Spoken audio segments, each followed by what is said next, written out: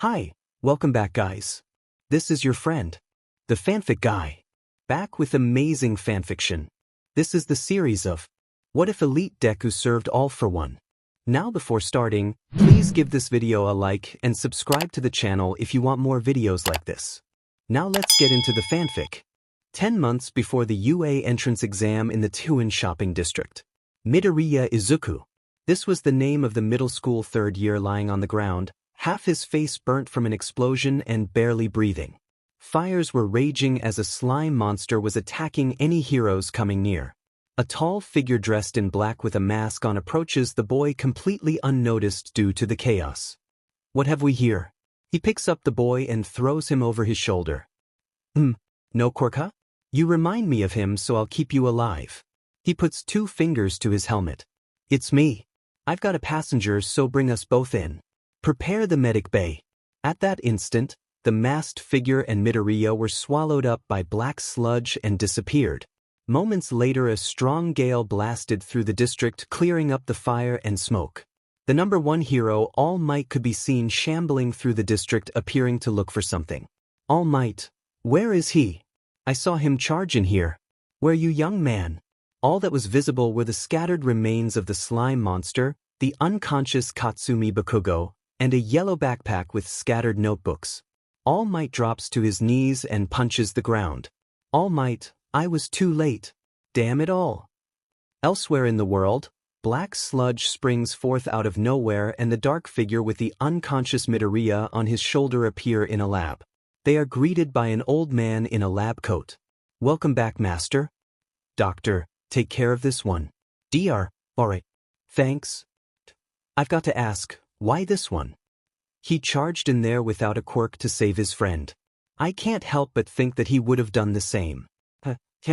So what do you plan on doing with him? He'll be of good use to Tamura after a little reprogramming. I see. Well, I better fix him up then. 2 days later, still in the lab, Midoriya awakens slowly and gets out of his bed. He calmly stands up and walks out of the room and into an empty hallway. In the hallway he sees a mirror. Looking into the mirror, he sees that his right eye and half of his face is bandaged, while his left eye is now red. He also notices that his hair is slightly singed and has red highlights instead of green. Continuing to walk down the hallway, he comes upon a metallic door. Without giving a second thought, he opens the door and sees giant tubes with humanoid creatures in them. After walking to the end of the room, he finds a chair in front of a bunch of monitors. The chair turns around, revealing someone in it. You're awake. Midoriya remains silent and just coldly stares on. Dear, let's see if the reprogramming worked. What's your name? Midoriya Izuku. Age? Midoriya, 14. Origin? Midoriya, Japan. School?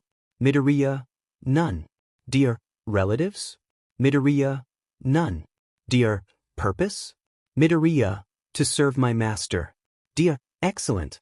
Now let's see if the surgery was a success. Cover your ears. Izuku did as the doctor said. The doctor spoke into the earpiece he had. 2 + 2 is? Midoriya, looks like the comm I installed in your head was a success too. Now that the tests are done, you should get back to master. Almost immediately, a black sludge swallowed up Izuku and caused him to disappear. Izuku reappears in a bar where he comes face to face with a man covered in hands, a purple mist with glowing yellow eyes, and a figure with a black mask. Is this the one sensei? Yes, he is Tamura. He will be your ultimate soldier. Can we trust him? Worry not, Kurojiiri. He'll obey me without question. Tamura, does he really have to inherit it? Yes. If you inherit my power, it will only make you a larger target. Kurojiiri, will he listen to Tamura? If I order him to, then yes. Turns to Izuku, who was kneeling in front of him. Hello, Izuku. Midoriya, master. I am all for one. From this day forward you will serve as the League of Villains' ultimate soldier. You are to answer to me. Shigaraki Tamura will serve as your leader. As his soldier, you are tasked with finding more members to serve under the League. Understood? Midoriya, yes, master. All for one. Do you understand what a quirk is? Midoriya, yes, master. All for one. Good. Do you know what your quirks are? Midoriya, no master. FO, your quirks are emotionless and soul fire. With your quirk emotionless, you can turn off your emotions, turning you into a living weapon. You are only to deactivate it when given permission by me or Tamura, understood? Midoriya, yes, master. FO, good.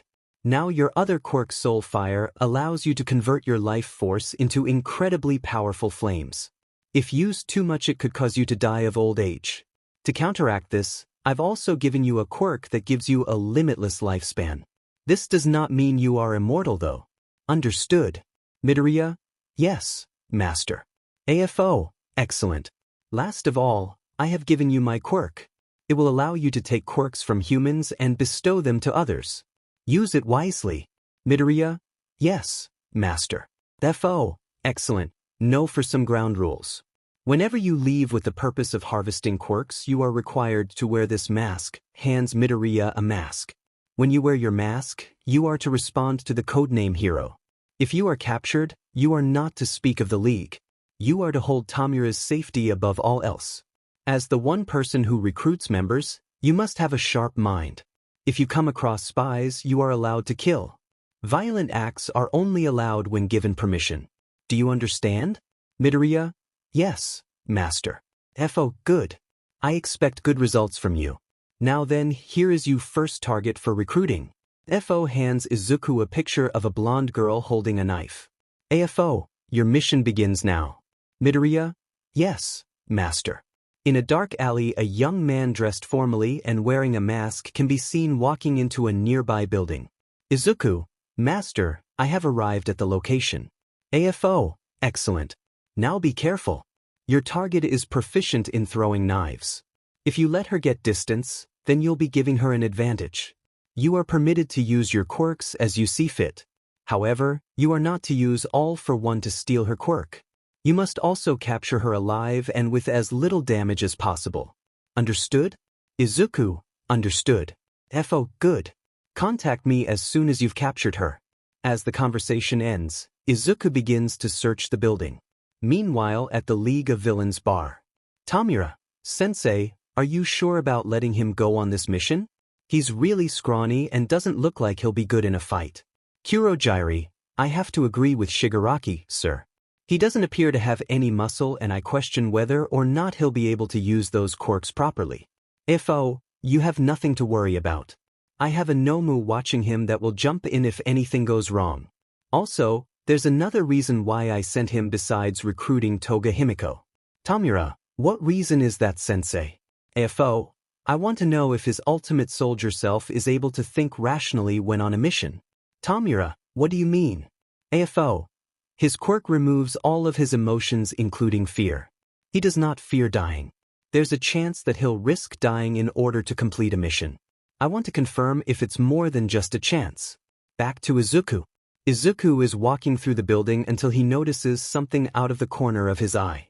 He turns around and notices a skinny creature with an exposed brain. After observing it in silence for a few minutes, he walks up to the creature and places his hand on its brain. A large purple fire emits from his hand and incinerates the creature. Izuku, irregularity exterminated. Izuku then resumes his walk until he reaches a large door. He opens the door and is met with a sight that normal people would gag at. On the ground were several people in costumes, all bleeding. Some were dead while others showed some sign of life. Izuku ignores this as his attention is at the room's end. He walks closer and sees a girl matching the photo given to him by his master. The girl appears to be drinking the blood of a human. Izuku, target found. The girl turns around and faces the masked intruder. Who are you? Izuku, I am the recruitment agent for the League of Villains, hero. League of Villains? What do they want with me? Izuku, Toga Himiko. You have been selected to join the League as one of its lead members. Toga? Why should I get involved with people like you? Go away so I can finish drinking this guy's blood. Izuku, refusing is not an option. Toga, you're annoying. Guess I'll be having another blood bag. Toga stands up and throws the knives that she hid at Izuku. Izuku blasted fire at the knives which stopped them in their tracks. When Izuku stopped emitting fire, he noticed that Toga was nowhere in sight. Izuku calmly scans the room looking for her. He notices another knife flying towards him. Again he stops it with his fire. Izuku, ineffective. Noticing 2 more knives coming from his left, Izuku uses his other hand to blast them with fire. Even while he was distracted by the knives, Izuku managed to notice a figure sneaking up in front of him. It was at this point Izuku noticed something red on his chest. He looked down to see Toga stabbing a knife into his chest. Toga, gotcha. Toga expected Izuku to stumble back, giving her an opportunity to finish him off. However, Izuku pulled her in with his left arm. Using his other arm, Izuku chopped Toga in the back of her neck, knocking her out. After she passed out, Izuku pulled the knife out of his chest and tied her up with some rope that he got from one of the corpses. Izuku, Master, I've captured the target. AFO, well done Izuku. Bring her back to the base. Izuku, Master, several people dressed in costumes are bleeding on the floor. Do I have permission to take the quirks of those that have? AFO, you may, but you are to report your new quirks to me when you return. Izuku, thank you Master. Izuku proceeds to steal the quirks of the 5 people who were still alive. After stealing their quirks, Izuku picks up Toga and puts her on his shoulder. On the way out, Toga wakes up and bites Izuku's neck. Toga, you ruined my blood fest. Let me go you jerk. Izuku stops walking for a minute. He then proceeds to push Toga's head deeper into his neck. Izuku, if you need blood then I'll be your personal blood bank. Drink as much as you want. Unbeknownst to Izuku, Toga's eyes widened and she stated blushing. She stayed quiet and drank Izuku's blood as they kept walking. She stopped drinking when they reached the bar. Izuku, Master, Lord Tamura, I have returned with the target. FO, why are you covered in so much blood? Izuku, the target required blood so I gave her blood. It appeared to calm her down. I was also stabbed in the chest by the target. FO, didn't you notice her approaching you? Izuku, I noticed her. FO, why did you let yourself get stabbed? Izuku, it was an efficient way to get her close enough for capture. FO, what would you have done if there were hidden enemies and they attacked you? Izuku, I would have fended them off and eliminated them. FO, do you realize that there is a chance that you could bleed out before you exterminate them? Izuku, yes, I realize that Master. AFO, you really are willing to risk your life for the sake of a mission, aren't you? Izuku, yes, Master. AFO, I guess the reprogramming couldn't change your selflessness.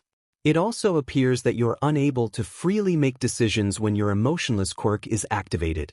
Did you encounter any other problems during your mission? Izuku, I encountered a strange creature but I quickly disposed of it. FO, what did this creature look like? Izuku, it was inhuman, skinny, and had an exposed brain. Tamura, you idiot, that was our Nomo. Do you know how much trouble it is to make one of those? Izuku, I was unaware that the creature belonged to the League. FO, calm your rage Tamura.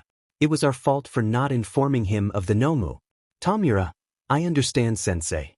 FO, good. Kurogyri, prepare a blood transfusion for Hiro before he bleeds to death. Hiro, leave Toga here and go with Kurogyri. When Kurogyri is finished with you, you are to change clothes and return here. Do you both understand? Kurogyri and Izuku, yes, Master. 30 minutes later. Izuku walks in dressed completely in black like Tamura. He's no longer wearing his mask but the right side of his face and his right eye are still bandaged. He then walks towards the booth where his master, Tamura and Toga are. He sits across his master and next to Toga. Toga starts snuggling him when he sits next to her. Izuku keeps an emotionless expression though. FO, now that Hiro has arrived, let us begin the recruitment interview. Toga Himiko, I am all for one. The one next to me is Tamura, leader of the League of Villains. We have brought you here because we believe that your abilities would be useful to us. We are aware that you may have some inquiries about the League, but I can assure you that. Toga, say no more, I already decided to join. FO and Tamura sat there slightly surprised at her quick acceptance.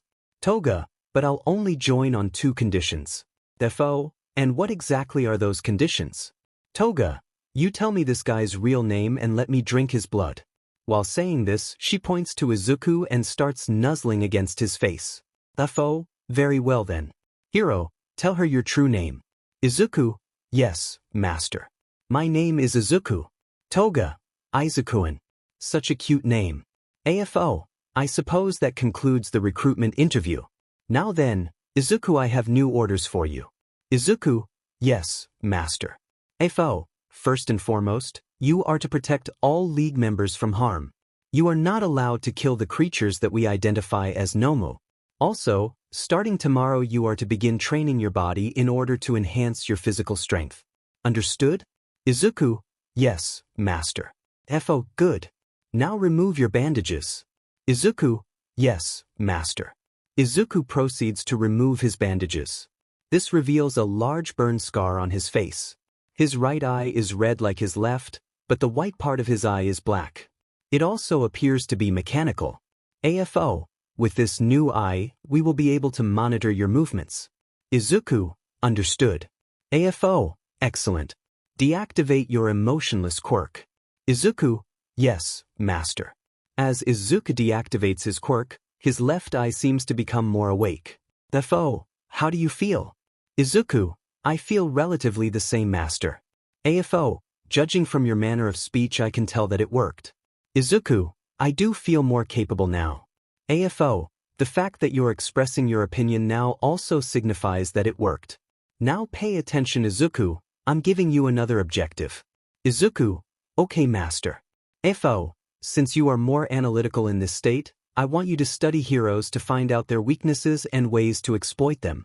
I also want you to study the League members and find ways for them to improve. Understood? Izuku, yes, master. I'll do my best to make you proud. Izuku flashes a bright smile. This causes AFO to smile under his mask as well. Toga, I think I like this Izukuin more. He's way cuter. AFO, that reminds me, Toga, you are to stay by Izuku's side as his partner. You are to make sure he doesn't do anything reckless. You are also to serve as the League's undercover agent. Toga, yay. I get Izukuin all to myself. Izuku, I look forward to working with you too, Toga. FO, let's conclude this meeting with a toast. Kurojiri, bring us some drinks. Bring one for yourself as well. Kurojiri brings 5 glasses of wine for the table. FO, to the beginning of the League of Villains. Everyone, cheers. Scan allows the user to accurately see the presence of allies and enemies even through walls. Crystal allows the user to harden their body and any object they touch into a crystal-like substance. Sharpen allows the user to sharpen their body parts to near blade-like properties. Volcano allows the user to coat their body in magma as well as fire magma as projectiles. Munch allows the user to create new objects from anything they've eaten, subsequently allowing them to eat anything without problems. Interview and Dagoba Beach. It's been 3 months since Izuku began training his body and quirks under AFO. He's made decent progress in building a bit of muscle, but the most development seems to be in his quirks. He's discovered that he can use his Soul Fire quirk to turn his fingers into makeshift blowtorches. He's learned to combine his Sharpen and Crystal quirks to turn his limbs into unbreakable blades. After testing out his Volcano quirk, he found out that it will burn him if he uses it for too long. He's developed his Scan quirk to the point where he can scan a human body for problems. The only quirk he hasn't worked on is his Munch quirk. He's currently practicing how to use knives with Toga in the League's underground training facility, which was built on Soldier Izuku's recommendation. Izuku is standing in complete darkness while holding a dagger in each hand. Left dagger, right dagger. In the shadows is Toga dressed in a black suit and wearing night vision goggles. Izuku is looking around using his search to try and locate Toga. He notices and focuses on a blue aura coming straight at him. He uses his dagger to block a knife trying to slash his face. Toga, not bad Izukuin, but you let your guard down. Izuku notices something coming from above and jumps back to avoid it. He drops his knife as he jumps back. He sees a gray aura in the shape of a knife falling. Toga grabs the knife as it's falling and lunges at Izuku. Toga, I win. Toga tries to stab Izuku, but he blocks it with the dagger he didn't drop. She tries to use the knife she had in her other hand to stab Izuku, but he grabs her wrist before she stabs him. Using the momentum of them falling, Izuku swings Toga over his shoulder and slams her back on the ground. Without a moment's hesitation, he positions himself on top of Toga and stabbed his dagger into the floor, just barely missing her face. Izuku, target immobilized. Training complete. Result: victory. As Izuku said this, the lights switched on, revealing the room covered in slash marks that they were in. Izuku gets off of Toga and retrieves the dagger that he dropped. Toga, excellent as always, Izuku-an. Here's your reward. Toga proceeds to grab Izuku's face and pull him in for a kiss.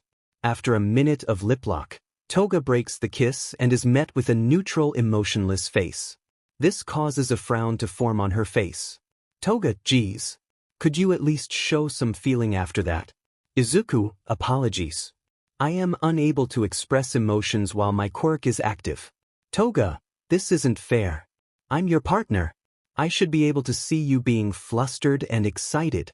While Toga continues to ramble on, Izuku receives a communication via the communicator in his head. AFO, Izuku, have you completed your training? Izuku, yes, master. FO, good. Now get changed and make your way to the bar along with Toga.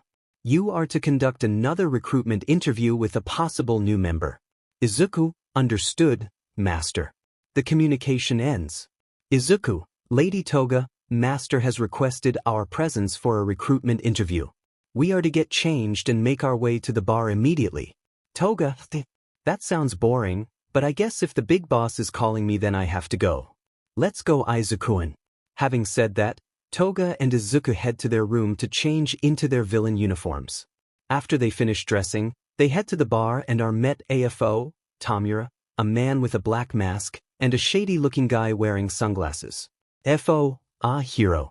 You've arrived just in time. Allow me to introduce you to these two.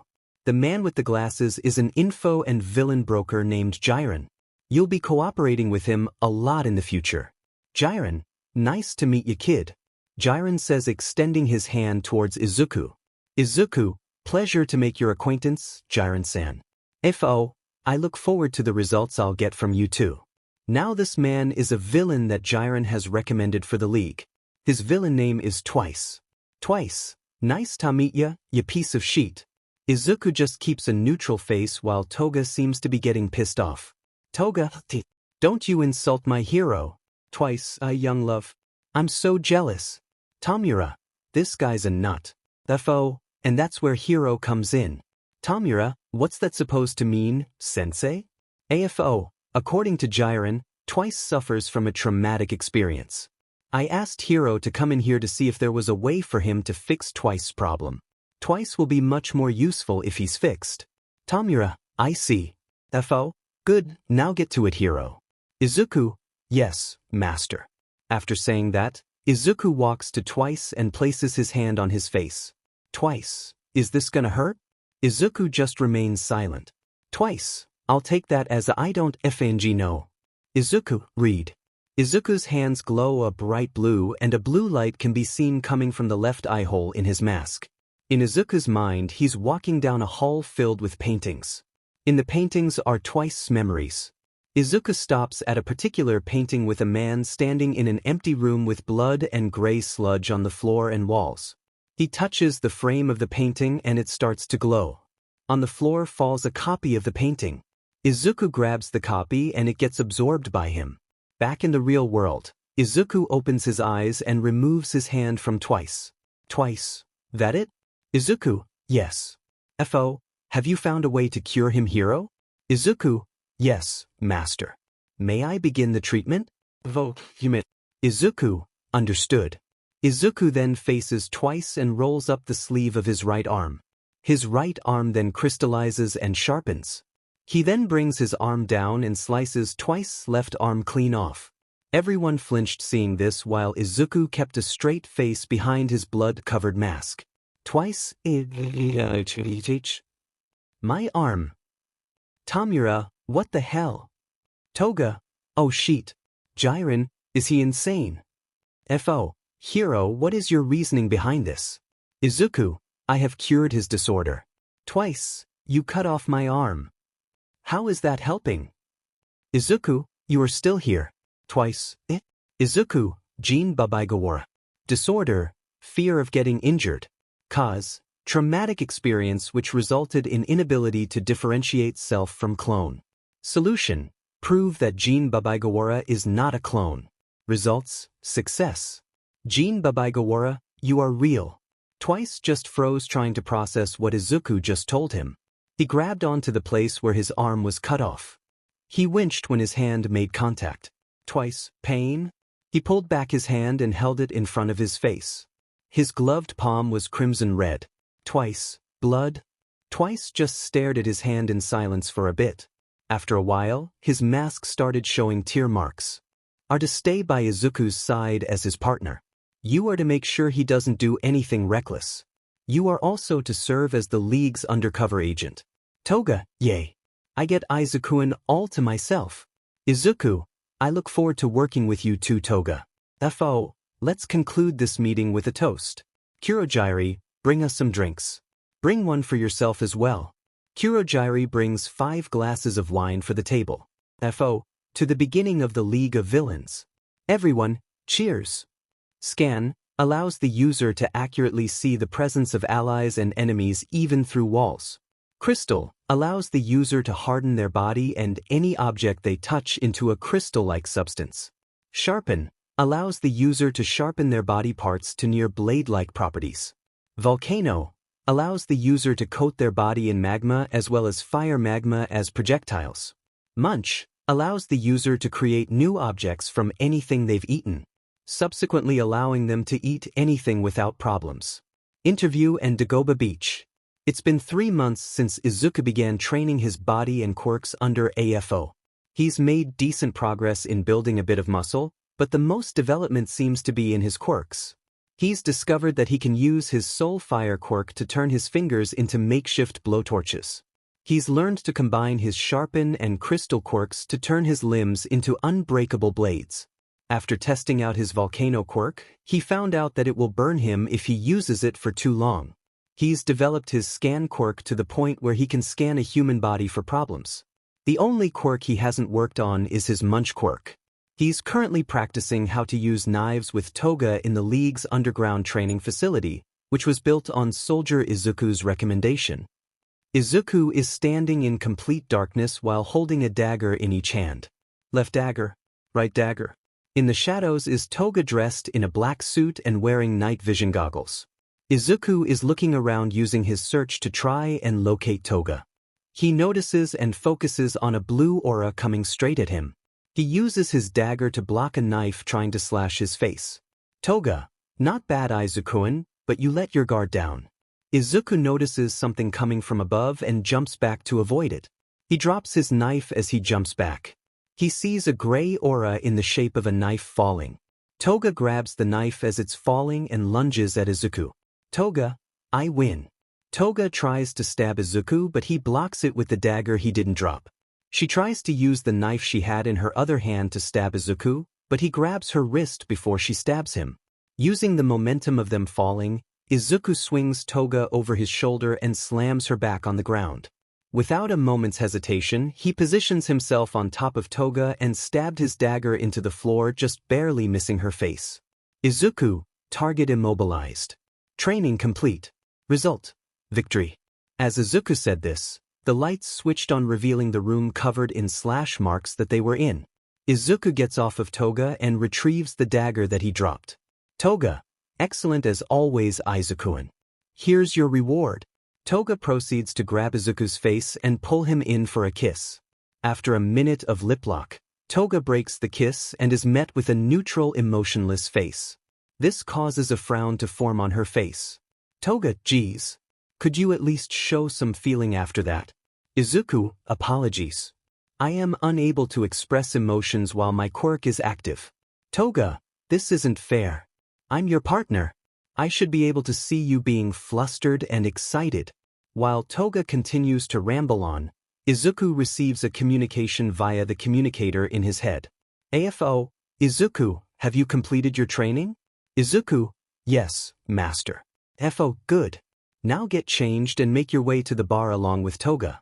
You are to conduct another recruitment interview with a possible new member. Izuku, understood, master. The communication ends. Izuku, Lady Toga, Master has requested our presence for a recruitment interview. We are to get changed and make our way to the bar immediately. Toga, that sounds boring, but I guess if the big boss is calling me then I have to go. Let's go, Izuku-an. Having said that, Toga and Izuku head to their room to change into their villain uniforms. After they finish dressing, they head to the bar and are met AFO, Tamura, a man with a black mask, and a shady-looking guy wearing sunglasses. FO, Hero. You've arrived just in time. Allow me to introduce you to these two. The man with the glasses is an info and villain broker named Jiren. You'll be cooperating with him a lot in the future. Jiren, nice to meet you, kid. Jiren says, extending his hand towards Izuku. Izuku, pleasure to make your acquaintance, Jiren-san. FO, I look forward to the results I'll get from you too. Now this man is a villain that Jiren has recommended for the league. His villain name is Twice. Twice, nice to meet ya, you piece of shit. Izuku just keeps a neutral face while Toga seems to be getting pissed off. Toga, don't you insult my hero. Twice, young love. I'm so jealous. Tamura, this guy's a nut. FO, and that's where hero comes in. Tamura, what's that supposed to mean, sensei? AFO, according to Jiren, Twice suffers from a traumatic experience. I asked Hero to come in here to see if there was a way for him to fix Twice's problem. Twice will be much more useful if he's fixed. Tamura, I see. FO, good, now get to it, Hero. Izuku, yes, master. After saying that, Izuku walks to Twice and places his hand on his face. Twice, is this gonna hurt? Izuku just remains silent. Twice, I'll take that as a I don't effing know. Izuku, read. Izuku's hands glow a bright blue and a blue light can be seen coming from the left eye hole in his mask. In Izuku's mind, he's walking down a hall filled with paintings. In the paintings are Twice's memories. Izuku stops at a particular painting with a man standing in an empty room with blood and gray sludge on the floor and walls. He touches the frame of the painting and it starts to glow. On the floor falls a copy of the painting. Izuku grabs the copy and it gets absorbed by him. Back in the real world, Izuku opens his eyes and removes his hand from Twice. Twice, that it? Izuku, yes. FO, have you found a way to cure him, Hero? Izuku, yes, master. May I begin the treatment? Izuku, understood. Izuku then faces Twice and rolls up the sleeve of his right arm. His right arm then crystallizes and sharpens. He then brings his arm down and slices Twice's left arm clean off. Everyone flinched seeing this while Izuku kept a straight face behind his blood-covered mask. Twice, my arm. Tamura, what the hell? Toga, oh shit. Jiren, is he insane? FO, Hero, what is your reasoning behind this? Izuku, I have cured his disorder. Twice, you cut off my arm. How is that helping? Izuku, you are still here. Twice, Izuku, Jin Babaigawara. Disorder, fear of getting injured. Cause, traumatic experience which resulted in inability to differentiate self from clone. Solution, prove that Jin Babaigawara is not a clone. Results, success. Jin Babaigawara, you are real. Twice just froze trying to process what Izuku just told him. He grabbed onto the place where his arm was cut off. He winced when his hand made contact. Twice, pain? He pulled back his hand and held it in front of his face.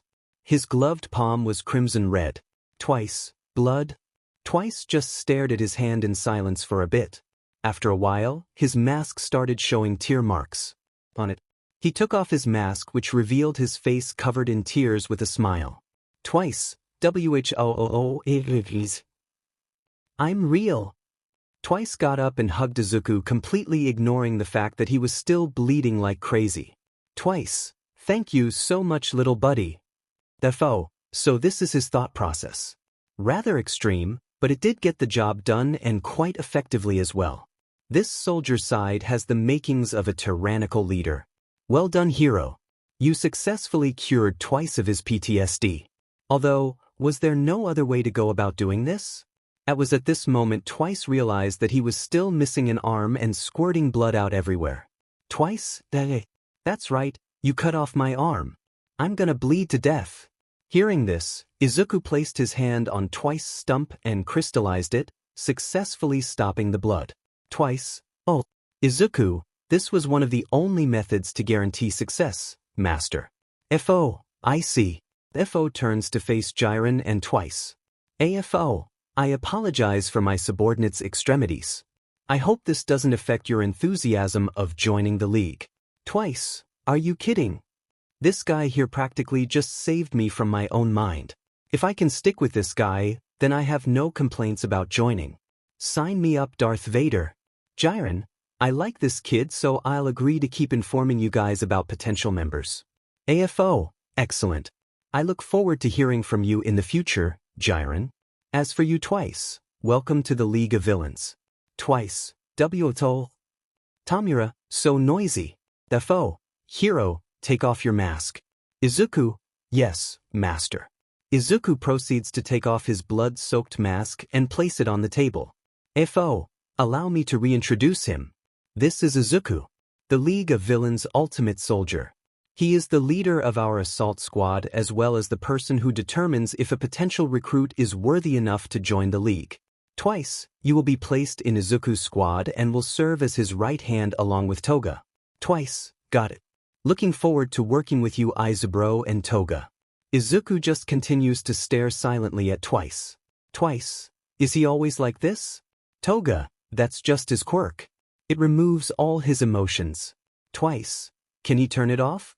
FO, unless he is ordered to by me or Tamura, then no. Toga, that reminds me, hey boss. FO, what is it Toga? Toga, I think I should have control over Izuku's quirk.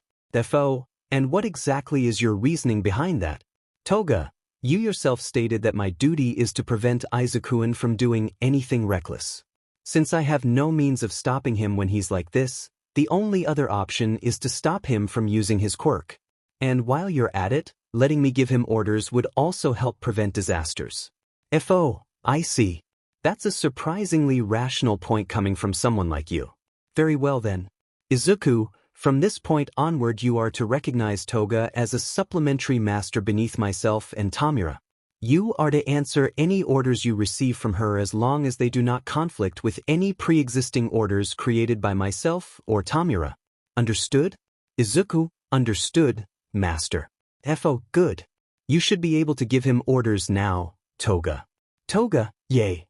Can I test it? FO, go ahead. Toga, Izuku, turn off your quirk. Izuku, yes, Toga-san. Izuku's left eye regains its lively glow and his face seems to regain a bit of emotion.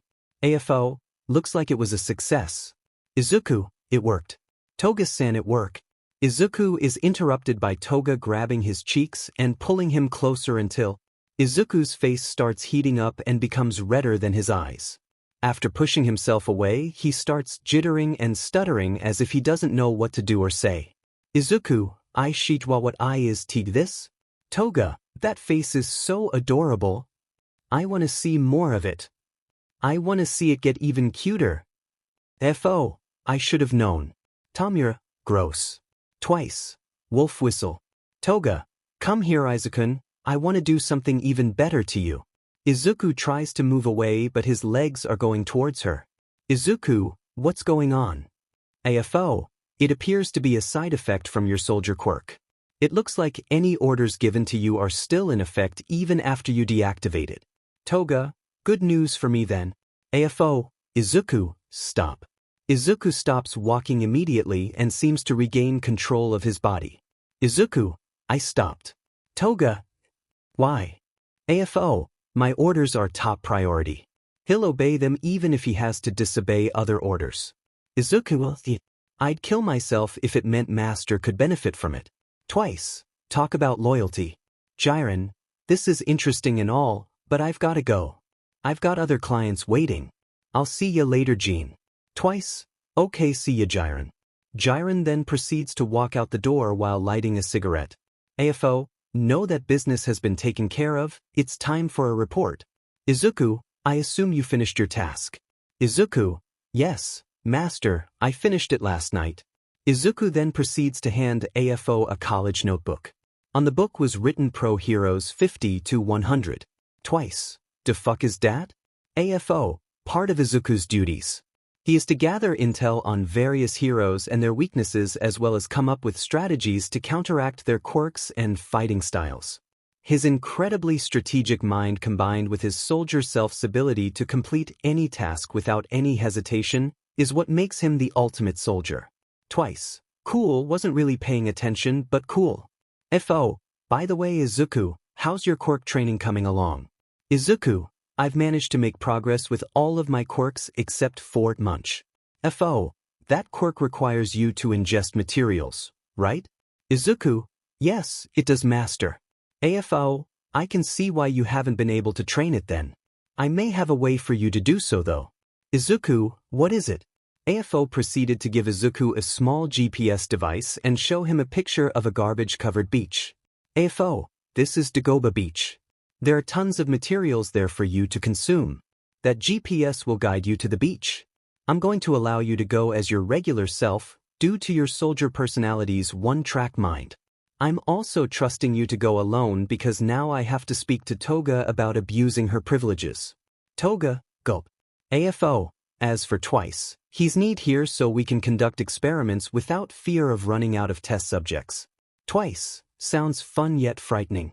AFO, remember Izuku, you are not to mention anything about the League or its members.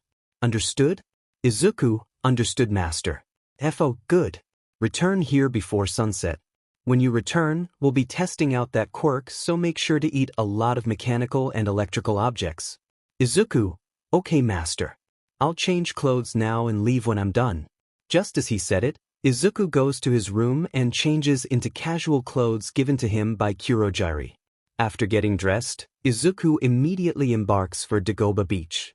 He's covering his face's right side with bandages so he doesn't give away any discerning characteristics. After a bit of walking, Izuku arrives at Dagoba Beach. Izuku, it's even messier than in the picture. Izuku proceeds to walk onto the beach and pick up an old radio. Izuku, let's get started. Izuku somehow manages to fit the radio in his mouth and swallow it whole. Izuku, has my jaw always been this wide? Izuku tries to check with his finger to see if there's anything strange with his mouth. When he does, he feels a sharp prick. Izuku, that's odd. He picks up a broken mirror with a gold rim and holds it up to his face while he opens his mouth. In his shattered reflection, he can see that his teeth are extremely pointy and shark-like. Izuku, I guess this is how Munch works. Izuku then proceeds to eat the mirror. Izuku, let's test out the other effect. A bright light forms in Izuku's hand and an almost identical and intact mirror forms in front of him. Izuku, it works. But it looks a little different. The rim is missing and it looks smaller. There were a few pieces of the mirror missing, so it must have been formed relative to how much I ate. The missing rim is probably because I didn't put too much thought into it. Let's try the radio. Izuku proceeds to recreate the radio he ate. It turns up looking exactly like it did before and managed to work.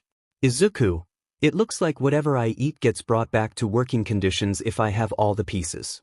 -5 hours later, Izuku looks at the beach and uses scan to look for all the electrical appliances. The world through Izuku's eyes gains a blue tint and all the electrical appliances have a white glow. Izuku, looks like I still have a long way to go. Out of the corner of his eye Izuku notices white glow. When he turns for a better look, he sees that it's attached to 1 out of 4 black auras. Izuku turns off his scan and sees the black aura as 4 rough-looking middle-aged men walking into an alleyway. Izuku, what's going on there? Out of curiosity, Izuku follows the thugs into the alley without being noticed. When he gets in deep enough, he sees a scared teenage girl about his age. She had brown hair and eyes. She looked like she was close to crying. Izuku, this scene seems familiar. Oh yeah, Kurojiri told me about this type of crime. I believe it was called, Girl, Help Rape. Izuku, yep that's it. Hearing the girl scream, one of the thugs smashed an empty bottle over her head and knocked her out. Thug 1, what the hell man? Thug 2, what do you want me to do? She would have brought attention to us. Thug 3, yeah but you could have just shut her mouth.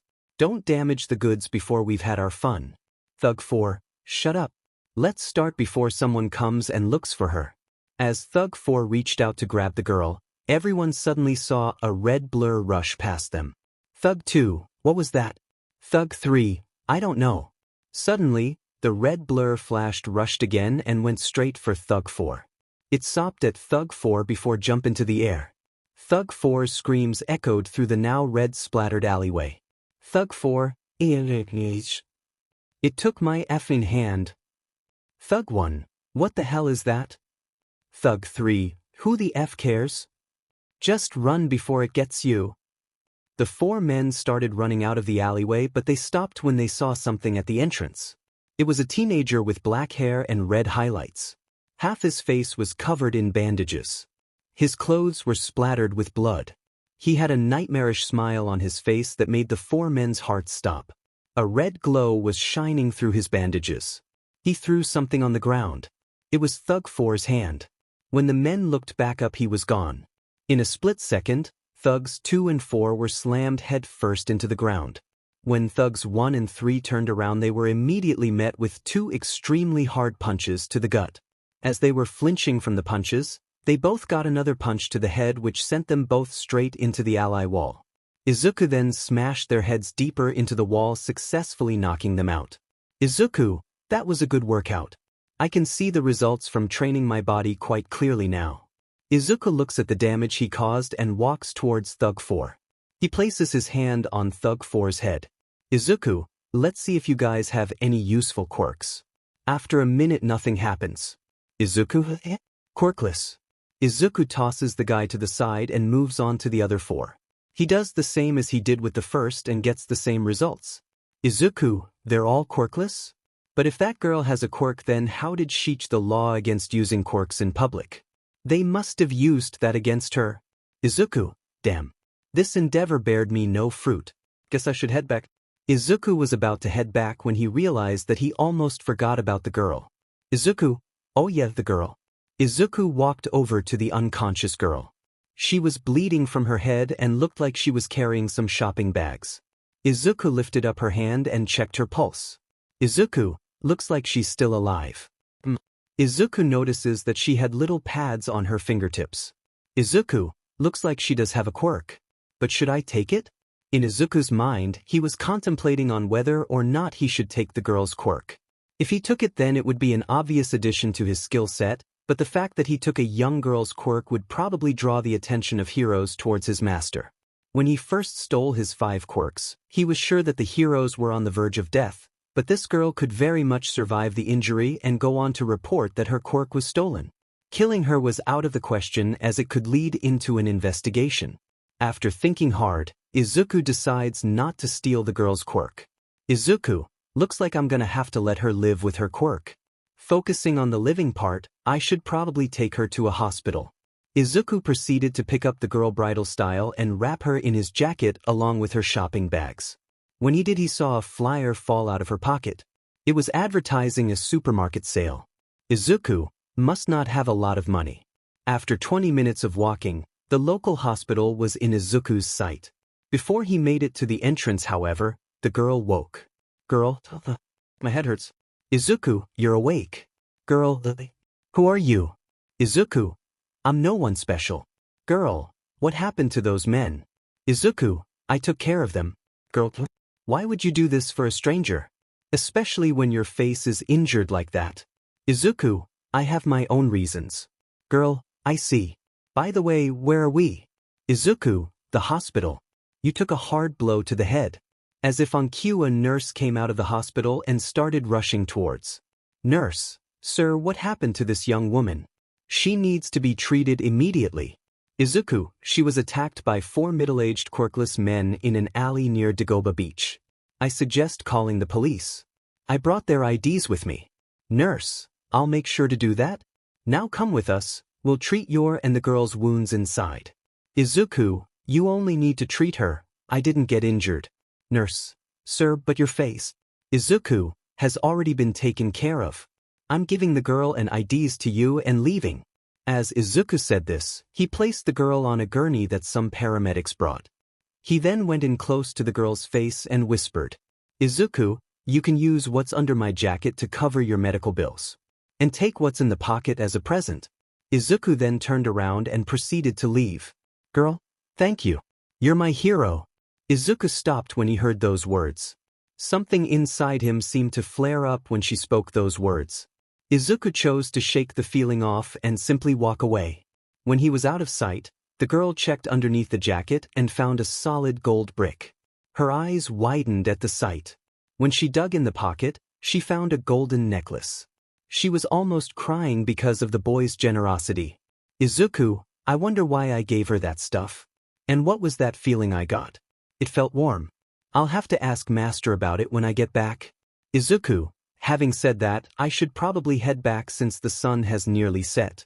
Meanwhile, at the League of Villains bar, AFO was paging through Izuku's hero notebook analyzing all the hero's weaknesses until he stopped at the hero ranked number 67. The Jade Dragon, Hisashi Midoriya. Interesting. When we last left Izuku, he was on his way back to the hideout. Right now he's right outside the hideout entrance, clutching his stomach and trying not to barf. Izuku, my stomach is killing me. I should have offloaded more gold back there. Still clutching his stomach, Izuku manages to knock on the door. "Da fuck? Izuku, it's me Twice." The door immediately opened and revealed Twice covered in gray goop from all the experiments. "Twice, Izabro. Welcome back. How was the Toga, Twice got interrupted by Toga shoving him out of the way and leaping onto Izuku with tears in her eyes. "Izuku, Toga-san? Toga, Izuku-an. It was so horrible. He scolded me." "Izuku, huh?" "Twice. She was yelled at and lectured about what orders were appropriate for the whole time you were gone. Toga, it was so horrible and boring. My ears are still ringing too. Twice, it's your own fault. You shouldn't have acted out a line back there and you shouldn't have given Izaburo that sketchy order. Toga, it's not fair. I just wanted Izuku-an all to myself." "Twice, Psy Kids today. Anyways, Izaburo the boss wants to see us." "Izuku, okay. Toga-san, do you mind getting off of me?" "Toga, no. There's no way I'm letting you go." Toga proceeds to squeeze Izuku tighter while he somehow manages to get on his feet. As soon as Izuku stands up, Toga's eyes widen. All of a sudden she starts sniffing Izuku's torso. "Twice, but she's letting her inner beach run loose." "Izuku, Toga-san?" Toga stops sniffing and shoots Izuku a sharp, rage-filled glare. "Toga, you smell of a female." "Izuku, I guess that girl's scent must have rubbed off on me. That's because I carried some girl to the hospital before heading back here." The second he said this, Izuku got bit hard in the neck. Blood splattered everywhere as Toga just kept digging her canines deeper in Izuku's neck. "Izuku, Toga-san, what are you doing?" "Toga, who the hell said you could cheat on me?" "Izuku, cheat? What do you mean?" "Twice, hang on Izaburo, I'm a-comin'." Twice proceeds to throw pepper in Toga's face. This causes her to sneeze and let go of Izuku. "Toga, Twice then immediately duct tapes Toga's arms, legs and mouth shut. He then quickly bandages up Izuku's neck. "Izuku, not bad for a guy with one arm." "Twice, thanks, now let's get going. We can leave her here." Izuku and Twice then left for the underground training facility. "Izuku, Twice, what did Toga-san mean by cheating?" "Twice, I'll explain it later." Soon enough, they reach the training facility. Inside they see AFO standing in the middle with a table in front of him. On the table were several metallic-looking cubes as well as a blueprint for something. "AFO, Izuku, I assume you've stockpiled on electrical devices, correct?" "Izuku, yes, I have master." "AFO, good. Take a look at those blueprints." Izuku proceeds to pick up the blueprints. They appear to blueprints for a mechanical arm. "AFO, Izuku, I want to see how useful your quirk is to the League. As a means of doing that, I want you to build this device as depicted on the blueprints. The materials needed as well as the amount of them necessary are written on it. If you are missing any materials, feel free to devour what's on the table and use it." "Izuku, okay master." Izuku takes a minute to look at the materials. After a while, he begins eating the materials on the table. When he finishes, he rolls up his sleeve and his arm starts glowing intensely. After the glow dies down, the arm appears in Izuku's hand. Izuku, forgive me, master. I was only able to make the outer frame. I lacked the necessary materials for the inner components and power source. I was aware of this from the beginning, Izuku. I wanted to test if you could recycle and combine materials in your mind and create them as you see fit. The test was a success. Well done, Izuku. Izuku, thank you, master. Now, there is another reason why I called you here. Awaken, hero. With those words, Izuku's left eye lost all signs of life and his face became completely emotionless. Izuku, what is your request, master? Twice. Wow, just like that?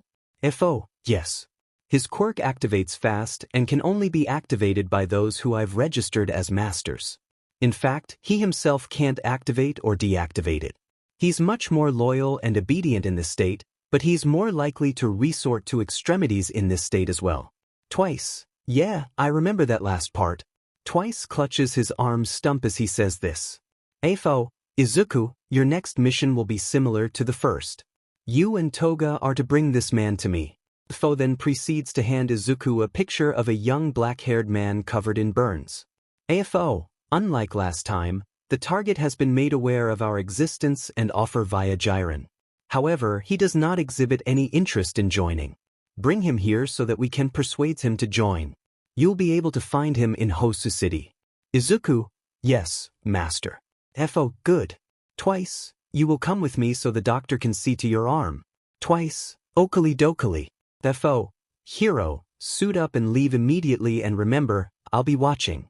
Izuku, yes, master. Izuku then proceeds to leave training area and head to the entrance to get Toga. He arrived at the bar to find Toga squirming in the corner. He then uses his blowtorch fingers to remove the tape on her arms and legs, while he just quickly ripped off the other duct tape from her mouth. Toga, OW. You bastard. How dare you rip that off after you cheat on me? Son of a... When Toga looks at his face for a response, all she sees is an emotionless cold gaze. Toga, oh, it's you. Izuku, Toga-san, we have a capture mission in Hosu City. We are to leave immediately after change into our uniforms. Toga, still a little peeved, knew she had to go through with this otherwise she'd get another scolding from AFO. Toga, fine, but you're carrying me to our room and dressing me. That's an order. Izuku, understood. Izuku then picks up Toga and carries her to their room. He then undresses her and dresses her in her villain costume, same one as training camp, while she sadistically grins. After that, he changes into his uniform and equips himself with his daggers and twin pistols. They then leave for Hosu via the League's stealth vehicle. On the road. Toga, Yon, why are we doing a mission this late at night? Izuku, the target is a wanted criminal and therefore less likely to leave their hideout during the day. By logic, it would be easier to track them during the night. Toga, how are we even going to find this guy? Izuku, the target uses a flame-related quirk. If he uses it, it will show up on the vehicle's thermal scanner. Alternatively, I am able to use my scan to detect life forces. I am able to distinguish his life force apart from others. Additionally, according to police records intercepted by Jiren, he was last seen in a specific district outside the public area, so our search area has been reduced. Toga, Yon, boring. I'm gonna sleep. Wake me up when you find the guy, K? Izuku, understood. Toga then proceeds to lie down on Izuku's lap and fall asleep. Soon they reach Hosu and Izuku begins searching. He's searching via a thermal scanner projected on a monitor in front of him. -4 hours later, after 4 long hours of searching, the thermal scanner begins detecting a large heat source. Following the signal, Izuku ends up at a foundry. Izuku then starts typing on the monitor. After reading what pops up on the screen, he stares at the building. Izuku, scan, focus. Izuku's left eye turns blue and the world goes dark to a near-usable appearance. In the darkness, he can see a blue aura in the shape of a skinny human. It appears to have spiky hair and is somewhat tall. Izuku's eye then returns to its normal blood red. Izuku, Toga-san, we have arrived. Toga, Yon, finally. This the place? Izuku, yes. Izuku and Toga then got out of the vehicle and slowly walked to the entrance. Toga, hey, this is a foundry, isn't it? Izuku, yes. Toga, wouldn't the heat this place creates interfere with the thermal scanner? Izuku, the foundry closed 3 hours ago. Toga, yeah, but wouldn't there still be faint traces of heat? Izuku, the faint traces are detectable. They are being used in an attempt to disguise one's body heat rather than any remaining heat caused by a quirk. Toga, how do you know that? Izuku, my scan has shown a person still inside. There should be no one left at this hour. The figure also matches our target's description. Izuku and Toga then reach the entrance. Izuku opens the door and takes a step forward, but suddenly stops and pushes Toga back. Suddenly Izuku's top half is blasted and engulfed in blue flames. Toga, hero. Not bad, kid. You've got sharp eyes. Anyone else would have been dead from that. When the fire dies, Izuku is revealed with the top of his outfit, minus his mask, completely burned off. His torso and head appear to be fully crystallized. Izuku, target found. Toga, hero, are you okay? Izuku, no injuries sustained. Toga-san. Hero? So you're the recruitment agent Jiren told me about. Izuku, yes. I thought I made it clear that I'm not interested in joining. Izuku, refusing is not an option. Toga, nostalgia. Persistent? That's normally a trait I consider good, but in this situation it's quite annoying. Looks like I'm gonna have to take a more straightforward approach to this situation. Oi, you with the teeth. After I kill this guy, tell your boss that the villain known as Dabi isn't interested in his league. Toga, don't get too full of yourself. Hero isn't someone to take lightly. Dabi, that so? Well, whatever. Dabi's right hand ignites with blue flame while Izuku's ignites with purple flame. They both thrust their hands forward and send out large blasts toward each other. The blasts collide with each other and puts the two in a stalemate. Dabi, seeing that their flames were equal, UPS the power and starts overpowering Izuku. Izuku, in response, uses his other hand to increase his firepower and equalize. Dabi does the same and starts overpowering Izuku again.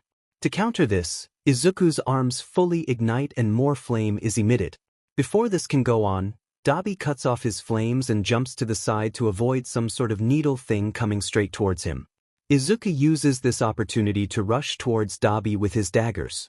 Dabi sees him coming and tries to blast him, but Izuku emits flames from his feet and uses them to launch over Dabi's flames and land behind him.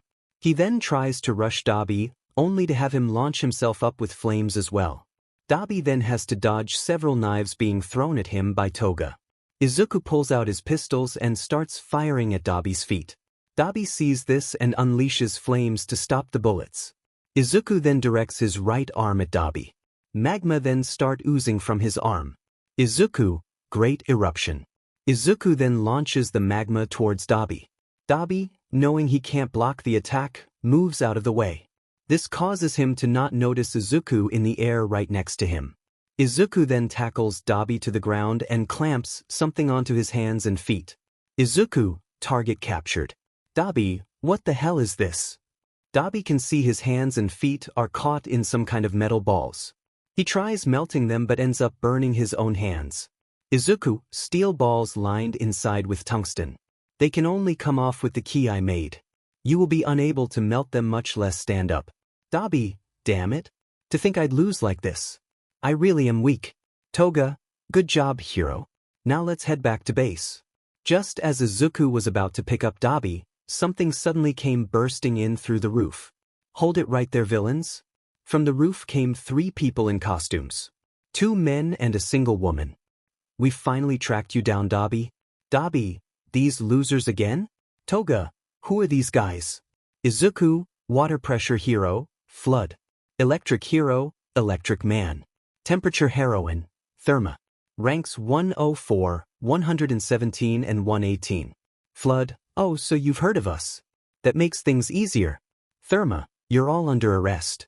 You with the mask, you're being charged with illegal use of your quirk. Toga Himiko, you're wanted for the assault and murder of various heroes and civilians. The same charges apply to you, Dabi. Toga, just our luck. Electric Man, surrender peacefully and you won't get hurt. Toga, oi hot hands, do something. It's your fault they're here, isn't it? Dabi, I'm captured either way so I don't really care. Toga, screw you. Hiro, what do we do? Before Hiro can say something, he hears a voice in his head. AFO, switch out Hiro. Izuku then deactivates his quirk and his eye livens back up. Izuku, Master, what are your orders? Toga, he's here. Dabi, the hell are you talking about? FO, Izuku, kill all of them and steal their quirks. Make sure none of them escape alive. Izuku, understood. Izuku then starts walking towards the heroes and fires up his blowtorch fingers. Electric Man, looks like we've got a challenger. Therma, what a shame. He's got a nice body. Electric Man, you in heat or something? Therma, what was that punk? Flood, hey, fight the villain, not each other. Flood blasts Izuku with a large stream of water, to which Izuku defends by using his blowtorch fingers to stop it from reaching him. Flood, I lost to flames? How about this then? Water bullets. Flood then shoots Izuku with a barrage of fast-flying water bullets. Izuku defends against this by crystallizing his body. The bullets don't do any damage to Izuku but break a part of his mask and reveal his mechanical eye and burn scar. Electric Man, keep distracting him and blasting him with water. I'm about to spark things up. Electric Man then electrocutes the water on the ground that leads towards Izuku. This, however, has no effect on Izuku. Electric Man, what?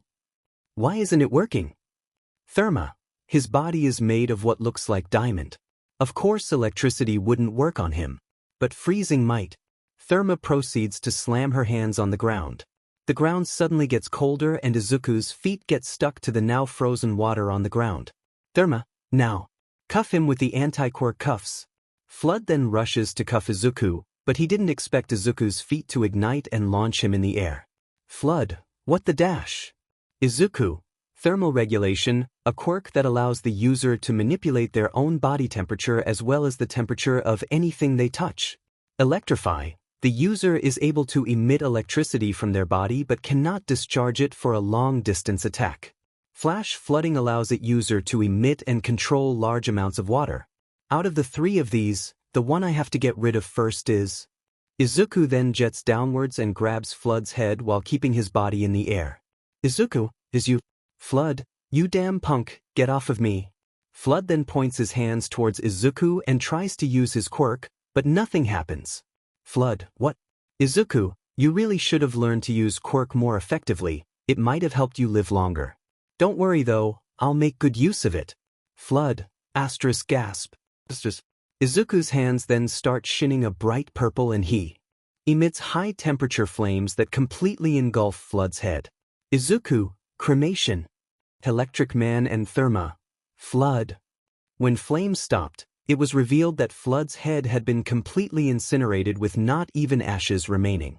Electric Man, he just killed Flood. Therma, you can't be serious. Just like that? Toga, way to go hero. Dabi, this kid, he targeted the water guy first because he knew he was the biggest threat. This strategic battle plan, it's like he's a different person. Izuku starts walking towards the other two but notices that he's breathing faster. Izuku, I'm tired? It must be my flames. They're probably draining my life force. It shouldn't be a problem though, since I've got a limitless lifespan. Electric Man, we've got to retreat. We can't beat this guy on our own. Therma, yeah, let's go. Just when the two turn around to run, they both feel multiple sharp pains in their legs and fall to the ground in pain. Electric Man, eeh. My legs. Therma, ouch. What is this? Therma pulls a star-shaped object out of her leg. She then brings it to her face, unaware of what's right behind them. Therma, a mirror? Izuku, yes it is. Both heroes turn around and see Hiro standing right behind them, his mechanical eye giving them a terrifying glare all the while. Electric Man rushes to try and electrocute him, but Izuku punches him in the stomach with a crystallized fist that knocks the wind out of him and causes him to flinch. Electric Man, you little brat. Why can't I activate my... Electric Man didn't get to finish his question because his head had been sliced clean off by Izuku's blade arm. His blood sprayed everywhere and covered Izuku and Therma. Therma began shaking and had tears forming in her eyes. Therma, please don't kill me. Izuku bent down and gently grasped her chin and looked her dead in the eye with a smile behind his broken mask. Izuku, no survivors. Suddenly, water sprung forth from Izuku's hand and formed around Therma's head. She started suffocating and couldn't free herself.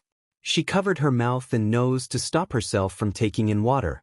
She then felt a finger touch her forehead. She looked up to see Izuku with his mask lifted up and showing a terrifying grin. Izuku then emitted a large surge of electricity, successfully frying the heroine's brain. Izuku, heroes killed. Mission complete. Toga then ran up to Izuku and jumped on his back and started hugging him. Toga, great job, hero. You killed them spectacularly. Izuku, thanks, Toga-san. Now let's grab Dabi and head back to the base. Dabi was completely in awe of what he just saw and couldn't help but smile at the sight. Dabi, this guy, with him it may be possible. Dabi, oi hero right? I want to make a deal. Izuku, oh, and what exactly are your demands? And I hope I don't have to remind you of the situation you're currently in. Dabi, you're a smart kid. You took down all those based on threat level. You went for the long-range one first because the other two depended on his quirk. After him, you killed the electric one because his quirk was the most dangerous out of the remaining two. Finally, you killed the last one by using the other two's quirks.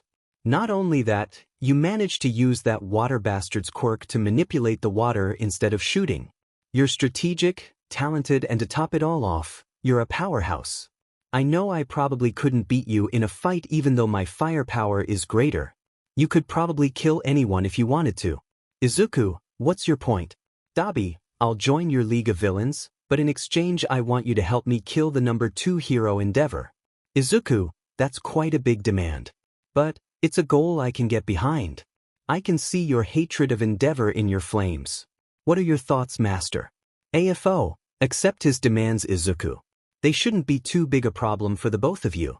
And give him your name while you're at it. Izuku, we accept. Izuku then removes Dabi's shackles and extends his hand out for him. Izuku, welcome to the League of Villains, Dabi. I am Izuku, the League's recruitment agent and ultimate soldier. Toga, and I'm Toga, the League's undercover agent. Dabi, looking forward to working with you bastards. Dabi slaps Izuku's hand and gives him a smirk as he says this. AFO, Izuku, return to base immediately. And make sure to stay out of sight. Izuku, understood, Master. Everyone, we are to return to base immediately. Dabi, who are you talking to? Izuku, Master. Toga, he has a communication device in his head. Dabi, FO, one more thing, Izuku, when you get back head straight to my office. I want to speak with you. Izuku, okay, Master. The three then exit the building and walk towards the stealth vehicle. They get in and start heading back to base. On the road. Dabi, this is a really smooth ride. The person who built this thing must have been a genius. Izuku, indeed, I was told that the doctor is a highly intelligent scientist. He apparently built my eye and communication device as well. Dabi, that's pretty impressive. By the way, Dabi then points to Toga, who's currently sitting on Izuku's lap and drinking his blood via a plastic tube. Dabi, what the hell are you doing? Toga, I got hungry so I decided to have a snack. Dabi, what? Izuku, Toga-san's favorite snack is my blood.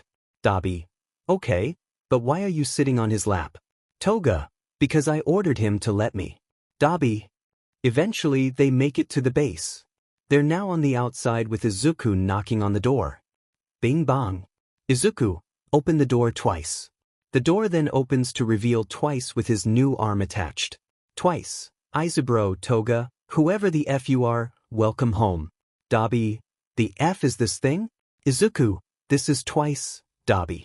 He's a member of our assault squad. I should tell you that you're also a member along with me and Toga-san. Dabi, seriously? With this guy? Twice. Feels bad, doesn't it? Anyways, Izuku the boss wants to see you. Izuku, I'm aware of that. Izuku starts walking but stops and gives Twice his broken mask. Izuku, could you possibly fix this for me? I'd be fine with a replacement if you can't fix it. Twice. Leave it to me. Izuku, thanks. Kurogiri. Kurogiri, I know.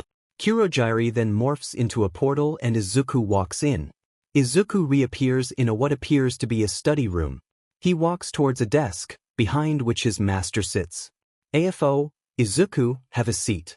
Izuku proceeds to sit down in a chair in front of the desk while AFO pours 2 glasses of brandy. He then places 1 glass in front of Izuku. AFO, have a drink. Accepting the offer, Izuku takes a sip. AFO removes his mask and does the same.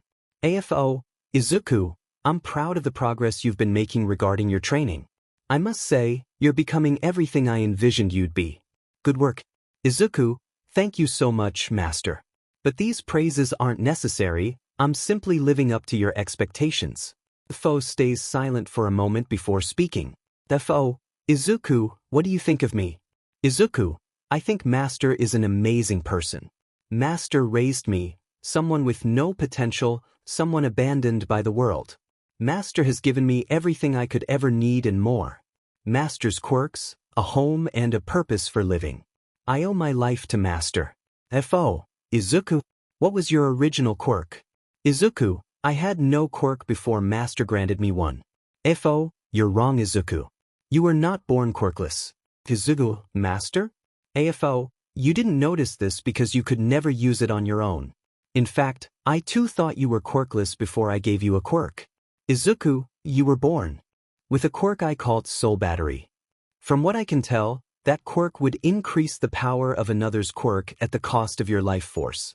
If I had never found you, you would probably have been used as a tool until you died. Izuku could only continue to listen to AFO's words because he was still processing everything. AFO, the first quirk I had given you was a simple flame-emitting quirk. When I gave it to you, it combined with your soul battery and became your soul fire quirk. I saw this when I force-activated your quirk. The flames were a miraculous purple instead of a simple red. Of course I noticed your life force seemed to be getting drained because of this, so I gave you my limitless lifespan quirk. Izuku, why? Without that quirk, Master will die someday. AFO, I have faith in you, Izuku. AFO stood up from his chair and walked around his desk so that he was in front of Izuku. AFO, Izuku, I believe you will surpass me. You showed me that you can earlier. You used that hero's quirk which you had only moments earlier without flaw. You yourself recognized that the hero was using it poorly and you improved upon it by using in a completely different and more efficient manner. Izuku, you saw the true nature of the quirk. AFO then got down on one knee and put his hand on Izuku's shoulder. He saw an image of his brother in Izuku. AFO, Izuku, the quirks you have are your own. By cultivating your mind, you can unlock their true potentials and rise to power. You will defeat those that stand atop the pinnacle of power among both heroes and villains. As my successor, you will take my place as the strongest. You will become a symbol. I myself don't know what kind of symbol you'll become, but I'll be proud regardless. It was at this point that tears began streaming down Izuku's face. There was no sadness on his face though. It was just a regular face. Izuku, Master? I promise to make you proud. I will live up to your expectations and become the strongest. I will make my name heard, and I make sure the whole world will come to fear all for one. AFO could only smile hearing these words. AFO, I know you will. AFO then brings Izuku in for a hug and Izuku just embraces it and continues to cry. Unbeknownst to the two of them, however, someone had been listening to their conversation via a stolen communication device. I won't stand for this. I can't allow him to take the place meant for me. I will become the strongest. Then breaks the communicator in their hand by turning it into dust. I'll get rid of him myself if I have to. It's been almost a year since Izuku joined the League of Villains and he's made quite a name for himself. Hero has been recognized as a threat to the entire hero society. He's known as one of the top villains and is responsible for the deaths of all the heroes ranked between 100 and 210. Countless villains have tried to kill him for fame, but ended up getting killed themselves. Izuku's training has strengthened not only his body but also his mastery over his weapons and his quirks. With 30 quirks in his arsenal, he's become a force to be reckoned with. He's currently still in bed. -10 a.m., League of Villains hideout, living quarters Izuku's room. Alarm clock. Fing ring, ring, rin. Izuku sits up in bed before blasting the alarm clock with purple fire. Izuku, ugh, I've got to learn to stop accepting gifts from Twice. Izuku proceeds to climb over Toga, get out of the bed, brush his teeth, and get dressed in his villain uniform, minus the mask. He then moves to a stove in the room and begins cooking something. Once he's done cooking, he moves back to the bed. Izuku, Himiko-sama, it's time to wake up. Toga, ugh. 5 more minutes. Izuku, it's time to get ready. Izuku pulls Toga out of bed, brushes her teeth for her, and proceeds to dress her in her villain uniform, the same as before but with a hood instead of sweater and an electronic black mask. He then sits her on a chair next to a table. He proceeds to pour her some coffee and set down a plate of omelette rice for her. He then bites into his thumb and pours his blood on the omelette rice. Izuku, breakfast is served. Toga, itadakimasu. Toga takes off her mask and proceeds to dig in. While Toga is busy eating, Izuku proceeds to equip his weapons and eat a few metal bricks. He finishes by sharpening and equipping his sword gun onto his back. He's done getting ready as Toga finishes her meal. Toga, that was just what I needed. Izuku proceeds to clean up the dishes and get Toga her weapons. Izuku, Himiko-sama, it's time to meet up with the others. Toga, alright, let's go. Izuku and Toga exit the room and walk down the hall to the bar. They enter the bar and are met with the other Assault team members, Dabi and Twice, as well as the Vanguard team members, Spinner, Magna, and Mr. Compress. Twice, hey Izaburo, Toga. You guys are finally here. You're up so early today. Dabi, why the hell does it take you guys so long to get here when you sleep down the hall? Magna, it's called youth, Dabi. You'd understand what it's like if you weren't so depressing. Dabi, shut it you trans bastard. Compress, settle down you two. It's too early in the morning for this. Izuku, where are the others? Magna, Hino and Katsuragi said they had some business to take care of. Izuku, IC and Rin? Compress, no idea. Kurogyri, I saw her come out of your room this morning. She left without saying a word about where she was going. Toga, good, we don't need her here anyways. Twice, feeling threatened, are we? Toga, shut up, cyborg. Twice, I'll have you know that I prefer to be called Terminator or Robopool. Dabi, you're like bloody children. Magna, and you're an old man. Dabi, piss off. Compress, Sai, why do I even think there's any point in trying to talk some sense into you guys? Spinner, hey boss, what's the schedule for today? Izuku, do not call me boss, that title is meant for Tamura-sama. As for today's plan, I still need to meet with Master. Kurogyri, say no more. Kurogyri proceeds to turn himself into a large portal behind Izuku. Izuku, I will return shortly with today's tasks. Izuku walks through the portal, leaving the others behind in the bar. Toga, by the way, where is Tamura? Dabi, beats me. Twice. He said he was going out for a walk or something. Compress, since when does he take walks? Twice. Who the hell cares? Spinner, yeah, I don't really see any need to pay attention to that guy. Izahiro is more of a boss than him. Dabi, don't underestimate him. He's not someone you should take lightly. Twice. And why is that? Dabi, I've got a feeling. Twice, really? A feeling? Magna, you're overreacting. Besides, Iza seems to trust him, so he can't be that bad. Dabi, whatever. Izio was ordered to be obedient to Tamura, so of course he'd trust him. I can't though. He's up to something, I can feel it. Meanwhile, Izuku had just teleported into a dark room. Kurogyri, I'll wait for you here. Izuku, thank you. Izuku proceeds to walk towards a person who's hooked up to some medical equipment and sitting in front of a computer monitor. He kneels down on one knee next to the seat the person's sitting in.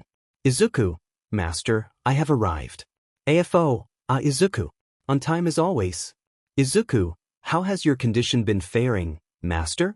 AFO, I'm fine, Izuku. My body has just grown a bit weaker.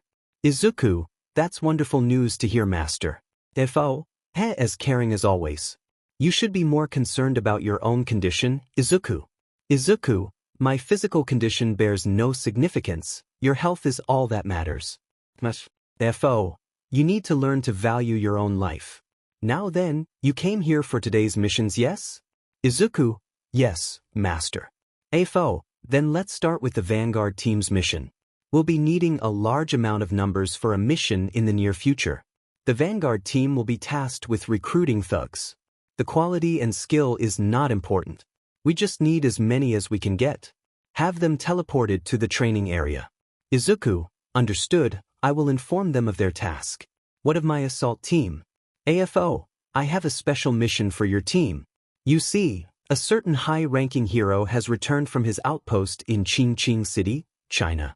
This is a perfect opportunity to eliminate a powerful threat to the League. Do you understand, Izuku? Izuku, yes, Master. What is the name of the hero you want me to eliminate? AFO, he's ranked 67 among the pro heroes and bears the hero name, Jade Dragon. Your target is the number 2 flame hero, Hisashi Midoriya. You and your team will travel to his hero agency in Esuha City and kill Hisashi Midoriya. Izuku, understood Master. We will leave immediately. Izuku gets up and proceeds to leave. AFO, one more thing Izuku. Izuku, yes, Master? AFO, hero will not be participating in this mission. You will fight and kill Hisashi yourself. Izuku, understood, Master. AFO, good. You're free to go. Izuku bows and walks towards Kurogyri. The doctor takes this opportunity to approach AFO. That's quite the mission you've given him, Master. Given what happened during the last mission, are you sure it's okay to send him on a mission so dangerous so soon? AFO, it's dangerous but necessary. And regarding Izuku's physical condition, he should be fine since you helped with his recovery. I see. By the way, what exactly is the real purpose of this mission? AFO, several months ago, on the day Twice and Dabi had been recruited, Izuku told me about something that had transpired. He had apparently rescued a girl from being raped by several men. He went as far as taking her to the hospital and giving her a gold brick and golden necklace. He also mentioned that she referred to him as her hero and that this caused something inside of him to flare up. Dear, I assume this proves a problem. AFO, it seems that the reprogramming was more of a failure than I thought. His old personality still lingers somewhere within his mind. His generosity and determination to be a hero managed to survive. On top of this, there's a chance he could remember everything. Dear, I can see why you'd be concerned about this. Although I'm fairly confident that he won't regain his memories. I used a Nomu's quirk to rewrite his original memories. Remembering what's been overwritten is impossible. AFO, in any event, today's mission will confirm whether what you say is true. If Izuku is able to kill Hisashi, his father, without hesitation, then we'll be able to determine what to do with him. I see, well then, let's see how this plays out. Back with Izuku, he's currently standing in front of Kurogyri. Izuku, Kurogyri, my mask. Kurogyri, understood. Kurogyri creates a small portal through which Izuku puts his hand in. Izuku pulls his hand out along with a red mask. Izuku then walks through Kurogyri and reappears at the bar. Twice, Izaburo, you're back. Dabi, he's got the mask, looks like we've got another job. Compress, what's today's show Izuku? Izuku, Vanguard team, I need you to go and gather as many low-tier thugs as you possibly can, at least 100. They will be required for a mission in the near future. Kurogyri, you will accompany the Vanguard team and teleport those they recruit into the training facility. You are to begin immediately. Compress, got it. Let's go guys. Spinner, yeah, go time. Magna, see you guys later. Kurogyri, we will return once the mission is complete. Kurogyri and the Vanguard team walk out the door leaving Izuku and the assault team. Dabi, so what are we gonna do today? Twice, quirk hunting? Toga, larceny? Dabi, abduction? Izuku, assassination. Dabi, that's not what I expected but whatever. Twice, so who's the target? Izuku, the hero ranked 67 among the pros. The Jade Dragon, Hisashi Midoriya. Toga, whoa, we're going after a big shot today. Dabi, any particular reason we're going after a top 100? Izuku, opportunity. He has recently returned from his outpost in China. As a potential threat, it is in the League's best interest to eliminate him. Dabi, I guess I can kind of see the reasoning behind this mission, but I still don't really have any motivation for this. But it's not like I can turn down the mission. So where is he? Izuku, according to Master, he's currently in his hero agency in Esuha City. We are to travel there immediately. Toga, in bright daylight? Is that really the best idea? Izuku, Master's orders. Also, Izuku proceeds to look at his team with a confident smirk. Izuku, there are no other big-tier heroes stationed in Esu. If anyone tries to get in our way, we'll simply kill them too. Dabi, that I can look forward to. So what's the plan? How do we kill this guy? Izuku, you three will not be fighting Hisashi. I will fight him myself. Twice. Now hold on a minute, why would you want to fight this guy yourself? Toga, yeah, isn't that a bit much for you? Izuku, Master's orders. I will fight Hisashi Midoriya myself and without the use of hero. Dabi, something's off here, Master's orders, huh? Guess that's how it is. Izuku, yes, that's how it is. Toga, let's get going then. Twice. To the Batmobile. Dab, stop doing that. Twice, I shan't. Izuku, enough.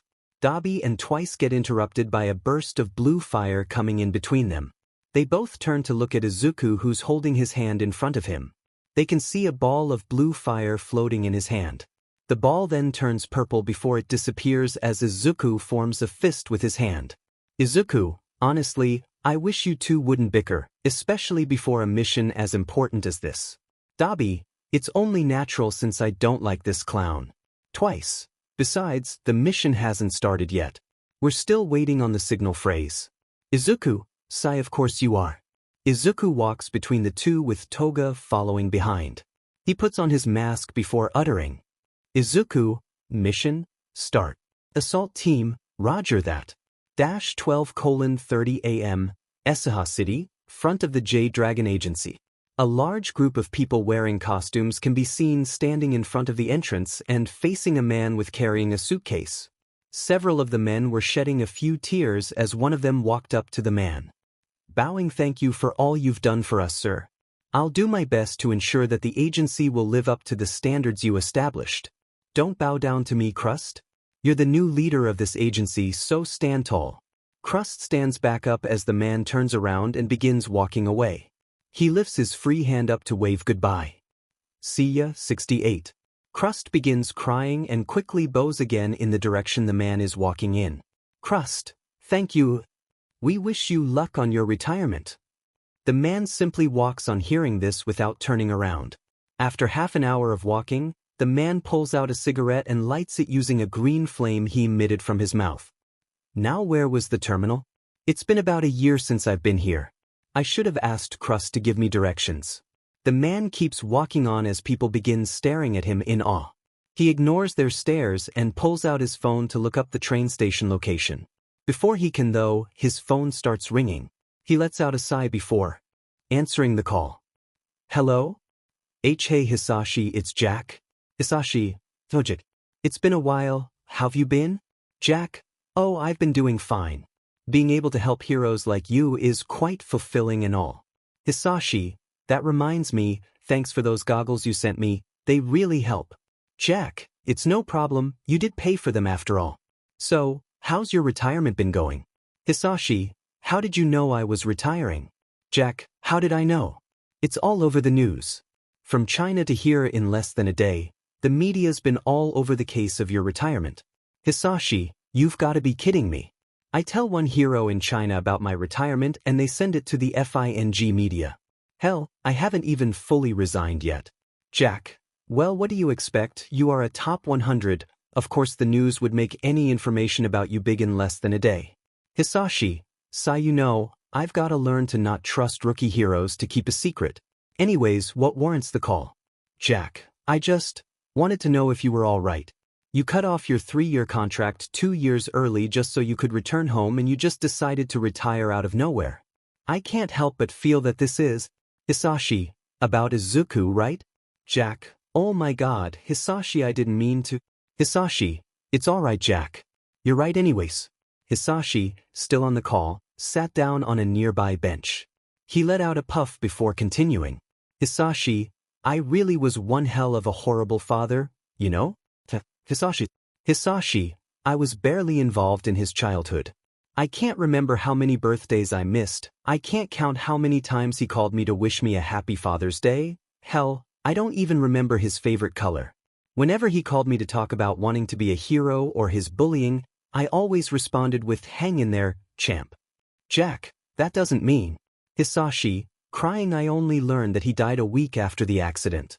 And I heard about it on the goddamn local news. Inko tried calling me over 100 times, but I didn't pick up the phone because I was busy with work. I'm a pathetic excuse for a human, much less a father and husband. Inko would be better off finding another. Jack, Hisashi. Hisashi flinches hearing Jack's sudden outburst. Jack, it's true that you could have been a better father and husband, but you did the best you could. You took the 3-year contract in China so you could earn more money to support your family. You trained yourself as a teenager to make it into the top 100 just so you could make enough money to afford a house for you and Inko.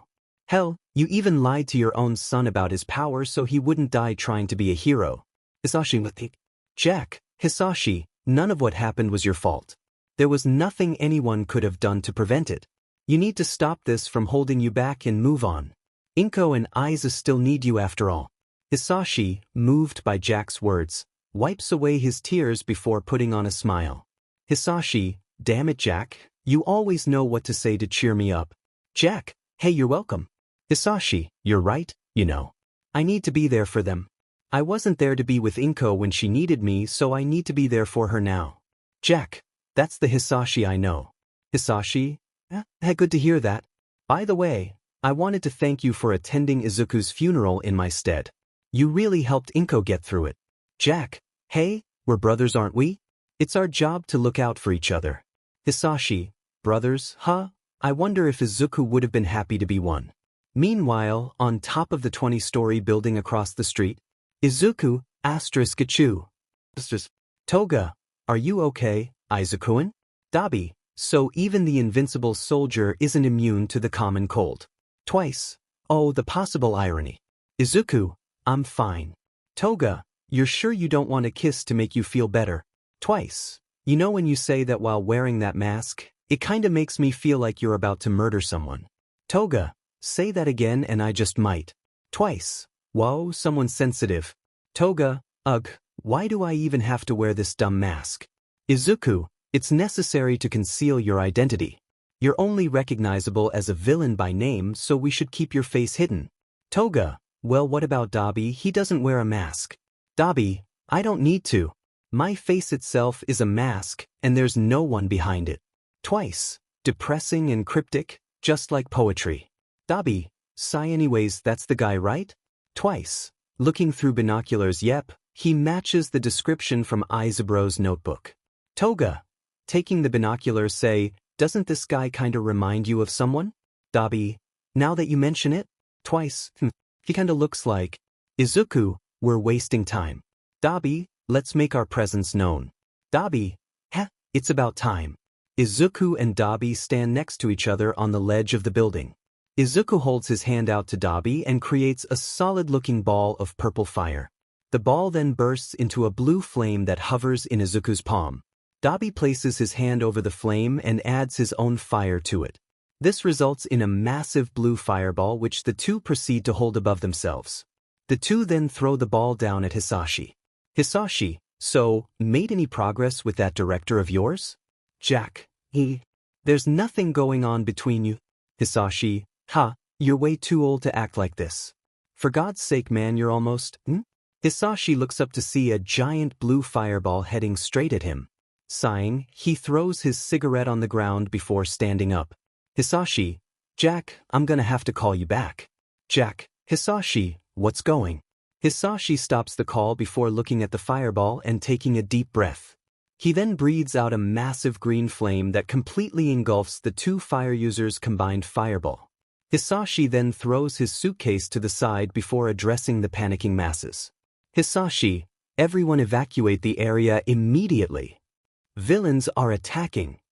The masses follow the words of the pro-hero and proceed to evacuate. Hisashi looks up at the source of the fireball and sees the four figures looking down at him. Hisashi, Of course something like this happens the day I retire. Izuku, let's go. Without another, Izuku jumps off the building. Assault team, yes, sir. The other 3 follow Izuku's lead and jump off the building after him. While falling, Izuku starts emitting purple fire from both his hands. He then spins, which creates a tower of purple flames that crashes into the ground and surrounds him and the others. Izuku, fire pillar. Hisashi stands completely unfazed by the flames with an unamused look on his face. Hisashi, what a flashy entrance. The pillar disperses to reveal the 4 league members standing on guard and glaring at Hisashi. Hisashi, 4 against 1, huh? Seems the odds are stacked against me. Izuku, I'm setting up the glass box. You know what to do. Dubby, yeah, we know. Toga, leave it to us. Twice, let's bounce. Toga and Dabi dash away from the left of Izuku while Twice dashes from the right. As soon as they get far away enough, Izuku starts emitting water from his hands. The water forms in the shape of a giant box the height of the building he jumped off from that encloses him and Hisashi. The water then freezes in shape and begins to crystallize. Izuku proceeds to step forward and break his hands free from the frozen streams. Hisashi, I know I said 4 against 1 seems unfair, but 1-on-1 makes it seem like you're underestimating me. Izuku, I'm not underestimating you. It's just obvious that you're no match for me. Hisashi, that's so? By the way, judging from the red hair and mask, you're the villain named Hero, aren't you? I've heard a lot about you. You've killed all the heroes ranked 100 till 210. Izuku, happy to know my work has caught the eyes of a top 100. Hisashi, you know, among those heroes were some that had pretty unique quirks. Diamante, the crystal hero, Therma, the temperature heroine, and Flood, the water pressure hero. According to police records from 7 months ago, Therma was killed by someone possessing both a water and electric quirk, as evident by the water that was found in her lungs and the burn mark on her forehead that suggested electrical damage. Flood had his head incinerated, and Electric Man, who was with them both when they died, had his head cut clean off. Correct me if I'm wrong, but aside from the electrical damage, you just exhibited the powers necessary for those executions. Not only that, but you just used Therma, Flood, and Diamante's quirks. I'm gonna go out on a whim here and say that you have a quirk that allows you to steal the quirks of others and that you've been using it to steal the quirks of the heroes you've killed. So, am I anywhere in the ballpark, or is my theory bogus? Izuku narrows his eyes and has a ticked-off look on his face from behind his mask. Izuku, this bastard, he's more intelligent than I gave him credit for. Not only that, he's extremely analytical. He was able to deduce my quirk hunting process and the nature of all for one from me simply using those 4 quirks. I can see why Master considers him a threat. Hisashi, your silence means I'm right on the money, aren't I? So, can I assume the reason you're here is because you're after my quirk? If so, then go ahead and try to take it from me. Izuku, believe me, even if I could, I wouldn't need it. We interrupt this fanfic to bring you a message from the creator. Greetings, I'm Tora Tetsuya KingJoka. Don't worry, this'll be quick. I'm just here to explain a little bit about All for One. In order for Izuku to steal someone's quirk, certain conditions have to be met. 1. Izuku can only steal a quirk when in direct contact with the target. 2. In order for the target's quirk to be stolen, the target has to be either scared, caught off guard, willing to lose their quirk, or close to death. 3. The target has to be alive. 4. That's about it. Tora, you may be wondering why I'm thinning out All for One so much. Well, if simply touching a person was enough to steal a quirk, then there wouldn't really be any decent fights now, would there? Also, something to bear in mind about crystal is that Izuku can't crystallize liquids. That may sound insignificant now, but trust me, it'll fill in a lot of plot holes in the future. Tora, lastly, if you see any quirk explanations, it's me talking. I can't afford the medical bills every time present mic bursts my eardrums. Resume. Hisashi, so you're not here for my quirk. Izuku, no, I came here for one reason only. Izuku proceeds to ignite his hands with purple flames and point them at Hisashi. Izuku, to kill you. Hisashi, kill me, huh? Sai, you really are underestimating me. Well, whatever, might as well end my last day as a hero with a bang. Izuku, just so you know, this won't just be your last day as a hero. Hisashi, big words. Let's see if you can live up to them. Dragon breath. Izuku, mirror flame.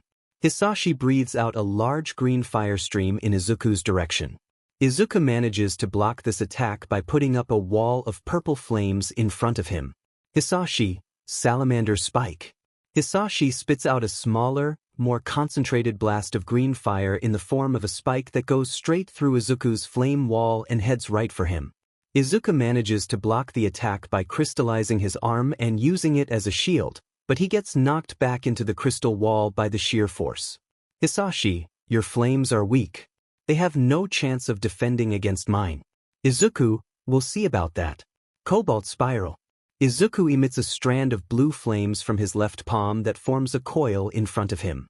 Izuku then thrusts his arm forward, which causes the flames to uncoil and shoot out towards Hisashi at high speeds like a lance. Hisashi sidesteps out of the way and makes a mad dash towards Izuku. In response, Izuku pulls his arm back, which causes the flame to whip back. Hisashi sees the flame move along with Izuku's arm and cartwheel jumps over the flame. Izuku, in annoyance, stops his flames and points his right arm at Hisashi. Izuku, mechanization, gats. Piece by piece, Izuku's arm begins transforming into a machine. After fully transforming into a machine, Izuku transforms his forearm into the barrel of a Gatling gun. Quirk number 28, mechanization. This quirk allows the user to transform any part of their body into a machine. By making use of the materials stored in him via Munch, Izuku can add on to and alter the mechanized parts of his body. Izuku, eat lead. Izuku unleashes a barrage of bullets at Hisashi, who runs out of the way to avoid them. Izuku tracks Hisashi's movements and can see that he's closing the distance while dodging. Izuku, he's trying to get close, rail. Izuku holds his left arm out with his palm open and facing forward. His forearm mechanizes before turning into a railgun. Sparks fly as he then fires a shot at Hisashi, who defies logic and avoids it by jumping up. While in the air, Hisashi breathes emerald flames down on Izuku. To defend from the flames, Izuku shoots a stream of water out from his left eye, which blocks off the flames. Hisashi cuts off his flame stream and lands in front of Izuku with his arm cocked back. Looking to block the incoming attack, Izuku changes his arms back to normal before crossing and crystallizing them. Unfortunately for Izuku, Hisashi instead swept at his legs, which caused Izuku to lose his footing. Hisashi then elbows Izuku in the throat, which sends him flying back into a car that got caught in the glass box. Hisashi, what's the matter? Arms too stiff to try and block? I thought you would have realized the drawback of Diamante's quirk. You know, how the body parts stay fixed while they're crystallized. Out of the car bursts several objects that hover in the air. Upon closer inspection, Hisashi can see that they appear to be a type of drone. Izuku, artillery. Hisashi, drone warfare, huh? Izuku, air raid. The center of the drones begins to start glowing. One of the drones then fires a laser from its glowing center. Hisashi manages to dodge this but then realizes what's coming. He begins hastily trying to dodge the lasers being fired at him while Izuku stands and watches. Izuku proceeds to hold his hand up in front of him and forms a fist. Izuku, boost. Izuku's fist seems to turn a metallic black. This coloration starts spreading until his whole arm is black. Izuku, power drive. A glowing red star forms on the back of Izuku's hand. Izuku then dashes at Hisashi with his arm cocked. Izuku throws a punch which Hisashi manages to block. The force of the punch, however, causes Hisashi to get knocked back against the crystal wall. Quirk number 19, boost. Allows the user to boost either the power or defense of two of his limbs. The limbs the user is boosting will, for some reason, turn black. A boost in power is indicated by a glowing red star, while a boost in defense is indicated by a glowing blue ring. Hisashi, little brat. That hurt. Drake wave. Hisashi unleashes a horizontal line of fire as that stretches from wall to wall. Izuku crosses and crystallizes his forearms to defend from the attack. Izuku, boost, defense drive. Izuku's crystallized arms turn black and glowing blue rings can be seen on the back of his hands. The flames clash hard against Izuku's arms, but he manages to hold his ground. Using Izuku's distraction as an opening, Hisashi rushes in with his fist ready. Hisashi throws a punch aimed at Izuku's face, but Izuku dodges by bending his torso backwards at a perfect 90° angle. Hisashi looks down as Izuku gives off a smile behind his mask. Izuku, gotcha. Hisashi raises an eyebrow before his eyes widen from feeling a sharp pain pierce his torso. He looks down to see a laser coming from Izuku's torso and going straight through his. Izuku, looks like you fell for that laser trick of mine. Quirk number 29. Laser. This quirk lets the user emit a laser from the surface of their skin.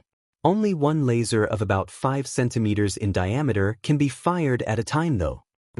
Quirk number 16. Bone shift. Lets the user freely manipulate the bones in their body. This allows for incredible flexibility and is useful for avoiding the breaking of bones. Izuku, those drones of mine have pieces of my skin implanted in them. That's how they fire their lasers. Now you better brace yourself cause I'm not done yet. Izuku's shirt bursts open to reveal several arms coming out of his back that hold Hisashi in place. 2 more arms spring forth and stab Hisashi in the sides using Izuku's daggers. Quirk number 13. Clay skin. Allows the user to stretch their skin into pseudolimbs. These limbs however don't have bones so they can't make decent attacks or take a hit. Izuku, smiling power drive black rush.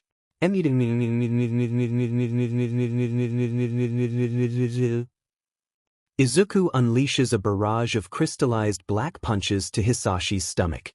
The barrage ends with a heavy punch to the gut that sends Hisashi flying and crashing into the crystal ceiling. Hisashi falls back down to the floor with a thud. Meanwhile, on the outside of the ceiling, twice. Did you guys hear that? Toga, yeah, sounds like the fight is getting serious. Dabi, that's only to be expected of one of Aizu's fights. Toga, true. Anyways, whose turn is it? Twice. Mine. Got any twos, Toga? Toga, go fish. Twice. Draws a card H. 21. That's blackjack. Dabi, we're supposed to be playing poker. Hisashi San. Dabi, Twice. What in F's name was that? Toga, I'll go check.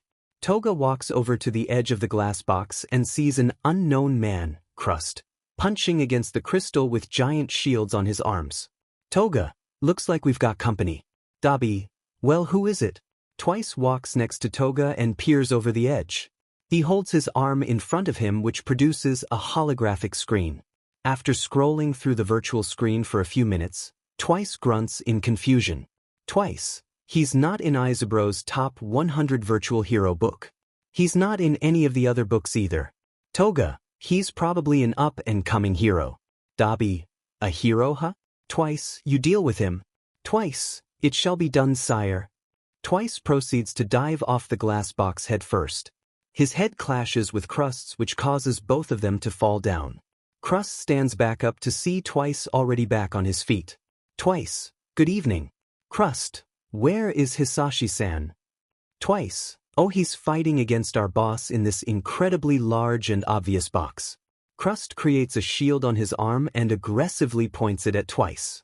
Crust, release him at once. Twice, well, you see, I can't exactly do that for 3 reasons. 1, my boss is busy fighting in there and he doesn't want any help. 2, that box behind me is made of a crystal that only my boss can break. And 3, I'm too busy roasting your ass to do anything else. Twice says as his arm transforms into a cannon which fires a laser at Crust. Crust uses his shield to block the beam before charging at Twice. Twice dodges Crust by flipping over him. Twice, let's make this quick. I've got a card game to get back to. Battle cry. We now cut to Toga who's peeking over the top of the glass box. Toga, looks like Twice is getting into it. Dabi, aside from all his idiotic antics, he's got several good traits. Fighting included. Don't tell him I said that. Come on, we're switching to speed. You shuffle. Toga, alright, fine. Toga sits back down and begins shuffling the deck. As she does this, Dabi notices a small shadow between them. The shadow grows larger which causes Dabi to look up. His eyes then widen as his jaw drops. Dabi, motherfu, back to Izuku. Izuku can currently be seen standing in front of the down body of Hisashi Midoriya. Izuku's left eye lights up as he scans over Hisashi. Izuku, still alive? I can fix that. Elsewhere, All for One and the doctor are watching the events unfold via Izuku's eye camera. Dear, so far so good. Izuku hasn't shown any mercy or signs of remembering. He's about to go in for the kill as well. At this point, I'd say it's safe to assume that his memories are truly non-existent. FO watches on without saying a word. Back with Izuku, he's brought his drones close in and having them surround Hisashi. The drones begin charging as Izuku watches on coldly. Izuku, farewell, Hisashi Midoriya. Before the drones can fire their lasers, however, they all get pierced by green lances that appear from underneath Hisashi. Izuku, taken back by this, gets stabbed in the shoulder by one as well. The drones, as well as Izuku's shirt and wound, then seem to catch fire. Izuku, what the hell? Izuku tries to pull the lance out of his arm, but it just phases through and burns his hand. This causes Izuku to pull his hand back in pain. Hisashi, why so surprised? Although I guess it only makes sense. Hisashi stands up to reveal a green streak of flame coming out his mouth that connects to the lances. He pulls the two daggers out of his sides whilst staring at Izuku with an indifferent gaze. Hisashi, not many people know the true nature of my quirk. How about I explain? With my quirk, Dragon Soul, I can emit and manipulate flames as I see fit. An example, my flames can cause physical impacts as if they were a solid. That shoulder of yours probably told you that though. Izuku, bastard. Izuku proceeds to rip off his burnt clothes and breaks off a part of his mask to reveal his mouth. He then opens his mouth and a large purple cloud of smoke spews forth. This makes Hisashi jump back and causes the flames to recede. Quirk number 14, Toxicity. Allows the user to breath out poison gas and turn their bodily fluids into toxins. Izuku grasps his shoulder and can feel the hole in it. The smoke slowly clears and Izuku gasps as he sees Hisashi protected inside a ball of green flames. The flame ball disperses as Hisashi looks on with an unamused look. Hisashi, just so you know, stuff like this isn't gonna work on me. You're supposed to be smart, right? I thought someone capable of killing the 100s would be able to realize something like that.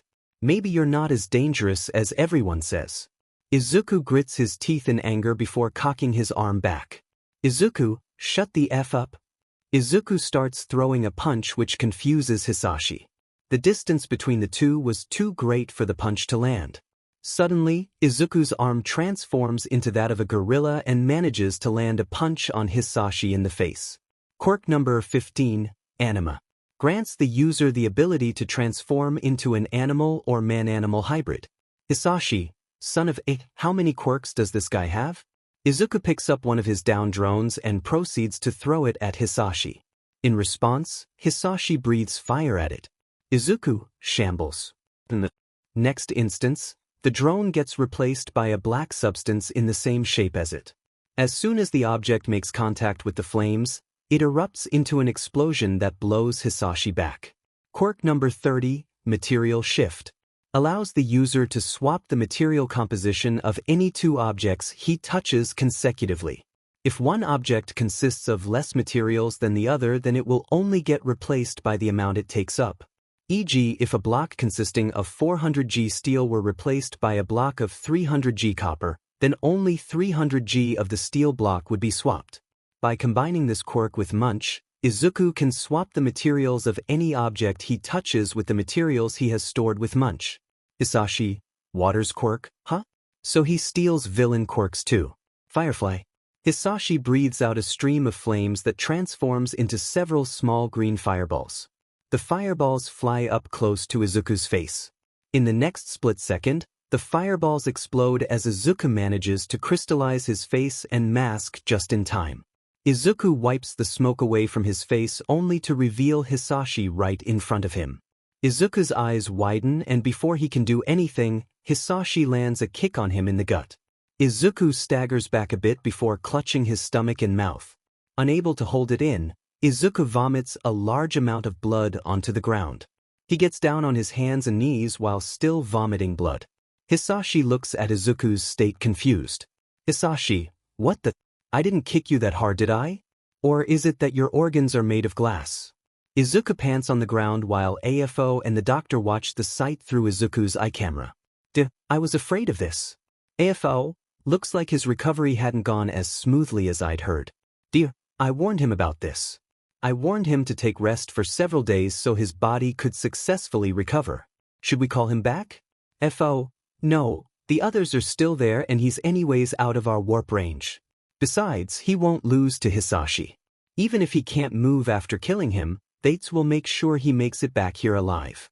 Prepare the Nomu and one of the capsules. Dear, right away, Master. The DR proceeds to go do his task as AFO remains to watch the fight. We now cut to Twice, who's still fighting Crust. Twice blasts Crust several times, but they got blocked by his shields. Twice. Hey guys, this hombre is tougher than I thought. I could use a hand here. Dabi, piss off. We've got our own problem to deal with.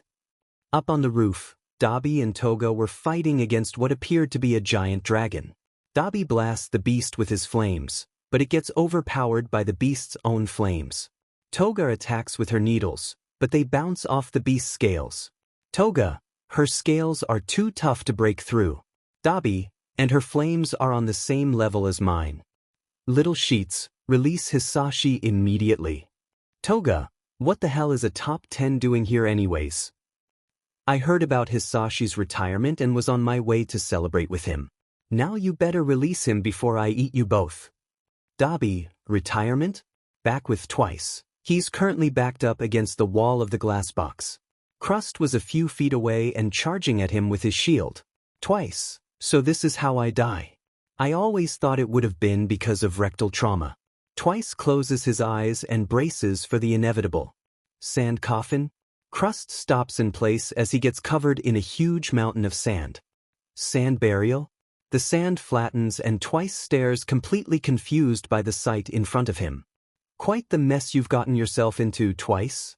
Twice looks to his right to see a tall teenager wearing a medical mask and a hoodie.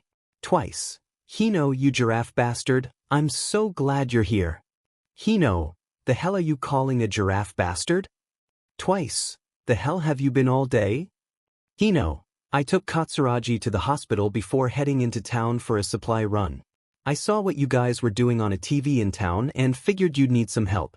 Twice. Oh, wait, why did Katsuragi have to go to the hospital? Hino, anemia. Twice, Manumana. Hino, damn it, I walked right into that one. Twice, yes, you did. As the two continue to conversate, Crust bursts out from the sand which scares Twice into Hino's arms. Hino looks down at Twice while Twice looks up at Hino. Twice, you're supposed to say zoinks. Hino, and you're supposed to be a man. Crust, give Hisashi-san back. Twice, do something. Hino, don't worry, he's on it.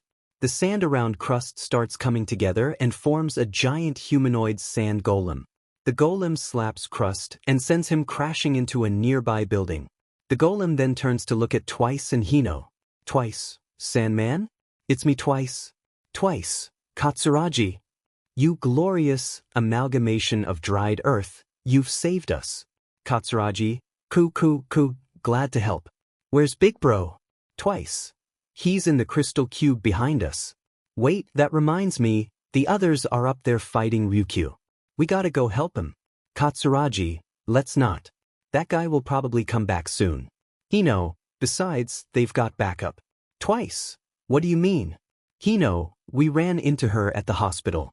Twice. Her? Oh, I see what you mean. Back with Dabi and Toga, the two were still busy fighting against the dragon heroine. Dabi was caught in a power struggle with his flames going up against hers. The two are evenly matched and caught in a stalemate.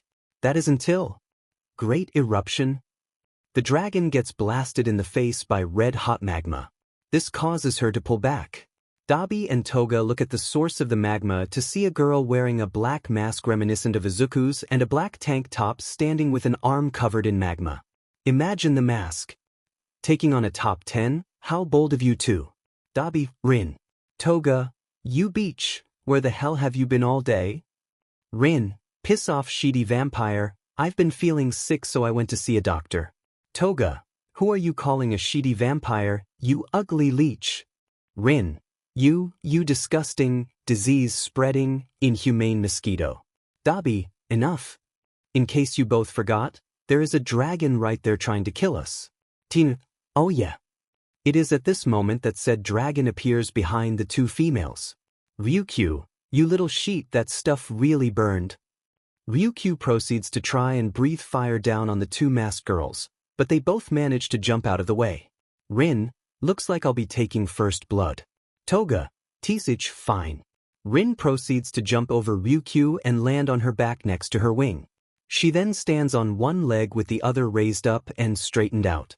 Rin, boost, power drive, crystallization leg, sharpen, soul flame, devil's foot. As she says this, Rin's leg turns black, crystallizes, sharpens, gains a glowing red star on her foot, and gets engulfed in a purple flame.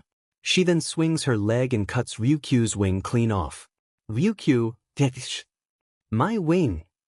Rin proceeds to jump off of Ryukyu's back and land in front of the others. Rin, by the way, where's Zuzu? Dabi, stamps on the roof, where the hell do you think? Rin, oh, I guess that makes sense. Dabi, oi, how much you got left in the tank? Rin, I should still be good for another half hour, why? Dabi, use scan to see how things are going in there. Rin, alright. Synth, focus. Rin proceeds to squat down and look beneath her. Her eyes then glow a bright blue. Rin, I can see the auras of two living beings in there. Dabi, so he's not done yet? Strange. Rin, who's he fighting anyways? Toga, the Jade Dragon. Rin, really? You sure he doesn't need our help? Dabi, he fights alone, boss's orders. Toga, to last against Aizu for so. Is this guy really only a top 100? Rin, can't I just break into this thing and check up on him? Dabi, like I said, he fights alone. Besides, we're not done here. Ryukyu, asterisk roar. Rin, well then it's time to get real. Toga, let's roast this overgrown gecko. Dabi, hell yeah. Back to Izuku. Izuku can be seen crouching and clutching his gut while Hisashi watches the sight before him. Hisashi, I don't know what's going on with you here, but it seems like our little skirmish here has come to an end. Guess I'll knock you out and take you in. Hisashi moves in to strike Izuku, who hasn't moved at all. Just as he's about to strike, Izuku grabs his arm without looking up. Izuku, don't underestimate me. Hisashi looks down at Izuku unimpressed. Out of the corner of his eye, Hisashi notices something coming at him from above. He jumps back, narrowly avoiding the object that crashes into the ground. Hisashi looks up to see what tried to attack him and can see what appears to be a purple skeletal arm connected to half a purple ribcage that's surrounding Izuku. The fist of the arm rises from the ground to reveal a scorched, fist-shaped crater. Hisashi, that's just like my flame lances? Izuku proceeds to slowly stand back up from the ground with his eyes shadowed. As he's standing back up, purple flames begin surrounding Izuku and form the full ribcage and other arm. The flames spread even more to become an upper skeletal body. The right arm and shoulder seem to sprout muscle fibers and the skull grows horns. The right forearm then gets covered by skin and the skull gains two glowing yellow eyes. Izuku then proceeds to look up, which reveals him smiling a twisted smile with his eyes looking insane. Izuku, I've never felt this much rage before. Hisashi, it's like looking at another person. And these flames, they're so intense. Izuku, boost, power overdrive. Izuku's right arm turns black and a glowing red star forms on the back of his hand. His fingertips and fingers then turn blood red with a flame pattern at the bases of the fingers. Red cracks also form all over Izuku's arm, which appears to have bulked up. Izuku then lunges forward at an incredible speed. Hisashi, rapid fire. Hisashi lets out a barrage bullet-like fire shots. Izuku, however, manages to either swiftly dodge them or deflect them by using the skeleton. Hisashi, what's going on? His movements are different than before and he's much faster. In a split second, Izuku appears right in front of Hisashi. Izuku then punches Hisashi, who proceeds to try and block it. Without any resistance at all, Hisashi gets sent flying into the crystal wall and manages to create a crater by crashing into it. Izuku, still smiling, looks at Hisashi, who's now coughing up blood. Izuku, They won't last much longer. I've got to finish this. Now, quirk number 17. Adrenaline. Temporarily boosts the user's combat capabilities, but also increases the user's love for fighting, which sends them into a sort of high state. It also dulls the user's sense of pain. Quirk number 18. Rage. Increases the power of others who are in contact with the user. Quirks when the user is enraged. Due to Izuku having multiple quirks, he is able to boost the power of his own quirks. This also increases the drawbacks of the quirks too. Tora. It should go without saying that rage doesn't work on Hero. Same goes for adrenaline's drawbacks. Quirk number 20. Overclock. Allows the user to temporarily increase their speed of thought, consequently, letting the user see the world as if it were in slow motion. Izuku, I'll give you my respect, dragon. You're the first person to drive me to this point. Hisashi, panting thanks, you're a petty tough brat yourself. Izuku, this fight has been quite enjoyable. You've gotten my blood pumping more than any other hero has. I wish I could fight against you forever, but unfortunately, this is the end. Izuku holds his left arm in front of him. He stares at his arm for a few seconds before opening his mouth. He then bites into and rips the skin off of the back of his hand. Hisashi covers his mouth in disgust and shock. Hisashi, what the F dash? Izuku then devours the skin and starts eating from the flesh of his arm. After almost a minute, he finishes eating. The bones of his arms can be seen clearly. Hisashi, what the F are you doing? Izuku, watch and see. Izuku proceeds to hold his half-eaten arm out to the side. From the eaten parts of his arm, a black substance comes out and forms a giant lance in Izuku's right palm. Izuku's arm then turns into its overdrive state. Izuku, my strongest fire, the black flames. In order to use them, I have to devour my own flesh, which acts as fuel. These flames burn over 1,000 times hotter than the flames of hell. Let me show you their destructive power. Before Hisashi can react, Izuku throws the lance at a speed faster than the human eye can see. Hisashi feels an immense pain and looks at his left side to see that the lance had gone through his bicep and separated his arm. Hisashi, Izuku, these flames have the destructive power to burn through anything and everything. The only drawbacks being that they don't spread and stay in a fixed shape. They also only last as long as the amount of my flesh I've consumed. Hisashi, these flames are ridiculously powerful. They even cauterized my wound. Izuku proceeds to create a small ball made of dark flames around his fist. He then lunges at Hisashi with his arm cocked back. Izuku, die dragon. Just as Izuku's fist is about to reach Hisashi's face, Izuku feels a sudden pain and starts falling. He then gets kicked in the face and sent a good distance back. Izuku tries to land on his feet but lands on one leg and stumbles before falling back onto his butt. Izuku looks at his right leg to see that it had been severed from above the knee downwards. Izuku, Hisashi, you, shitty little brat. You actually made me use my hands. They use up a lot of energy, you know?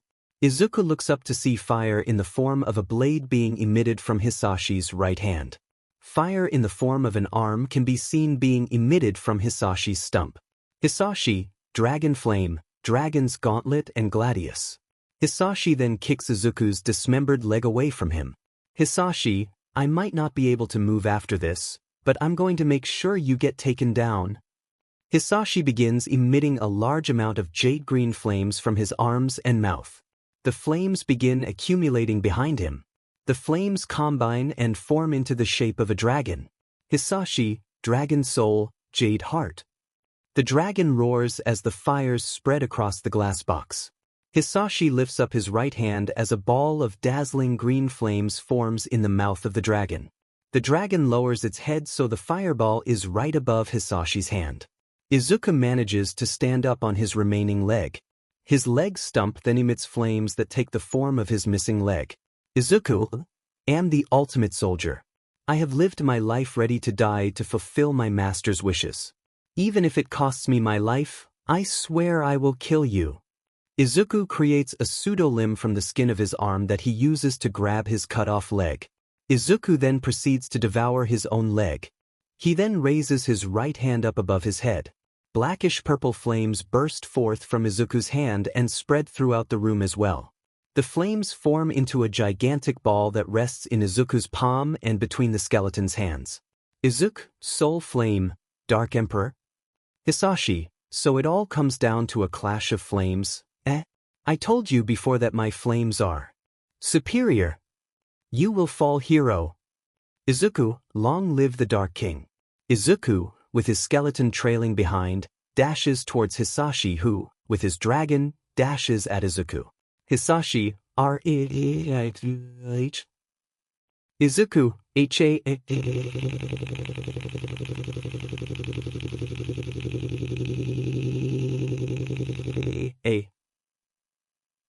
The two bring their arms and flames forward while screaming at the top of their lungs. Their flames clash against each other and begin combining into a massive fireball. The dragon and skeleton get absorbed into it as it seems to start expanding. Consuming the entirety of the glass box, the fireball continues to expand and cracks can be seen on the outside. The others fighting outside stop when they see the glass box begin to break. Twice, that can't be good. Hino, move. Dabi, run. Everyone begins to start running away from the glass box, which now glows from a mixture of green, black, and purple flames. The glass box completely breaks apart as the ball of flames continues to grow. The flames start burning into the ground and nearby buildings. The fireball continues to expand until it reaches the height of a 20-story building. The flames then suddenly contract before rapidly expanding, which causes a massive explosion. The explosion goes on for a few minutes before dying down. When the smoke clears, a large crater with green and purple flames raging inside it can be seen at the epicenter of the destruction. The buildings surrounding the crater have sections of them disintegrated. In the crater, both flame users can be seen close to each other lying on their backs. Both their right arms are completely burned from finger to shoulder. After a few moments of silence, the first one to stand up is Izuku. He struggles to remain on his feet for a few seconds before shambling his way towards Hisashi. Hisashi opens his eyes to see a panting Izuku standing right above him. Izuku, I've cough one. This cough is the end. Izuku proceeds to point his left index finger down at Hisashi's head. His finger then starts glowing. Izuku, sayonara hero. Hisashi proceeds to look up at Izuku. He then spits out a flame bullet at Izuku's face. Unable to react because of exhaustion, the bullet lands a direct hit on Izuku's mask. Hisashi, burn in hell you little? Izuku's mask, now broken, falls off to reveal his full face. Hisashi's eyes widen as he immediately recognizes the face. Tears start forming from his eyes and his mouth trembles as if in disbelief. Hisashi, Izuku. Izuku's eyes widen from the shock of hearing Hisashi utter his name. He immediately gains an angered expression. He then gets down on one knee and grabs Hisashi by the shirt. His finger stops glowing before emitting a black flame in the form of a needle that he points at Hisashi. Izuku, how do you know my name? Who told it to you? The thought of a traitor being in the league was unpleasant even for Izuku. He didn't wish to kill his own allies. While he was caught in his own thoughts, Izuku failed to react to Hisashi, who suddenly hugged him. Hisashi, I'm sorry, Izuku. Izuku feels a sudden pain in his head from hearing those words. The words echo throughout his mind. The words play back over and over in his head, and it begins to sound as if two voices are being spoken. I'm sorry, Izuku. Hisashi, I have absolutely no right to feel this way. I thought you were dead, but here I find you a villain. The child whose face lit up every time they spoke about being a hero, a villain. The child who grew up in front of me without me even noticing. Is it my fault? You tried to kill me after all. I hurt you. What kind of a father does that to their own child? Izuku can't move as he hears Hisashi's words. He can only listen confused at what the man is saying. All the while, someone else was watching them in silence. Hisashi, I understand why you would hate me. After all the lies I told you, after all the times I've let you down. I'm fine with dying here if it'll actually make you feel happier. So go ahead and kill me, but at least know that. Hisashi squeezes Izuku even tighter as his tears soak into Izuku's shoulder. Hisashi, crying, "I'm so happy that you're alive. I'm so glad to see that you've grown to be so strong, even if you are a villain. And I'm grateful that I can die knowing my son will be okay. Thank you so much for being alive, Izuku." Izuku can feel his heart start beating faster. He knows that he's hyperventilating but can't understand why. He can feel tears dripping down from his face as well. The purple flames in the area begin to die down and dissipate without any cause apparent. Izuku is unable to move a single muscle at all. He doesn't even react when he begins to hear a certain voice speak to him. During all of this, the assault team had returned to the area after retreating. Twice. Dear God. Hino, was this really his doing? It seems impossible that a human did this. Dabi, he's becoming less and less human by the day. Look. The group look at the direction Dabi is pointing and can see Izuku and Hisashi. Rin, Zuzu. Hino, the dragons got him. Twice. Why isn't he doing anything? Toga, forget why, just go help him. The group rush towards Izuku and Hisashi. Once they reach the two, Toga and Rin pull Izuku away while Twice, Dabi and Hino stand before Hisashi. Rin? Zuzu, are you alright? Speak to me. Toga. He's not responding. His leg and mask are gone too. Dabi, screw the mission. We can't let this guy live knowing Hiro's face, and Hiro is in no condition to fight now. Dabi proceeds douse Hisashi in blue flames to try and kill him. When he stops, he can see that his flames were blocked by Crust's shield. Twice, this guy. Crust, I will not let you lay a finger on Hisashi-san. Ryukyu, Vidu. The group look to the right to see Ryukyu in her dragon form. She then breathes fire in the direction of the group. It is at this point that Hino steps in front of the group and holds his palms up in front of him. Hino, barrier. An invisible wall forms in front of Hino's hands and blocks the dragon's flames. Hino, get him the hell out of here before he dies of blood loss. Hino increases the size of the wall and causes it to collapse on top of the heroes. The group then proceed to try and escape with Izuku being carried over Twice's shoulder. Izuku can't help but watch as the distance between him and the heroes increase. He locks eyes with Hisashi one last time before his face gets blocked by Hino. Hino, snap out of it, Hizu.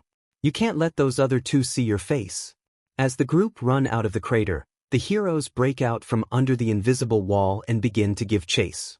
When the group finally make it out of the crater, they stop when they see the stealth vehicle waiting for them. The doors of the vehicle open by themselves and reveal no one behind the wheel. Katsuragi, get in. Now. Twice. No time for a nitrider joke. Let's get the hell out of here. The group jump into the vehicle and proceed to drive away. While driving away, the group notices Ryukyu and Crust catching up. Hino, they're catching up, go faster. Katsuragi, I'm going as fast as I can. Dabi, send an emergency signal to Kurogiri. Now. Twice, on it. Twice sends Kurogiri an emergency signal using the communicator in his arm. Meanwhile, Dabi opens the roof of the vehicle and sticks his top half out. Dabi, Rin, if you've still got Aizia's powers, then give me a damn hand here. Rin, alright. I'll be right back, Zuzu. Rin moves away from Izuku and joins Dabi. The two then proceed to blast flames at the incoming heroes.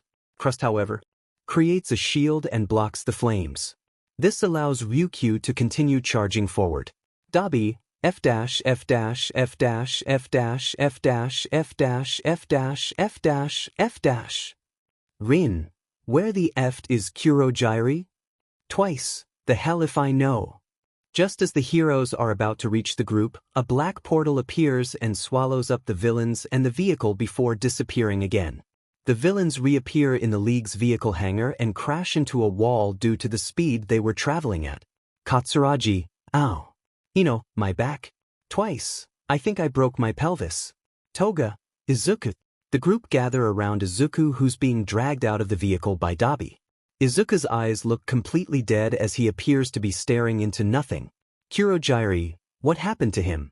Dabi, I don't know. He was fighting against the Jade Dragon in our mission. He was in this state when we pulled him in to retreat. He's not snapping out of it either. Toga, slap Izuku, wake up. Rin, stop slapping him. Toga, This is how you bring people to their senses. Rin, slap then you snap out of it. You're just killing him faster. Twice. Is he even still alive? No. His heart is still beating so he's still alive, but he's lost a lot of blood. Twice. He can have mine. Logic dictates that cyborgs need less blood. That logic doesn't make any sense. And you're not compatible. None of us are. Twice. Well then what do we do? Just leave him to me. The group turned to see AFO and Tamura walking towards them. Twice. Lord Vader. Not the time. Twice. I can't help it, I'm stressed. Tamura, shut up already.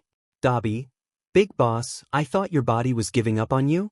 AFO, as I told Izuku earlier today, my body is fine. Izuku on the other hand, FO proceeds to bend down and pick Izuku up in his arms. Twice. Is he going to be alright? He lost a lot of blood. AFO, he has taken major damage, mainly because he hadn't fully recovered from his last mission yet. Fret not though, he should be brought back to peak condition in a few hours. What do you mean? How the hell do you plan on healing his injuries in just a few hours? For God's sake, he lost his damn leg. FO, we have prepared something if such a case were to come into fruition. He will be in peak physical condition once we're finished with him. So you have no reason to be worried. AFO proceeds to turn around and begins to walk away. However, he stops when he hears a certain individual raise his voice. AFO, Dabi, why the hell did you put him through all this? AFO, whatever do you mean? Dabi, there's no way you actually thought Izuo was fully recovered from the last mission. There's also no way you didn't know about the Jade Dragon retiring. What was the point of all of this? Why would you make him fight against someone like this alone? Why would you send him on this mission if you knew there was a chance he could die? Before Dabi can continue his rant, he gets interrupted by the bony hand of the League's leader blocking his face. Dabi looks at Tamura to see him coldly staring back. Tamura narrows his eyes as if to give off a warning. Tamura, Sensei has no obligation to explain his reasoning to you. To die for the sake of the League, that is the brat's ultimate duty as the League's ultimate soldier. Fo, well said Tamura. And Dabi, Fo turns looks back to face Dabi. He speaks in an ominous tone that sends a chill down Dabi's spine. AFO, Izuku will never die. I will never purposely send Izuku on a mission that he won't return from. Now, I'll be going to take care of Izuku. Be in the bar by 8, I've got an announcement to make. FO and Izuku then get swallowed up by a black slime and disappear. At this point, Tamura takes the time to face the assault team. Tamura, so, did he kill the dragon? Dabi, no, why do you care? Tamura, I may not seem like it, but I'm the League's boss. It only makes sense for me to want to know how my team's mission went. It's also my duty to make sure the team is in perfect shape for their mission. Dabi, glaring then why didn't you make sure Izuo was fine for today's mission? Tamura, today was an exception. It would not have mattered if he was okay for the mission or not. And like I said, if he dies for the sake of the League then he's fulfilled his duty. Dabi, you heartless bastard. Tamura, call me what you will, but I'm only thinking rationally. It's an aspect necessary for being a leader. Tamura turns around and begins walking in the direction of the stairs. Tamura, the Vanguard squad are already at the bar. You better get moving too. The group watches him walk on before turning to look at each other. Rin, what did he mean when he said it would not have mattered? Toga, no idea. Was killing the Jade Dragon really important enough to risk Izuku's health? Dabi, there has to have been another reason for this mission. I just don't know what it could be. Twice. Another reason? Hino, you think it had something to do with that state he was in? Dabi, maybe, it all ties down to what the hell happened in there. Elsewhere, AFO and the doctor can be seen standing in front of a giant capsule filled with green goo. In the capsule, Izuku can be seen floating in the goo with several tubes filled with red liquid connected to his body as well as an oxygen mask and large cable connected to the side of his head. Standing next to the capsule was a skinny gray humanoid figure with an exposed brain. The doctor walks up to a small screen attached to the capsule. He really overdid himself this time. He burned through 20 years worth of flames in that final attack alone. If it weren't for his limitless lifespan, then he'd probably look like he was in his early 40s. Defo, will this work? I can assure you, Master, that I've already tested on the subjects we've gotten from water and the results were exactly as expected. I've also performed surgery on Izuku's organs again. I can 100% guarantee that this will work. Defo, understand that if anything goes wrong, Defo holds out his hand and red lightning can be seen crackling in his hand. AFO, there will be consequences. The doctor looks at AFO and smiles confidently. Dear, I am well aware of the consequences, Master. But I am confident that there will be no problems whatsoever. AFO, if that is the case, then let us begin. Dr. Understood. Beginning procedure. FO proceeds to walk up to the capsule and place his hand on the glass. His fingers then seem to phase through the glass. AFO, forced cork activation. Black and red tendrils sprout from AFO's fingers and stab into Izuku's side. FO, anima. Izuku's right arm and right leg proceed to turn into tentacles while his damaged limbs remain unchanged. His limbs then snap off from the rest of his body. Using his tendrils, FO removes the limbs from the capsule and hands them to the doctor. FO, Nomu now. The Nomu proceeds to place its gray hands on the glass capsule. Like AFO's fingers, the Nomu's hands phase through the glass. The goo in the capsule then seems to start glowing. FO, how long will this process take? Dear, well, it normally takes an octopus 3 days for it to regrow one of its limbs. However, using the Nomu's quirk to accelerate Izuku's aging, his limbs should be regrown within a few hours. This will also help with the recovery of his organs. FO, I see. Have you watched the footage? Dear, I have. It appears you were right, Master. His reaction seems to indicate that his memories are still intact somewhere in his subconscious. I'll have to do a more thorough reprogramming after the next mission. FO, could you not do it? No. With this Nomu's power? Dr. I have to physically reprogram his brain through the use of a Nomu. The procedure is incredibly delicate and the slightest error can have major consequences. The procedure itself lasts for 2 whole days and the recovery is almost instantaneous. This Nomu's quirk would have absolutely no benefit. FO, I see. Dr. We could always have him skip the next mission. AFO, no. Izuku will be necessary for the next mission. He must be there to defend Tamura. As you wish, Master, as you wish. Same place, 7:47 p.m. Izuku slowly opens his left eye to greet his new, green-tinted surroundings. Izuku, where am I? Izuku focuses his vision past the green goo and can see the familiar scene of the lab. Izuku, I'm in the lab. Wait, why can't I see out my right eye?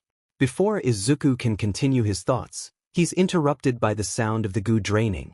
He slowly descends to the bottom of capsule and can feel the tubes being pulled out from his back as well as the cable detaching from his head. He lands on his feet but stumbles a bit. Izuku looks down to see that his missing leg had healed with a burn scar at the point it was separated. He then looks at his left arm to see that it too was fully healed. The parts that he had eaten were a little darker compared to the rest of it. Finally, he looks to his right arm to see that it was completely burned, covered from fingertip to shoulder in a massive burn scar. It looks like you've already adjusted to your new limbs. Izuku, Doctor. So, how do they feel? Do they feel different from your old limbs? Izuku, they feel the same. Why doesn't my eye work? Dr. Oh, I just turned it off to charge and transfer the footage. Hold still so I can turn it back on. The doctor proceeds to walk up to Izuku and opens up his eyelids. He then touches Izuku's mechanical eye which seems to turn it on. Better? Izuku, very much so. FO, good. Izuku flinches and turns around to see AFO standing in front of him. He immediately gets down on one knee and lowers his head. Izuku, Master. FO, you have no reason to be so on edge, Izuku. Izuku, Master, I failed you. I hesitated to kill and he knows my face now. I don't know what happened, I just. FO, calm yourself, Izuku, it's alright. You've done your best and completed the mission to the best of your abilities. As for your face, it won't be much of a problem. According to the media and information we received from Jiren, the Jade Dragon is in a coma. He won't be a threat until he regains consciousness. And we will make sure that he never does. Understood? Izuku, yes, master. FO, good. Hands Izuku clothes now get changed. I'm going to be addressing the league on the next mission. You have 5 minutes. Izuku, yes, master. FO walks away and leaves Izuku to get changed. Without any delay, Izuku quickly dresses in his pitch-black clothes. He then proceeds to walk towards AFO. While walking towards AFO, Izuku thinks back to his fight against Hisashi. Specifically, the words that caused him pain from simply hearing them. Izuku, those words, why did they have such an impact on me? And that voice. It sounded so familiar. Izuku is forced to shake off his thoughts as he reaches AFO's side. He stands next to him as they're both swallowed up by gray sludge and disappear. In the next instance, they reappear in the league's bar where Izuku is immediately tackled down to the ground by 2 blonde and black blurs. Tian'er, Ayun/Zuzu. Izuku, Himiko Rin. Toga, crying I'm so glad you're okay. Rin, crying you had us really worried. The two continue to cry on and squeeze Izuku until they get pulled off by Hino. Hino, give him some damn space you two. Toga, crying in oh. Rin, crying Zuzu. Izuku, sweat drop good to see you guys are alright. Need a hand, big bro? Izuku looks up to see a well-dressed younger boy offering him a hand. Izuku takes the boy's hand, stands up, and proceeds to rustle his hair. Izuku, thanks Katsuragi. Katsuragi, no problem big bro. Dabi, you alright Izuya? Izuku, yeah, I feel as good as new. Twice. So you've gone the way of the cyborg and gotten a robotic leg, eh? Wait, how come yours looks so lifelike? FO, that's because it's a real leg. Instead of the way of the cyborg, you could say he went the way of the octopus and regrew his leg and arm. Twice. That sounds ridiculous, so I'll believe it. Izuku, somehow I still have scars. Spinner, hey, you should be glad to have scars. They make the man you know? Compress, he had enough scars before, this is just worrisome. Magna, you really have to learn to take better care yourself. Izuku, yeah, I guess I should. Tamura, sensei, can we get to the point? FO, very well then. Listen everyone, the next mission is at hand. Tomorrow, we will make the existence of the league known to the world. Twice, we're hitting the big leagues, eh? Katsuragi and Spinner, boo. Dabi, and how exactly do you plan on doing that? AFO, using the thugs the Vanguard squad gathered for us, we will invade UA, a high school that trains talented youths to become heroes. Twice. A high school, eh? Say aren't you round about that age Izubro? Izuku, yeah, but I already learned everything I need to know from the doctor. Dabi, why exactly are we targeting some hero high school? AFO, UA is a highly respected high school that has given rise to several of the top-ranking heroes of today. Invading them is an easy way for the league to make a name for itself. Also there's a certain someone that works at UA. Killing him will cause everyone to fear the league's power. Katsuragi, certain someone? Dabi, who is this certain person that you're so keen on killing? FO, you could say he's the bane of my existence. He's the man who put me in this mask. His presence brings fear to the hearts of any lesser villains. He is known around the world as the symbol of peace. The so-called #1 hero, All Might. This caused everyone except Izuku, Tamura, and Kurojari to either gasp loudly or choke on the drink they were drinking. Spinner, All Might? Hino, no way. Dabi, you can't be serious. You want us to go up against that monster. Twice. Might as well start writing my will. Compress, I'm leaving you my robot arm. AFO, you seem to be misunderstanding things. None of you will be fighting All Might. Toga, well then who will? FO turns and nods at Kurojari who nods back. Kurojari then proceeds to transform himself into a portal. On the other side of the portal, the sound of big heavy footprints can be heard. Coming out of the portal steps a bulky, beak-faced, purple-skinned monster with an exposed brain. FO, this is the Nomu who will be fighting All Might. He is the bioengineered symbol of peace. He has been fitted with quirks specifically chosen to counteract and kill All Might. Twice, he thick as sheet. Dabi, so this thing is going to kill All Might? FO, Yes, like I just said, he was created specifically for the sole purpose of killing All Might. Dabi, and how do you plan on doing this? Are you just gonna charge through UA's front gate with an army of thugs and pray that All Might'll be in that day? FO, I've no reason to base it all on chance, Dabi. Thanks to Tamura, we know All Might's location at all times. This allows us to determine the perfect time and place to strike. Dabi, what? Twice? Tamura, really? When did you do that? Tamura, this morning. Do I look like the kind of person who likes to go on walks? Rin, through a cemetery, yes. Hino, so this Nomu is the one going on the mission? At least we don't have to do anything. AFO, actually, there are 3 of you who will go on this mission along with the Nomu.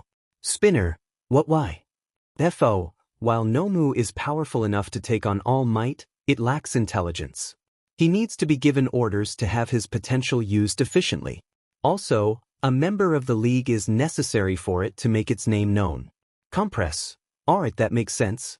Though, the question is, Dabi, who's going? AFO, the 3 most impactful members of the League will be taking part in tomorrow's mission. The leader of the League, Shigaraki Tamura. The League's first member, Kurojairi. And the ultimate soldier, Izuku. Toga, hold up. Rin, what? Dabi, you're making Izuya participate in tomorrow's mission, even after what happened today. AFO, Izuku will be going to maintain the safety of Tamura here. Nothing more, nothing less. Dabi, you can't be serious, you're pushing his body too much. Izuku, Dabi, I'm fine. My body has healed perfectly. Dabi, you have a choice in this, Izuya. You can't keep jumping into dangerous mission like this. Izuku, I'm fine, Dabi. I want to do this. It is my duty. Dabi, if something goes wrong, you could get killed by All Might. What if what happened earlier with the Jade Dragon happened again? You might just freeze up again and… Izuku, I said I'm fine too. Dabi, as well as everyone else, is taken back by Izuku's sudden outburst. They all stare at him while and can see that he is visibly agitated. He stares Dabi down angrily before AFO grabs his shoulder. Izuku looks at AFO before looking at the others and breathing out and calming down. Izuku, like I said, I'm fine, Dabi. What happened today was a fluke. Nothing more, nothing less. And I can assure you that what happened today won't happen again, ever. Dabi, okay, whatever you say, Aizu. Katsuragi, to Hino, I've never seen big bros snap like that before. Hino, same here. AFO, getting back to the mission, Tamura will be providing the Nomu with orders. Kurojairi will serve as our means of infiltration and escape. Hiro will be going as an extra line of defense to ensure Tamura's safety. The rest of you will remain at the bar on standby. Izuku, the DR and I will be monitoring the events through your eye camera. Be alert for any new orders. Izuku, yes, Master. AFO, Tamura, Kurojairi, Izuku, you 3 are to be in training facility early tomorrow morning. From there we will launch the invasion. I'll explain the final details to you then as well. Tamura, Kurojairi and Izuku, understood. FO, good. That's it for the debriefing. You may all leave to your rooms, but be sure to be at the bar at the normal time. Everyone, yes sir. FO, you're all dismissed. After saying this, AFO gets swallowed up by the black sludge and disappears. Katsuragi, guess we should probably call it a night then. Hino, why? Twice, see you guys tomorrow morning. Everyone proceeds to exit quietly without saying a word to each other. While walking to his room, Dabi stops when he feels a hand on his shoulder. He turns around to see Izuku. Izuku, Dabi, I'm sorry about my outburst there. I know you dislike that name of yours. Understand that I only said it out of frustration. Frustration from not being able to complete the mission and frustration caused from me freezing up like that. I honestly have no idea what happened. Dabi, no need to apologize. I stepped out of line there and poked at what I'm guessing is a sensitive subject. Just be sure to watch yourself tomorrow. Dabi shakes of Izuku's hand and proceeds to walk in the direction of his room. Unbeknownst to the two of them, a certain masked cyborg was watching from behind a corner. Twice. Looks like they managed to sort things out between the two of them. Thank goodness, I was worried they'd end up having a falling out. Twice jumps a bit hearing a familiar voice coming from behind him. He turns around to find his hand-covered leader. Tamura, I want to have a word with you. 10:22 p.m., Izuku's room. Izuku can be seen lying in his bed and staring at the ceiling. He looks at nothing in particular but is merely lost in his thoughts. He can't help but wonder whose voice it was that he heard and where he heard it before. He holds his right arm up and looks at his palm. After a few seconds of staring, he places his palm on his face. Izuku, read. Izuku's palm and left eye glow blue as his vision begins to distort. Once Izuku's vision clears up, he can see himself in a dark red hallway filled with paintings. Izuku walks down the hallway and passes by several paintings depicting his recent memories. After a while of walking, Izuku reaches the end of the hallway. On the end wall is a painting depicting Izuku as a child. He's wearing bandages like an eye patch and sitting against a wall in the rain in an alley. Izuku, this is my earliest memory. If it's anywhere, then it's here. Izuku proceeds to grab onto the frame of the painting with both his hands. The picture seems to enlarge until it's the size of a door. Izuku then walks through the painting and appears in the alley. Izuku proceeds to sit down next to his past self. After a moment of listening for a voice, both Izukus can feel the rain stop falling on them. The younger Izuku looks up to see a man in a black mask looking down at him while holding an umbrella. Why are you out here in the rain? Young Izuku, I live here. Where is your family? Young Izuku, don't have. And your eye? Young Izuku, hero, burned it? This causes Izuku to place his hand on his scared face while his younger self buries his face into his knees. The masked man bends down to look younger Izuku in the eye. Tell me, what is your quirk? Young Izuku, don't have one. I see, and your name? Young Izuku, Izuku. Well then Izuku, I'm feeling generous today, so I'm willing to offer you a proposition. But first I need to know something. How do you feel about dying? Izuku looks at his younger self who has the same emotionless as him. They both look up and answer in the same monotone voice. Young Izuku and Izuku, I don't mind it.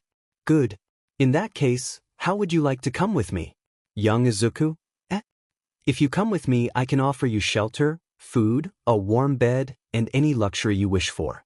Young Izuku, really? Yes, however, this doesn't come to you for free. In exchange, you will become my soldier. I will train you to become a killing machine for the sake of me and my prodigy. You must walk over the corpses of both our enemies and the innocent without so much as a hint of disgust or regret. You must be willing and happy to die for my sake. If you can agree to this, then I will take you in. So, what do you say, Izuku? Izuku looks at his younger self who doesn't even hesitate to answer. Young Izuku, I'll do it. Oh, you're more eager than I thought.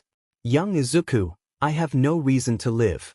I have nothing to lose if I accept, and I can only gain if I do. Heh, I like the way you think. The figure proceeds to pick up and carry the young Izuku with his one arm while still holding the umbrella. He then starts walking out of the alley. Izuku, what's your name? Oh, I suppose I forgot to tell you. I am AFO, the world's greatest villain. Izuku, faster. Tfo, master. That works too. AFO continues to walk away with the younger Izuku as the area begins turning to white. The area turns completely white before turning into the hallway. Izuku can be seen sitting against the wall of the hall. Izuku, nothing, damn. Izuku stands up and proceeds to walk down the hall while clutching his chin and mumbling to himself. Izuku, I don't get it. The voice I heard sounded feminine, but from that point forward I'd never had any interaction with any females outside the league. And even if I had, only the league members know my name and only because I told them. Does that voice lie beyond my furthest memory? If so, how do I get to it? And what about Hisashi? How does he know me? I don't have any memories of encountering him either. What is going on with me? Am I hallucinating or? Izuku stops walking as he reaches a certain painting depicting the events of Izuku's first mission.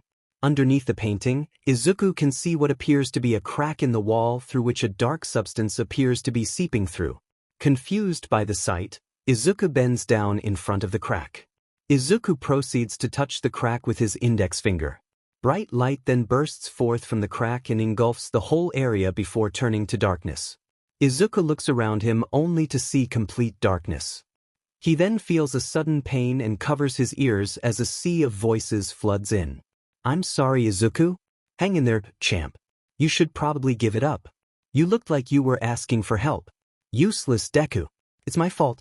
Take a swan dive off the roof. What the hell can you do?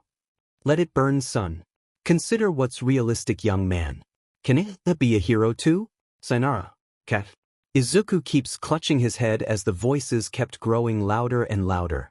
Through the pain, Izuku manages to lift his head up and can see a blood-red humanoid figure standing in front of him. Before Izuku can react, the figure shoves his hand in Izuku's face.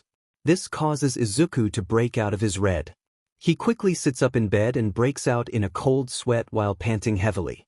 He presses his hand against his heart and can feel it beating rapidly. The sound of shuffling in his bed breaks him out of his panicked state. Toga, Izuku-kun, is something wrong? Rin, did something happen? Izuku looks at the females at his left and right. He tries to calm himself down and puts on a false smile. Izuku, everything's all right. I just had a night terror is all. Sorry if I woke you two up. Rin, really? Toga, are you sure you're okay? You look really shaken up. Izuku, I'm fine. Toga and Rin look at each other before looking back at Izuku. The two then both grab one of Izuku's arms, which surprises Izuku. Toga, Izuku-kun, I trust you more than anyone else in the world. So please, if there's something troubling you, then don't lie to me about it. Rin, I feel the same, Zuzu. If you're suffering, then let me suffer with you. Izuku looks at the two of them and can see the concern in their faces. Izuku, thank you, you two. I'm happy to see that you two care for me. But you don't have to worry, I won't keep everything to myself. Promise? Izuku, I promise. Dash? A red figure with glowing white eyes can be seen in complete darkness and floating in front of what appears to be a crack with light seeping through it. The figure tilts its head to the side and tries to touch the crack. When the figure's finger made contact with the crack, it appears to get pulled in like a vacuum, but the figure quickly pulls it back. The figure proceeds to cock his hand to the other side and looks at its finger before looking back at the crack. The figure then touches the crack again. The figure begins to get sucked into it but doesn't seem to be bothered by it. The figure gets sucked in completely and reappears face down in a red hallway. The figure's red form begins slowly converting into flesh and clothes. The figure shakily stands up and lifts its head. This reveals its black and green hair and its two emerald green eyes. League Archive, 3 RD File, Rin. 5 months before the events of the third mission, the League's newly established Vanguard team, accompanied by Toga, had been sent on their first mission. All had run smoothly, that is until the group was captured an hour into their mission. 3 hours later, the group is being held prisoner in a desert military base. Toga, Compress, Magna, and Spinner can be seen in one of the jail cells. Toga, it's so damn hot in here. Spinner, the hell do you expect? We're in a effing desert. Toga, I know that, I'm just complaining since there's nothing else to do in here. Compress, would you two please be quiet? Toga, hey, it's her fault we got caught. Toga, how is it my fault? You're the one who just sunbathed in the middle of the base. Spinner, I can't help myself, it's biology. Magna, you're our vanguard here, you can't just give in to nature like that. Toga, God, why did I have to get stuck with you guys? I could be back at home nuzzling in bed with my Izuku-kun. Compress, in case you forgot, you're the head honcho when it comes to stealth. You oversee all the stealth missions. Toga, oh yeah, but it's still not fair. I had to miss my morning blood smoothie for this. Quiet down in there. The 4 villains look out their jail cell and see a black-haired woman in a military nurse uniform with a medical table. At least try to wait quietly while we decide what to do with you. Toga, well, excuse us if we don't like being held prisoner by a bunch of military douchebags. One more word from you and I'll lock you up in solitary. Toga, Teasich Beach. I heard that. Toga, I hope you did. Spinner, what do you want from us now? Our pride. I'm here to collect blood samples. Magna, what, why? We need them for identification purposes. Now either give it up peacefully or get tranquilized so we can get it. Compress, Not really giving us an option, are you? Fine, we'll cooperate, right? Toga. D. After getting their blood samples, the female soldier leaves them to themselves. Spinner. Ow, I hate needles. Magna. Yet you carry so many swords. Compress. Toga, did you get it? Toga. Smile, yeah, got it. Work your magic. Toga says before tossing Compress a military communication device. Compress pulls out a pearl of his and decompresses it to reveal some sort of data chip. Compress plugs the chip into the device, which causes the chip to turn red. Compress. Alright, the signal's being sent. All we need to do now is wait. Toga. Knowing my Izuku-kun, he'll be here within the minute. Magna. I sure hope so. After about 30 seconds since the transmission, a black portal opens up about 2 kilometers away from the base. From out of the portal walks Izuku, Twice, Dabi, and Katsuragi. The portal then transforms into the human shape of Kurogiri. Kurogiri. Alright, we should be nearby the base. Twice. Geez, this heat is unreal. And to think back home it's snowing. Izuku, let's hurry and get this started. We need to complete the mission and rescue the others. Dabi, if I remember right, their mission was abduction, wasn't it? Katsuragi. Yes, they were meant to abduct the soldier with the regeneration quirk, right? Izuku, the commander, yes. Dabi, so on top of having to locate and rescue the others, we have to also locate and capture the commander. For God's sake, these idiots need a hell of a lot more training. Izuku, agreed. Twice, so, how do we go about this? Izuku, simple.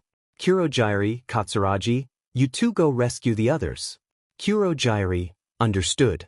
Katsuragi, Izuku, Dabi, Twice, I'll leave getting the target to you two. Dabi, got it. Twice, alright, but what about you? Izuku, I'll stay here. I'm the one taking care of the cleanup. Dabi, sarcastically, no fair, you get the easiest job.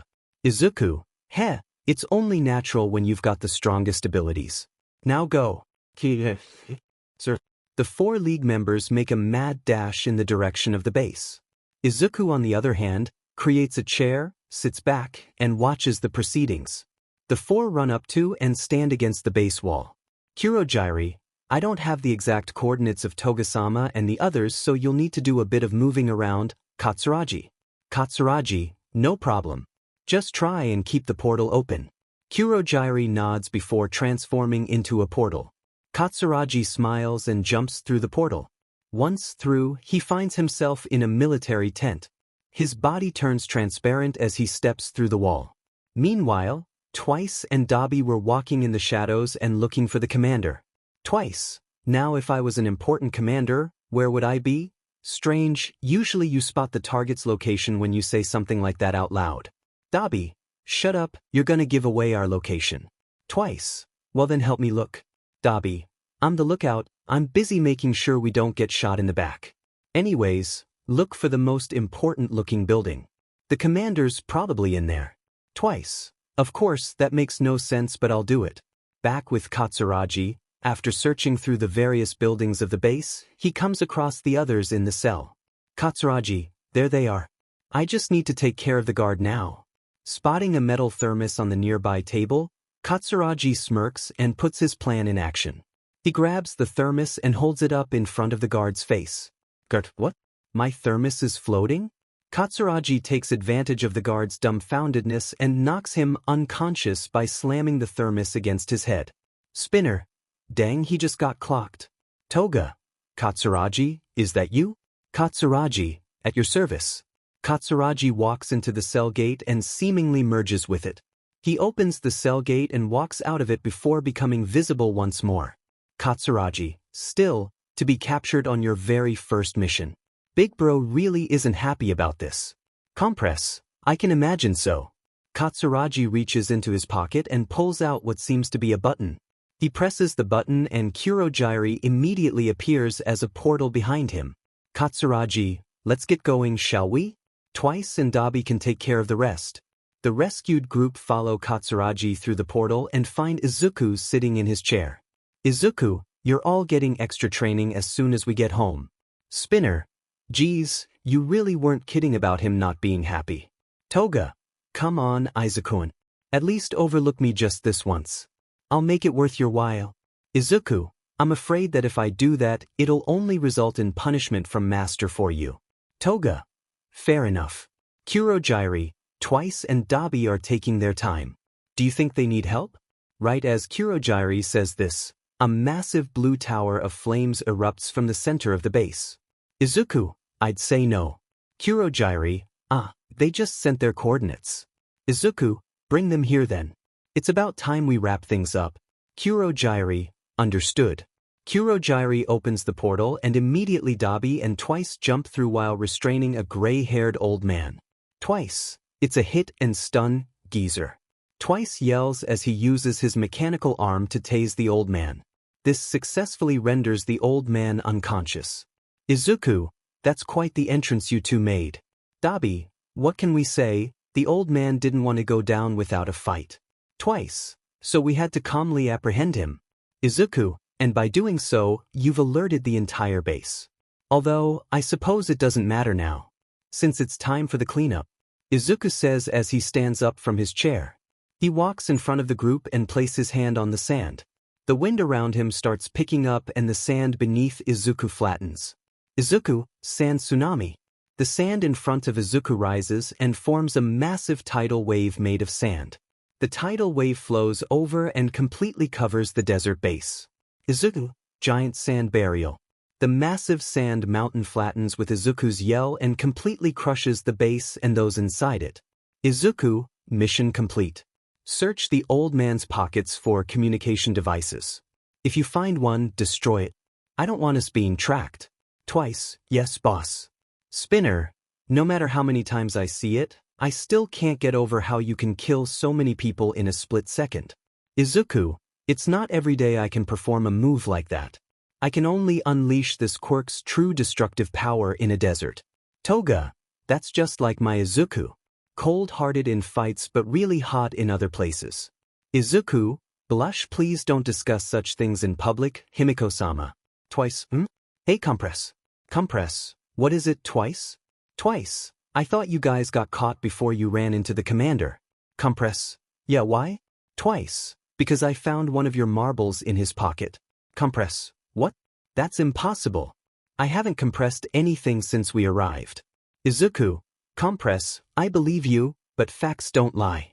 At least see if you can decompress it. Compress, okay. Compress snaps his fingers but to no avail, the marble doesn't decompress. Compress, it's not working. Izuku, strange. While everyone is standing there confused, the marble starts glowing in Twice's hand.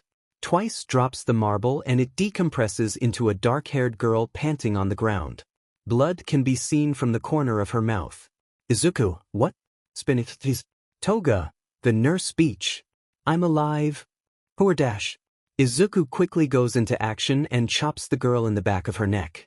This causes her to fall to the ground unconscious. Izuku, who is the girl? Spinner, I'm pretty sure she's a military nurse. Magna, she came to our cell and drew our blood. Izuku, drew your blood? Izuku bends down and wipes the blood on her face with his finger. He takes off his mask and his left eye glows blue. Izuku, as I thought, it's Compress's blood. Compress, my blood? Izuku places his hand on her face and his palm glows blue. Izuku, Sakazuki Rin, age 14. Her quirk is Blood Factor. It allows her to temporarily copy the quirks of those whose blood she drinks. Magna, a blood-based quirk, huh? Just like you, Toga-chan. Toga, T-Sich, my quirk is much better. Compress, I guess that explains how she was able to use my quirk. Dabi, that's a pretty powerful quirk she's got there. What do you want to do with her, Izia? Izuku, I already have all for one, so such a quirk is useless to me. But, we're going home. And we're taking her with us. Toga, why? Izuku, the League and I may have a use for her. I'll be putting her through a test to determine if she's worth it. Kurogyri, I'm on it. Kurogyri turns into a portal leading back to the hideout. Izuku proceeds to pick up the girl and toss her over his shoulder. Toga, I've got a bad feeling about where this is going. Later, unknown area. The woman now known as Sakazuki Rin wakes up in a snow-covered forest. She raises her head from the snow and can see that she was fitted with a winter cloak. Izuku, oh, looks like you're finally awake. Rin looks up to see the masked Izuku lying on an above tree branch. Rin, you're the guy who knocked me out. Izuku, that I am. Rin, what do you want with me? And where am I? Izuku, you're in an uncharted forest in Japan. As for what I want, well, frankly it's you. Rin, W? Izuku, your quirk has amazing potential and I'd love to have it as a weapon for the League of Villains. Rin, villain? As if I'd ever help criminals. Izuku, calm down, I'm not forcing you to become a villain. Rin, what do you mean? Izuku, I'm going to be putting you through a test. You'll be spending 1 week in this forest with me alone. At the end of the week, I'll kill you. Rin, Izuku, to avoid that, you have 2 options. You can either kill me and escape free as a bird, or submit to me and join the League. Don't even think of trying to run away. You've been marked, I can find you wherever you go. Rin, you bastard. Izuku, you've got 1 week. It's already nighttime, so I'm going to sleep. Good luck. Izuku says before immediately falling asleep on the tree branch. Rin, what's with this guy? Telling me to kill him or submit to him. And then falling asleep. How did I get myself involved with such a maniac? I really don't like this, but there's no way in hell I'm getting myself killed by this guy. Rin stands up on her feet and walks around the forest. She comes back to Izuku's tree with a bunch of fallen sticks. She places the sticks around the tree and starts carving up 2 of them. She starts rubbing the sharpened stick on the other one. After rubbing for a while, the sticks catch a flame. She uses some discarded animal fur as kindle for the fire. Just as the tree starts to catch fire, however, water comes down from above and puts out the fire. Izuku, nice try. Rin, bastard. You were awake. Izuku, what? You think the smell of smoke wouldn't wake me up? Izuku says before standing up and jumping onto a branch of another tree. The tree then seems to freeze and get covered in ice. Izuku, you'll have to do better than that. Good night. Izuku says before once more falling asleep. Rin, he's good. I need to think carefully about how to kill him. For now though, I need to make a new fire and build a shelter. Putting her words into action, Rin scours the forest for more fallen branches. She makes herself a small campfire and creates a little shelter from large tree branches. She falls asleep in the snow next to the fire. She wakes up the next morning to a delicious smell. She opens her eyes to find that her tree branch shelter was now a proper one-man tent. She exits the tent to see Izuku holding a frying pan over a purple flame. Izuku, a heavy sleeper, are you? Well, whatever, come and dig in. Rin cautiously approaches Izuku with a rock behind her back. She sits down on a log as Izuku approaches her. He proceeds to hand her a plate with bacon and eggs on it. Izuku, eat up. It's not poisoned. Skeptical, she hesitantly takes a bite of a piece of bacon. Her eyes widen from the taste of the meat. Rin, it's delicious. Izuku, you've been in the military for 10 years, right? I'm sure any meal you'd eat now would be delicious. By the way, there's a natural hot spring nearby you can bathe in. Rin, how do you know I've been in the military for that long? Izuku, I saw into your memories while you were unconscious. I know a lot about you now. Rin, why would you do that? That's my personal life you're invading. Izuku, why? I have my reasons for doing so. You'll find out what they are soon enough. Rin, okay, but why are you doing this? You gave me this cloak, that tent, and the breakfast. I don't see the point in doing that if you're just going to kill me. Izuku, I have to keep you alive and healthy. You're a potential new recruit for the League after all. Rin, I'm not going to join your League. I'm gonna kill you and get the hell out of here. Izuku, say what you want, you've got no chance of killing me. Rin, we'll see about that. And so the two went about their day. Izuku had spent the day casually listening to music or playing video games while Rin developed and executed plans to kill him. From pitfall traps to flaming arrows, they all failed without giving Izuku so much as a scratch. Even at night, she tried stabbing him in his sleep with a sharpened rock, but his crystal skin blocked it. Come morning, Rin is once again treated to breakfast by Izuku. The next few days go by with Rin's assassination plans ranging from makeshift bows and arrows to sharpened rock spears and homemade toxins. -4 day. Izuku is busy maintaining a fire while Rin is busy eating stew for dinner. With a strange new confidence, Rin decides to speak to Izuku. Rin, hey, what's your name? Izuku, What's this all of a sudden? Rin, it'd be weird if I didn't know the name of the person I'm trying to kill. Izuku, well whatever. You can call me Hero. I'm the League's ultimate soldier. Rin, why are you part of the League? If you've got powers like that, you could have easily become a top-tier hero. Izuku, Tisich, I despise heroes. Besides, I haven't always had this power. It was gifted to me by my master. Rin, master? Izuku, he's the kind man who found me abandoned on the streets, took me in, and gave me a reason to live. Rin, if I ignore the fact that he's probably a villain, he actually sounds like a nice person. Izuku, we're similar, you know? Rifta? Pausa. Izuku, we were both left on the streets as children and found shelter. Rin, how did? My memories. Izuku, you lost your mother and were left alone at age 3. It's similar to me. The only difference is that you had happiness and lost it. I on the other hand gained it after despair. Rin, what do you know? I'm still Izuku, I can tell. You regret joining the military. Rin, stop talking as if you know. Izuku, you keep thinking that you would have been happier if you remained back in Japan instead of finding that man. Rin, shut up. Rin yells before throwing her bowl at Izuku. Izuku moves his head back and catches the bowl with the food in it. He walks up to her and places the bowl down in front of her. Izuku, you should think about what you want. In 3 days, you can either die in despair or be given happiness. Choose well. Izuku says before walking away into the woods. Rin simply watches Izuku walk away before looking down at her food. She can feel memories of her childhood being brought up from that talk. For the next 2 days, everything was quiet. Rin had not tried to kill Izuku or had said a word to him. -7 day.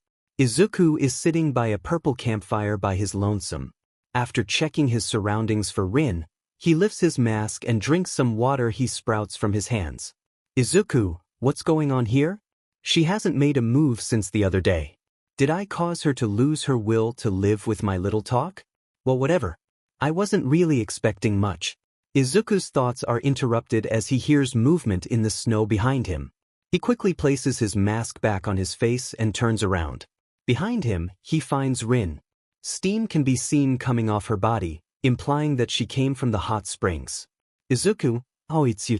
So, what do you want? Come to be killed? Rin. Izuku, come on. Where's that sharp tongue of yours? Rin. Izuku, have you given up on trying to kill me? Rin. Yes. Izuku, I see. So, what's your decision? Rin lowers her head at Izuku. She gets down on both her knees and looks up to him. Rin, I surrender to you. I will join your League of Villains. Izuku, what brought about this change? Rin, I don't want to die like this. I owe too much to someone to die here. Izuku looks at Rin silently for a moment before turning his head to the side and placing 2 fingers to the side of his head. Izuku, Kurogyri, take us to the room. Immediately after he says this, a dark portal opens in front of the 2 of them. Izuku turns his head slightly to Rin. Izuku, come with me. Izuku says before walking through the portal. Rin hesitates for a moment, before following Izuku through the portal. Once she crosses over, she finds herself and Izuku in a dark room. The room was only illuminated by a single hanging light bulb. Her eyes widen as she sees, sitting tied to a chair, her military commander. Rin, Pichis. Izuku, your military commander, Sakazuki Rentaro. Your blood father if I'm not mistaken. Rentaro, Rin. What the hell were you doing with that villain? Rin, a father. What's going on? Izuku, if you really want to join, then you need to truly prove yourself. Izuku says while rolling up his sleeve. A bright glow emanates from his arm and a handle sticks out of it. He grabs the handle and pulls out a revolver. He then takes the revolver by the barrel and holds it out to her. Izuku, take it. This is your final test. Rin takes the revolver with shaky hands. Izuku then grabs the gun and her hand and holds it against his heart. Izuku, as a League member, you cannot allow your past to shackle the League's future. Sakazuki Rin, I'm giving you two options, kill me and escape with your father, or kill your father and join the League. Rin. W? Izuku, I swear on my name as a soldier, that if you kill me, you too will be able to safely escape from here and have normal lives. Rintaro, do you hear that, Rin? We can go home and be free from all of this? All you have to do is pull the trigger. Rin. Izuku, steady your trigger. You have already killed before. What is the difference now? Pull the trigger and kill me, the person who killed your comrades, kidnapped you and held you hostage for a week. Rintaro, you hear that, sweetie? He killed everyone. Get revenge on their behalf. Do it and we can start again. Izuku, you heard him. Do what he tells you. Do what the man who made you a killer tells you to do. Kill me. It's your choice after all. Rin's hand shakes as her entire body starts shaking as well. Sweat forms on her face and her eyes start twitching slightly. Rintaro, what are you waiting for? Stop being a coward and kill him. Just pull the damn trigger. Rin struggles for a moment with the gun in her hand before letting out a yell. She turns and points the gun at Rintaro with tears in her eyes. Rintaro's eyes widen while Rin's close as her fingers pull back on the trigger. A loud bang is heard, but Rin opens her eyes to see her father still alive. Rin, Echa? Izuku, I'm sorry, those were blanks.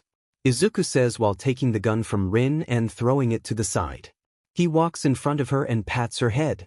Izuku, I know killing isn't something you find joy in, so I couldn't let you kill this a-hole yourself.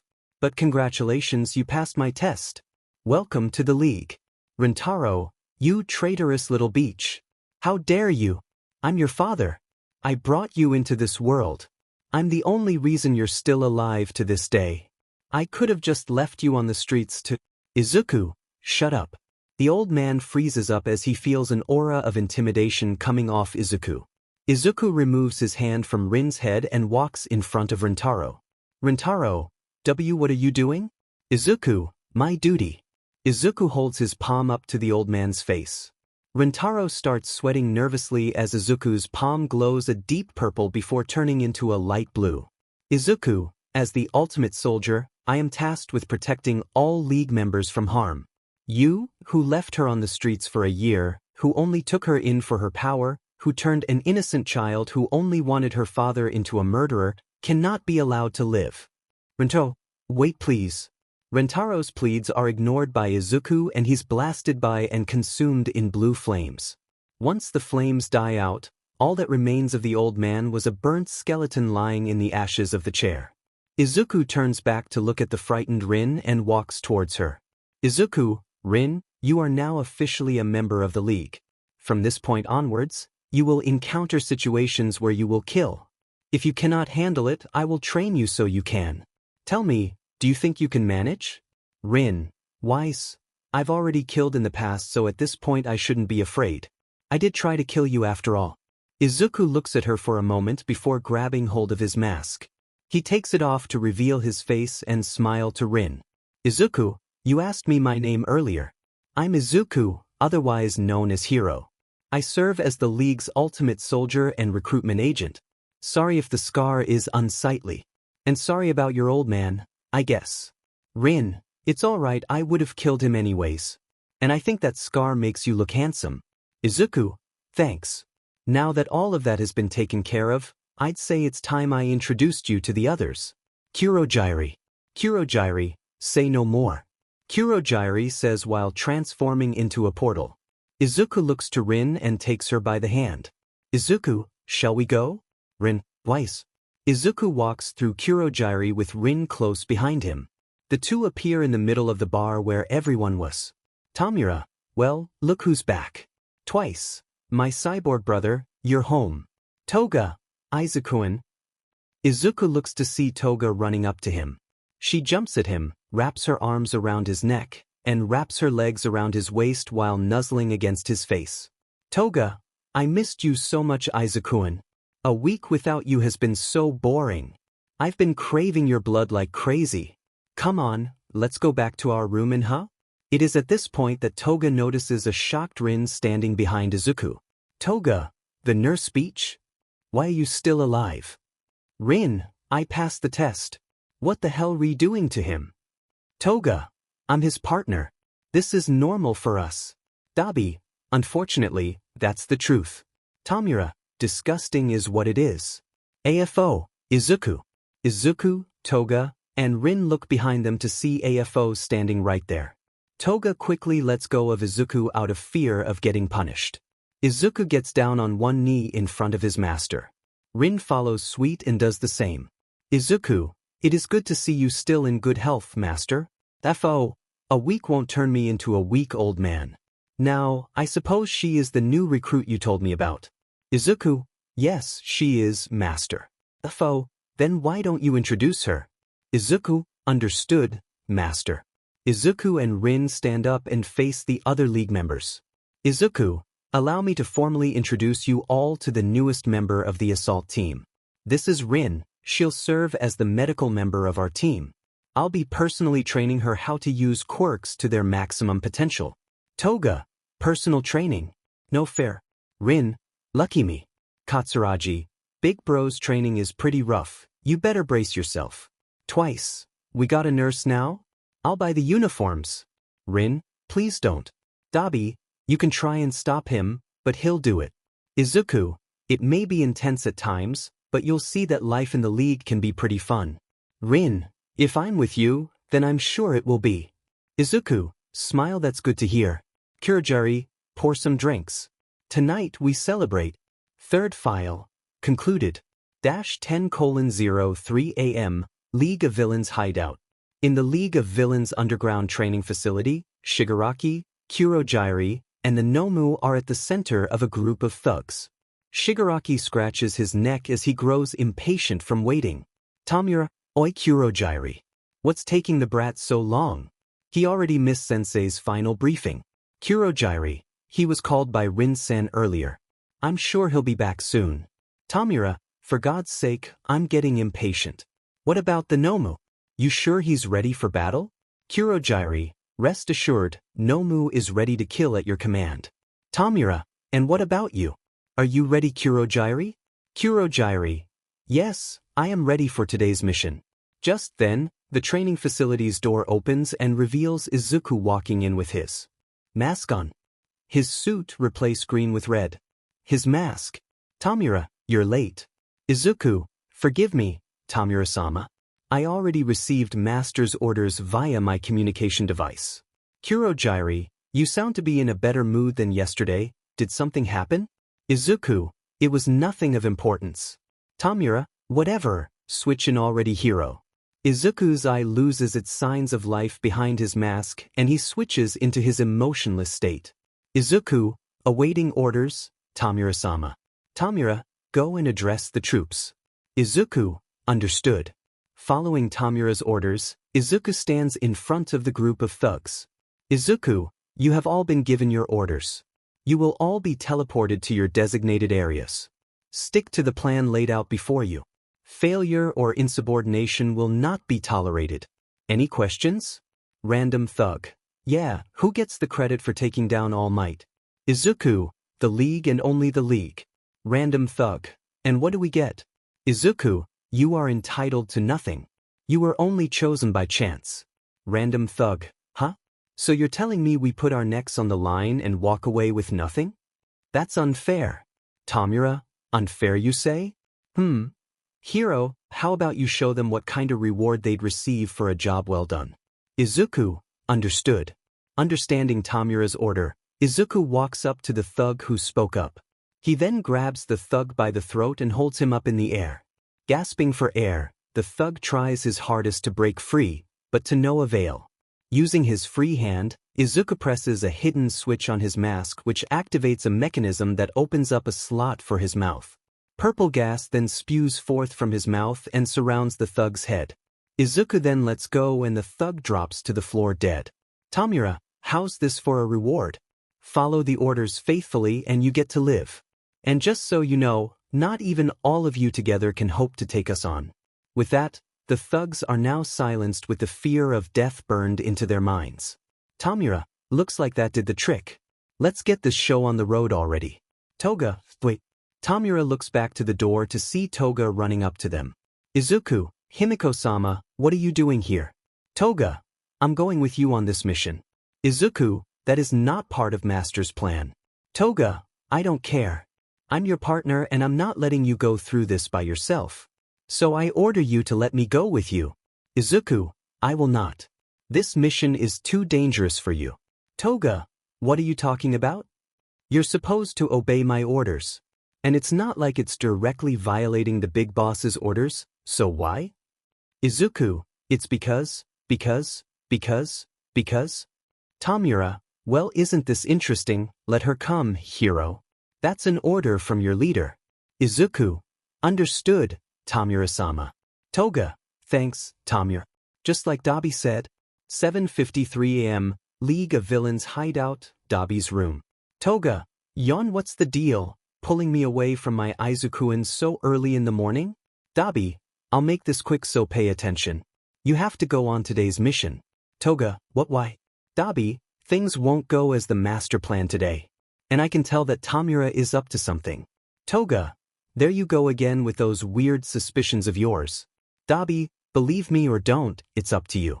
But I know you don't want to be away from him after yesterday. Toga, yeah, you're right. But how am I supposed to go on the mission? It's not like I can just join it. Dabi, if Tamura is planning what I think he's planning, he'd be happy to give Hiro a weakness. Bringing you along would definitely create a weakness. Toga, but it sounds like we'd be helping Tamura in his plan. Dabi, that's the only way we can help Izuya. Trust me, I'd come and help if I could, but Tamura would be suspicious and weary of me if I decided to join for no reason. Just let them know you want to help Izuya. Tamuro'll probably think you won't have any ulterior motives. Present time. Toga, what are you planning to do with my Izuku-in, Tamura? Tamura, so let's begin. Tamura says as he snaps his fingers. Kurogiri snaps into action and transforms into multiple portals. The thugs walk through one by one until the 3 league members and the Nomu remain. Tamura takes the first step through with Nomu and Izuku walking behind him and Toga walking behind them. They cross the portal into what appears to be a dome-shaped building. Far ahead of them at the top of the stairs at the entrance were a group of kids Izuku and Toga's age, as well as 2 older people. Izuku's eye glows blue behind his mask as he uses scan to identify all of them. Izuku, Pro Hero, Eraserhead, identified. Pro Hero, 13, identified. 11 unknown male students identified. 9 female students identified. Target, All Might, not located. Tamura, after all the trouble we went through to gather all these thugs, he decides to bail on us? Maybe he'll show up if we kill some kids. Just then, Eraserhead jumps from the top of the stairs and launches himself into the mob of thugs. Tamura, Eraserhead's making moves, huh? These low-tier thugs won't be able to take him down. He's good at close combat and those goggles make it hard to tell whose quirk he's erasing. Izuku, Tamura-sama, your orders? Tamura, let's just let him wear himself down for now. Kurogiri, go make sure the kids don't try to escape. Kurogiri, yes, Tamura. Kurogiri says as he warps to the entrance. Tamura, hero, make yourself useful and give me a drink. Izuku, yes, Tamura-sama. Izuku says as he creates a little table and a few bottles of alcohol and glasses. He then proceeds to mix together the drinks for Tamura. Toga, you're pretty laid back for a mission this serious. Tamura, I've no reason to be stressed. This isn't my first mission, you know? I know for a fact that everything will go exactly as I planned. Tamura says as he grabs the drink Izuku made for him. Tamura places his father's hand on the table and takes a sip of his drink. Izuku goes back to standing by the Nomo while Toga concentrates on Tamura. Toga, what the hell is he planning? What move is he going to make? I can't see through his expression. After standing motionless next to Nomo for a while, Izuku receives a transmission in his head. AFO, Hero, status report. Izuku, yes, master. Contrary to the schedule obtained by Tamura-sama, All Might was not found here. Pro Heroes 13 and Eraserhead are here. 13 and the students are being taken care of by Kurogiri. Eraserhead is currently in combat with the forces we gathered. Tamura-sama is taking focus of the fighting and Himiko-sama is taking focus of Tamura-sama. Nomo remains inactive and I detect no signs of All Might arriving. FO, I see. Knowing All Might, he'll arrive soon enough to protect his students. I expect you to protect the others until All Might arrives. Izuku, yes, Master. The transmission ends with that. AFO and the doctor are currently watching the events through Izuku's eye camera. It's strange though. I wonder what Shigaraki is thinking, bringing Toga along like that. AFO, perhaps he's grown overconfident. He could also be planning on swapping her out with one of the students. Independent thinking is fine, but he should be discussing his plans with me. Well, I'm sure we'll be able to see how his plan unfolds. Back at Yi, Izuku is still standing motionless next to Nomu. He continues to remain motionless until he notices something at the water area. He uses his mechanical eye to zoom in on the water and can see a whirlpool forming out of nowhere. Izuku uses overclock to slow down his perspective. This lets him see that a girl running on the surface of the water is causing the whirlpool. He lifts his finger and is about to blast her. That is until Tamura lifts 4 fingers up to stop him. Tamura, stand down, hero. You attack when I tell you to. Understood? Izuku, yes, Tamura-sama. Tamura, still, it might be time I make my move against Eraserhead. Tamura said while placing the hand back on his face. He stands up and throws his glass on the ground. He then dashes towards Eraserhead. Eraserhead, the final boss. Eraserhead yells while raising his hair and extending his scarf to Tamura. Tamura reacts quick enough and grabs the scarf. Eraserhead uses the opening and runs towards him. He pulls on the scarf and attempts to elbow Tamura. His elbow, however, is caught in Tamura's palm. Eraserhead grits his teeth as his hair falls. His elbow then starts to decay. Tamura, it's not exactly easy to notice, but there's an instance when your hair drops. That's when you reach the limit on your quirk. The more you use it, the shorter the time in between those instances get. Eraserhead clicks his tongue before his hair raises again. He then attempts to punch Tamura, but is met with Izuku's boot in his face. Tamura, I thought I said. Izuku, Master's order. Protection of League members take priority. Tamura, of course. I almost forgot about that. Well, whatever. I've got to give you credit, Eraserhead.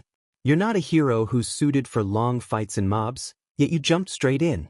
Was it to put your students at ease? Tamura says as the villains around Eraserhead start attacking. He barely manages to deal with them and turns to Tamura and Izuku while raising his hair. Tamura, not bad. By the way, hero, I'm not the final boss. Eraserhead looks behind him as he feels a heavy presence. Behind him stands the towering figure of the Nomu. Before Eraserhead can move, he's knocked down to the ground hard. Nomu proceeds to slam his fist onto his back a few times before just sitting on him and pulling his arm back hard enough to break it. Tamura, meet the bioengineered anti-symbol of peace, Nomu. Nomu twists Eraserhead's broken arm even further and causes him to yell out in pain. Tamura, being able to erase quirks is wonderful, but not impressive. When faced with overwhelming power, you may as well be quirkless. Eraserhead weakly turns his head to look at Nomu and tries to erase his quirk. Nomu simply steps on and crushes his unbroken arm. Tamura, erasing his quirk won't get you anywhere. His strength is beyond that. Nomu pulls Eraserhead's head up and slams his face into the floor, creating a crater. Tamura smiles behind his hand mask as Kurogyri materializes next to him. Tamura, Kurogyri, did you manage to kill 13? Kurogyri, I put 13 out of action, but was unable to disperse some of the students. One of them managed to escape. Tamura, Kurogyri, you're lucky you're a warp gate. Otherwise you'd be dead where you stand. Anyways, we're in trouble here. Even for us, taking on a bunch of pros might be trouble. I guess we should make our leave. But before we do, let's injure the symbol of peace's pride. Tamura says before dashing towards the water area faster than the eye can see. He places his hand on one of the students hiding in the water. Nothing, however, happens to the green-haired girl. Tamura, damn it. You're really cool, you know, Eraserhead? Tamura looks over his shoulder to see Eraserhead looking at him with his red eyes. Nomu slams Eraserhead's face back into the ground. In the next instance, the purple-haired girl next to her quickly jumps out of the water, tries to kick Tamura. Purple girl, get your hands off of her. In the split second she blinks, her foot and leg are grabbed by Izuku and Nomu. Izuku, deaf to those who threaten the young master. Tamura, you're fast, but not fast enough to beat these two. Send her to hell, hero. Izuku, yes, Tamura-sama. Izuku says as he sharpens his free arm. The girl in the water slaps Tamura's hand away and sticks her tongue out to stop Izuku. Tamura reaches both his hands to touch the two water-bound students. He's about to turn them to dust, but stops at the sound of the entrance doors being blown off their hinges.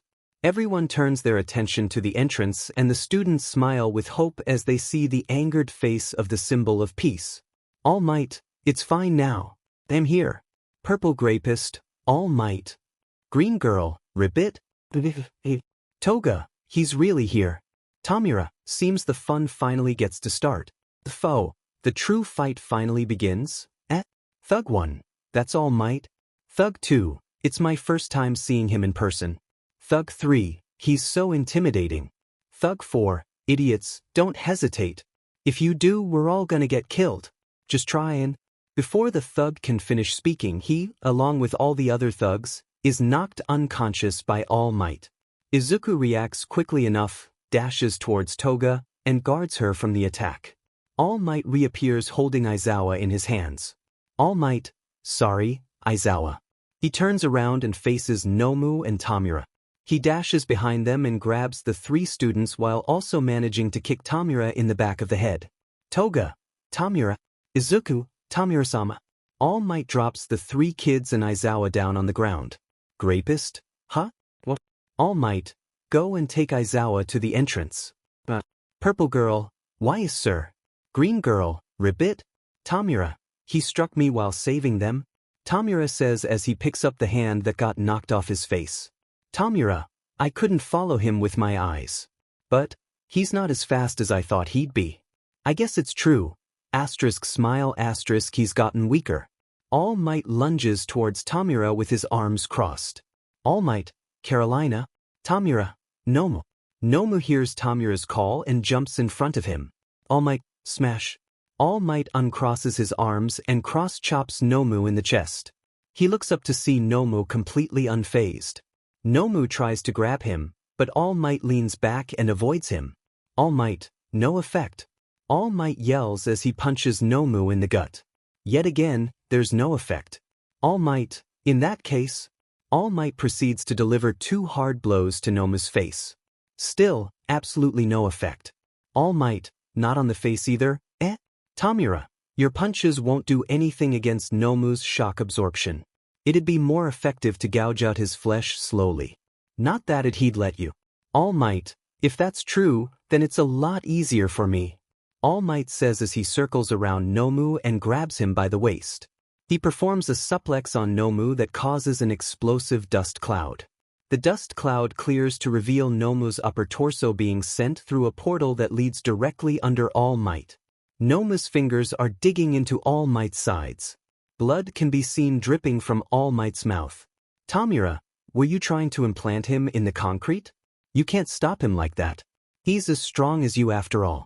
Nomu squeezes on All Might's sides even harder, which causes more blood to leak out. All Might lets go of Nomu's waist and tries to free himself. All Might, you better prepare yourselves. I'm not gonna go easy on you after this. Tamura, Kurogyri. Kurogyri, normally I don't like guts and blood overflowing within me. But for someone as great as you, I can make an exception. Nomu's job was restraining you. Tearing you in half is mine. Purple Girl, All Might. The purple-haired girl from earlier appears right in front of All Might. Kurogyri appears in front of her and opens a portal. Kurogyri, how foolish. Before she can get warped away though, Kurogyri gets blasted by an explosion from a blonde girl coming out of nowhere. Blonde, out of the way, Mary. The blonde girl grabs Kurogyri by his metal neckpiece and slams him into the ground. Blonde, ate this. The ground starts freezing and the majority of Nomu's body gets covered in ice. The ice can be seen coming from a girl with half red, half white hair. Dual Girl, I heard you were here to kill All Might. Mary, you guys? With Nomu's grip loosened because of the freezing, All Might breaks free. A red-haired boy jumps into the scene and tries to attack Tamura. Tamura, however, manages to easily dodge. Redhead, damn, I didn't get to show off. Blonde, not so stuck up now, are you, Foggy? Dual Girl, the symbol of peace can't be killed by the likes of you. Tamura, seems like our escape route has been apprehended. Toga, got it. Toga launches her needles at the students and causes all of them, except the blonde who blasts it away, to jump back. Nomu lifts himself out of the portal at the cost of losing his arm and leg. They both, however, manage to regrow almost instantly. All Might, what? I thought his quirk was shock absorption. Tamura, who said that was all he had? Nomu has super regeneration. Modified to take you on at 100%, Nomu is a super efficient human sandbag. How about we get our escape route back? Nomu dashes at the blonde holding Kurogiri hostage and throws a heavy punch. This causes a massive backdraft and sends a figure flying into a wall. Once the smoke clears, it is revealed that the blonde was with the other students, and All Might was the one being knocked back. Tamura, protecting the kid, how heroic of you. Blonde, All Might, not holding back, are you? Tamura, I didn't have a choice. It was to rescue my comrade. Besides, that purple one was about to kick me with all she had. Violence for the sake of others is admirable. It makes me mad that the world categorizes the same violent acts as heroic or villainous. Some symbol of peace you are. You're just a tool used to repress violence. Violence will bring about more violence. This will be known by the world once you die. All Might, don't mess with me. I know you just want to enjoy this yourself. Tamura? He already figured me out, have you? Dual Girl, it's 5v5. Redhead, these guys are nuts, but if we back up All Might, we can push them back. All Might, no. Run away. Dual Girl, you would have been in trouble if I hadn't done anything back there, right? All Might, that was a different story, young Todoroki. Thanks. But it's fine now. Just watch as this pro gives it everything he's got.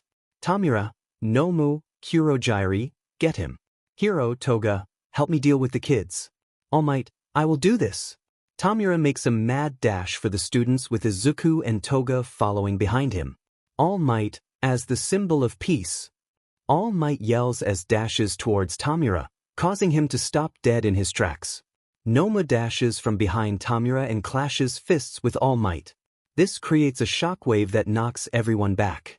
The two begin trading blows powerful enough to create a constant gale repelling everyone. All Might, shock absorption and shock nullification are two different things, you know. Absorption means you've got a limit. Nomu punches All Might in his wound. All Might reels back from the pain, but pushes on and continues to attack at full force. All Might, if you were made to fight me at 100%, I'll just have to beat you beyond that. All Might's punches begin to pick up speed and Nomu can be seen being pushed back. All Might's punches seem to be getting stronger with each and every hit. All Might, hey villain, have you ever heard these words? All Might reels his fist back and builds up a tremendous amount of power. All Might, go beyond. All Might thrusts his fist into Nomu's gut with all his might. The power from the punch seems to almost irradiate light upon impact with Nomu. All Might, plus Ultra. Nomu is sent flying by the punch and crashes straight through the dome. The vibrations from attack is felt by literally everyone in the dome. Toga, no way. The Nomu, Kurogiri, he was defeated. Seems this mission is a failure.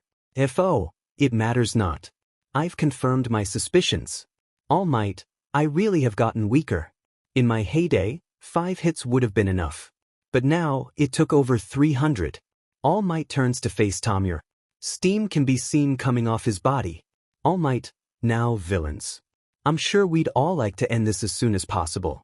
Tamura, do you really think I'm naive enough to fall for such an obvious bluff? All Might, you think I'm bluffing? If you're so confident that I am, just come and attack me. Tamura, Hiro, give me a scan. Izuku, target, All Might. Vital signs, weak. Time limit, near reached. Status, killable. Ally forces, still mobile. Kurogiri, even with just the 4 of us, We can kill you if you're this weak. Toga, reinforcements will be here any minute though.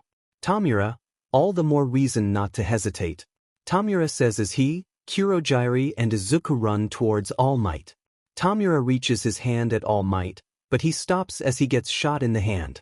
Tamura, what? All Might, head just on time. Gathered at the entrance, a group of pro-heroes can be gathered at the entrance. Standing in front of them is a blue-haired boy dressed like he's a vehicle from Initial D. Blue Boy, I, Tenya Ida, Class 1A representative, have now returned. The remaining conscious thugs open fire and try to attack the pros. They're immediately taken down by Present Mike yelling Ectoplasm's clones. Tamura, tease, the teachers are here. The pro-hero Snipe tries to shoot Tamura, but his shots get blocked by Izuku jumping in front of Tamura and crystallizing his body. The three can then feel themselves being sucked in by 13's quirk. Izuku sharpens his legs and digs them into the ground to stop them from getting sucked in. He lifts his arm up into the air and points his fist into the sky. Magma coats his arm and gets launched at the pros. Izuku, great eruption. This forces 13 to cease their black hole and absorb the magma instead. Toga, hey, we've got to leave now. Before we get caught. Tamura, yeah, I guess it's time for the showstopper. FO, showstopper? Tamura walks up to Izuku and places his hand on his neck. Tamura, hero, your body is completely healed after the previous mission, yes? Izuku, yes, it is, Tamura-sama. Tamura, meaning you can fight at full force, right? Izuku, yes, Tamura-sama. Tamura, smirk good. Consider this my parting gift, heroes. Hero, kill them all. Izuku, as you wish, Tamura-sama. Toga and FO, what? Tamura, Toga, you stay here and try to bring him back alive. See ya. Kurojairi, forgive me, hero, Toga. The two of them warp away, leaving Izuku and Toga. FO, hero, ignore that order and escape immediately. FO, hero. Izuku respond. Something's wrong. I can't reach his communication device. Something is interfering with the signal. FO, I thought the signal couldn't be interfered with. It can't. At least not through something as minuscule as a signal jamming quirk. Toga, hero, let's get out of here. That's an order. Izuku, order interferes with Tamura-sama's order. Izuku walks up to Toga and holds his palm in front of her face. Izuku, glass box. Water sprouts from Izuku's palm and freezes into a cube around her. The frozen cube then gets crystallized. Toga, hero, what are you doing? Izuku, defending league member. Izuku turns around to look up at the pros gathered by the entrance. He looks to his left to see All Might still standing there. Izuku slowly begins walking towards him. He stops, however, as his feet get frozen to the ground. He turns around to see the dual-haired girl freezing the ground. Todoroki, you're not taking another step forward. All Might is then sealed off in a dome created from the concrete. Izuku looks back at the entrance to see the source of the interference as the pro, Cementos. So you're the famous hero killer, hero? It's a pleasure to meet you. I'm Nizu, the principal here. Allow me to repay you for how you've treated my students. Izuku remains motionless and simply stares at the rat-bear hybrid. The ice around his feet melt and vaporize into steam. Izuku looks at his right hand and opens and closes it as if to check something. Once he's done, he shifts his gaze back to the heroes and starts slowly walking towards them. While walking, he grabs two still unconscious thugs by their heads without stopping. Dragging the bodies with him, Izuku stops after a few steps. His hands turn black and a black star forms on the backs of both of them. With swift motion, Izuku tosses both thugs at high speed and sends them crashing into a blonde and pink-haired hero. Mike, what? Ectoplasm, such power. Nizu, all of you kids, go outside with Aizawa now. Leave this to your teachers. The students follow their principal's orders and quickly run outside. The four students nearby Izuku run towards the stairs. Izuku turns his head to them and holds up his left palm to them.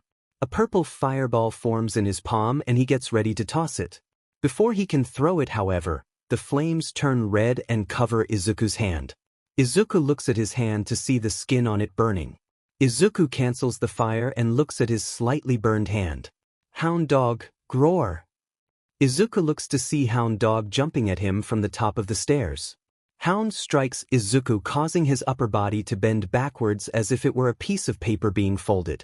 Hound Dog remains still, thinking he's won, only to be shocked when Izuku's upper body bends back to normal.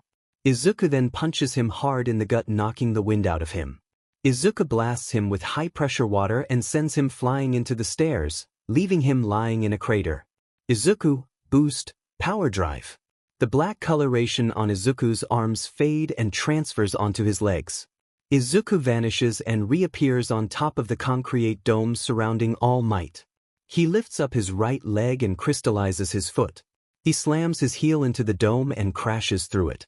In there he finds a giant hole but no signs of All Might. He jumps out of the dome and uses scan to search for All Might. He locates him back at the entrance with the other pros. Nizu, did you think we were going to make this easy for you? Right as he says this, a pair of metal arms burst out of the ground and pull Izuku's legs in the holes. Power loader, got. The sound of gunfire rings through Izuku's ears as he can see high-speed bullets heading his way with overclock. He crystallizes his body and tanks the shots. Izuku uncrystallizes his body and creates an electric current. This electrocutes the underground hero, causing him to let go of Izuku's legs. Izuku creates pseudo-limbs and lifts his legs out of the holes. He notices Snipe standing at the base of the stairs with his gun pointed at him. Izuku reaches into his coat and pulls out his sword gun. He makes a mad dash for Snipe as he fires shots at Izuku. Izuku doesn't stop as the bullets land and damage him. Izuku gets close and thrusts the blade of his gun in Snipe's stomach. Snipe, Izuku pulls the blade out and fires 2 shots in his kneecaps. This causes Snipe to fall to the ground. Izuku stamps his heel onto Snipe's fingers, successfully breaking them. Snipe screams out in pain as Izuku fires another shot in his back. Vlad, you little bastard. Vlad charges at Izuku and creates a spiked gauntlet with his blood. Izuku, liquefy. Vlad punches at Izuku only for his body to turn to a black liquid and get splattered. Vlad, what the? Quirk number 27, Matter Manipulation, allows the user to shift their body between the 3 states of matter.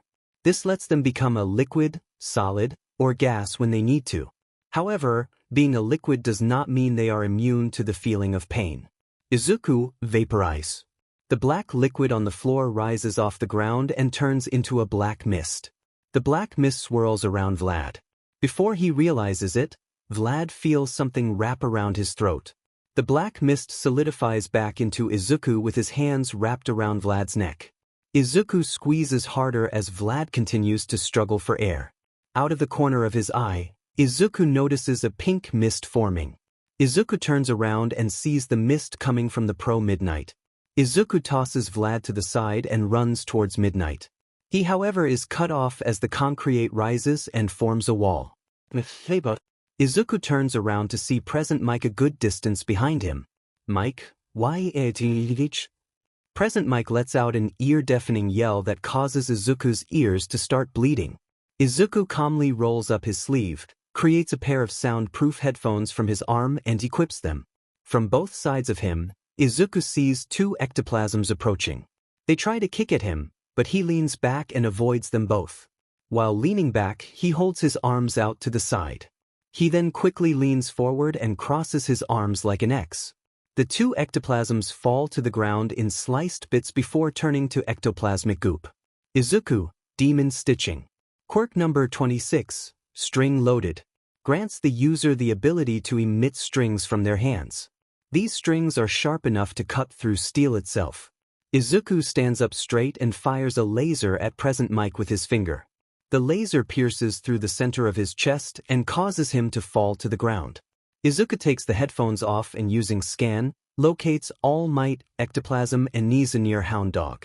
Nizu, seems he's spotted us. Ectoplasm, let's go Hound Dog. Ectoplasm and Hound Dog run towards Izuku with full power.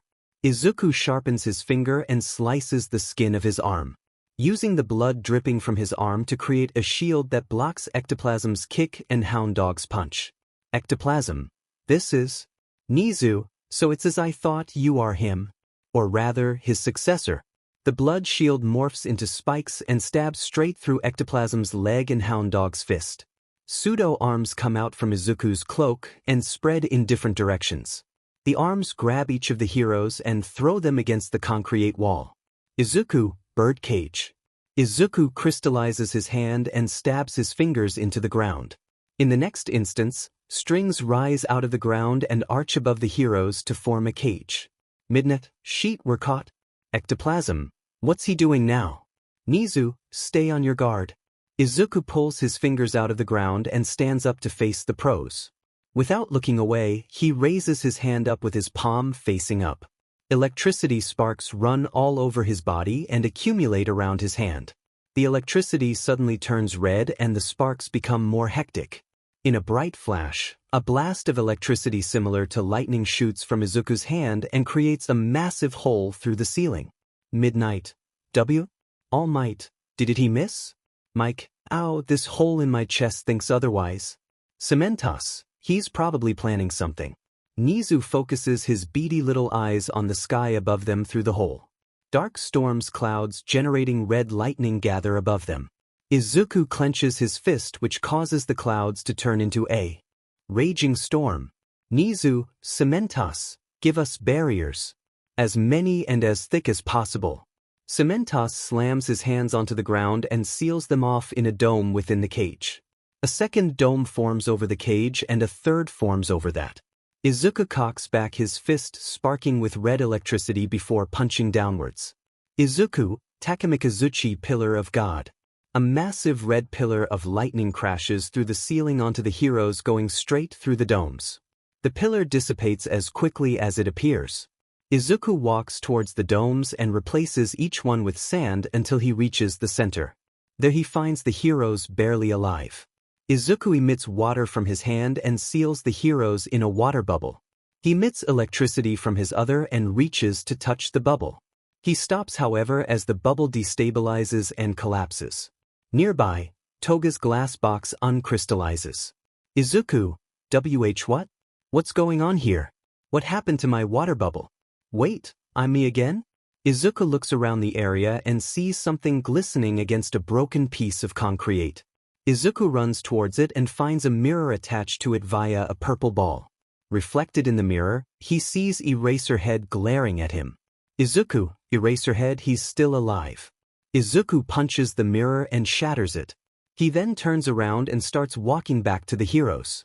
Izuku, I can't switch back, but my mission remains the same. Enjoy your final moments. Izuku stops as he hears something moving towards him from two different directions. He crystallizes his upper body to block a punch from the purple-haired girl from earlier and a kick from the blue-haired boy from earlier. Maria, what's with this guy's body? Ida, it's like kicking diamonds. Izuku, rebound. Izuku uncrystallizes his body and seems to vibrate before repelling the two students. Quirk number 21, Superflex.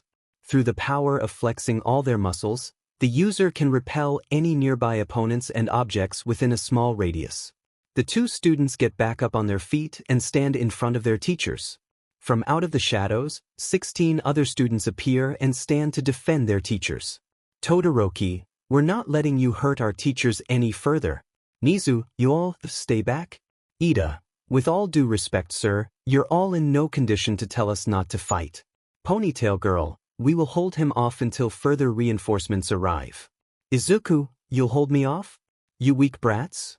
Mary, the hell were you calling a brat? You sound at least our age. Blonde, you're the hero killer, right? I'm gonna make you pay for what you did to Uncle Hisashi. Izuku feels a sharp pain in his head from hearing Hisashi's name. He shrugs it off and looks back at the students. Izuku, my mission here is to kill all of you. I was going to save you brats for last, but it looks like you don't get that mercy anymore. Erasing my quirk was a mistake. I can be a lot more brutal when I'm me. Redhead, is it me, or does he seem a little different? Mary, think the teachers might have knocked a few screws loose. Todoroki, get serious already. He's a murderer. Kizugu, murderer? Haha, that's such a vague term. I am a soldier. Without anyone so much as blinking, Izuku leaps forward and grabs the redhead boy by the face. He then slams his head into the concrete. Ponytail girl. Kirishima-kun. Mary, he's fast. Bird boy, I couldn't see him move. Izuku, a murder will kill due to personal feelings. I kill because it is my objective. Kirishima, ow, that would have been bad if I hadn't hardened. Izuku, a hardening quirk, eh? Izuku lifts up his foot and holds it above the boy's face. He powers up his leg with boost and sharpens his foot. Izuku, die. Bird boy, not so fast. The bird boy opens his cloak and sends a black entity towards Izuku. The shadow grabs Izuku and pulls him closer. Bird boy, how's that? Izuku, oomph, nice try. Izuku turns to liquid and seeps through the shadow's fingers. Bird boy, what the? Electric boy, look out Tokoyami. The liquid Izuku rises from the ground and tries to stab the bird boy. The bird boy, however, gets saved by the purple-haired girl grabbing and pulling him out of the way. Tokoyami, thanks, Kuchiki-san. Tape boy, what's with this guy? It's like he's got multiple quirks. Todoroki, he's probably like that beast from earlier. Izuku, as if, Nomu doesn't compare to me. I'm not artificial. Izuku says as he reforms and takes out his sword gun. He holds out his left hand and creates an identical gun. Ponytail girl, that's like my quirk. Izuku, oh is it? So you have a similar quirk to this one. Let's see which is superior. Izuku leaps into the air and fires rounds at the girl. She reacts quickly and creates a shield to block the bullets. Izuku descends and slashes at the shield with his blades. From his sides he sees a muscular boy in a yellow suit and an octopus-like creature run at him. Izuku creates two pseudo-limbs holding his twin pistols and fires at them both. The bullets are deflected and blocked by the redhead and dual-colored girl's ice. Izuku shambles. Izuku places one of his hands on the girl's shield and swaps it with a bunch of feathers. He then knees the girl in the gut and sends her rolling across the ground. Earlobes, Momo, you bastard! The girl with earphone jack earlobes attacks Izuku with sonic blasts from her legs. Seeing what's coming, Izuku puts the earphones back on and mechanizes his arms. Izuku, mechanization, drill. Cannon. Izuku transforms his right hand into a drill and his left into a blaster. He fires a condensed ball of red electrical energy at the girl, but it gets swatted away by the dark shadow. Izuku, Tisich, you're annoying. A yellow light charges up in Izuku's cannon arm. Izuku fires the yellow ball at the shadow. The ball then explodes into a blinding light that blinds everyone. Quirk number 22, Light Grenade. Allows the user to create light bombs that temporarily blinds their opponents. The larger the bomb, the longer it takes to form it. The bright light causes the shadow to go back under the cloak of its bird host. Izuku takes advantage of the opening and attacks the bird boy with his drill. The bird boy, however, gets knocked out of the way by the redhead boy who tanks the attack with his hardened skin. Seeing as he wasn't budging, Izuku blasts him back with a pressurized water blast from his cannon. Izuku transforms his arms back to normal and creates several knives in his hands. He throws them up in the air and they seem to hover in place. The knives each head straight towards a different student but miss their marks. Izuku then fires at the muscle boy, but the bullets instead hit the redhead. Electric boy, what the hell is going on? Quirk number 23, Flow. Allows the user to create invisible pathways in the air. The pathways are drawn with the fingers and anything caught in them will flow through them. The pink-skinned girl throws acid at Izuku. He simply drags his finger horizontally in front of him and sends the acid flying in that direction.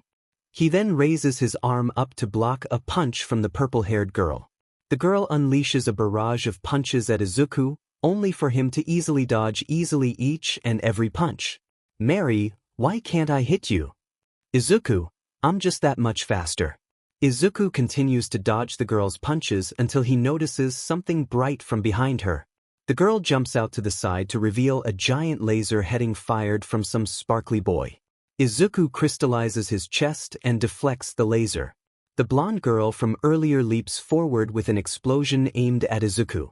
Izuku slaps the girl's hands away to avoid the explosion and elbows her in the back. Izuku's torso and arms then appear to be wrapped up in tape from the kid with weird elbows. The muscle boy then runs up and punches Izuku in his crystallized mask.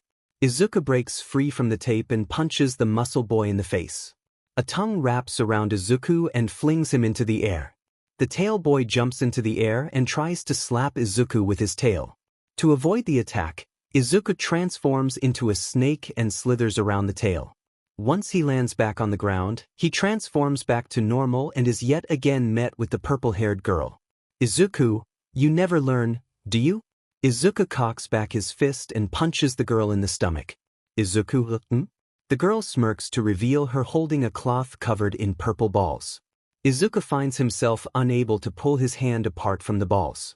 Mary, never thought I'd be thankful for that little perv's ability. Ida, you're finished. The vehicle-themed boy from earlier makes a run towards Izuku with his legs ablaze. Izuku tries moving away, but the girl, along with the octopus creature and redhead boy, hold him in place by his arm. Kirishima, nowhere to run. Octoboy, end of the line for you. Izuku, you sure about that? Izuku says while raising and crystallizing his free arm. Expecting an attack, the redhead hardens his arm to block. Izuku, however, brings his arm down and slices off his own hand.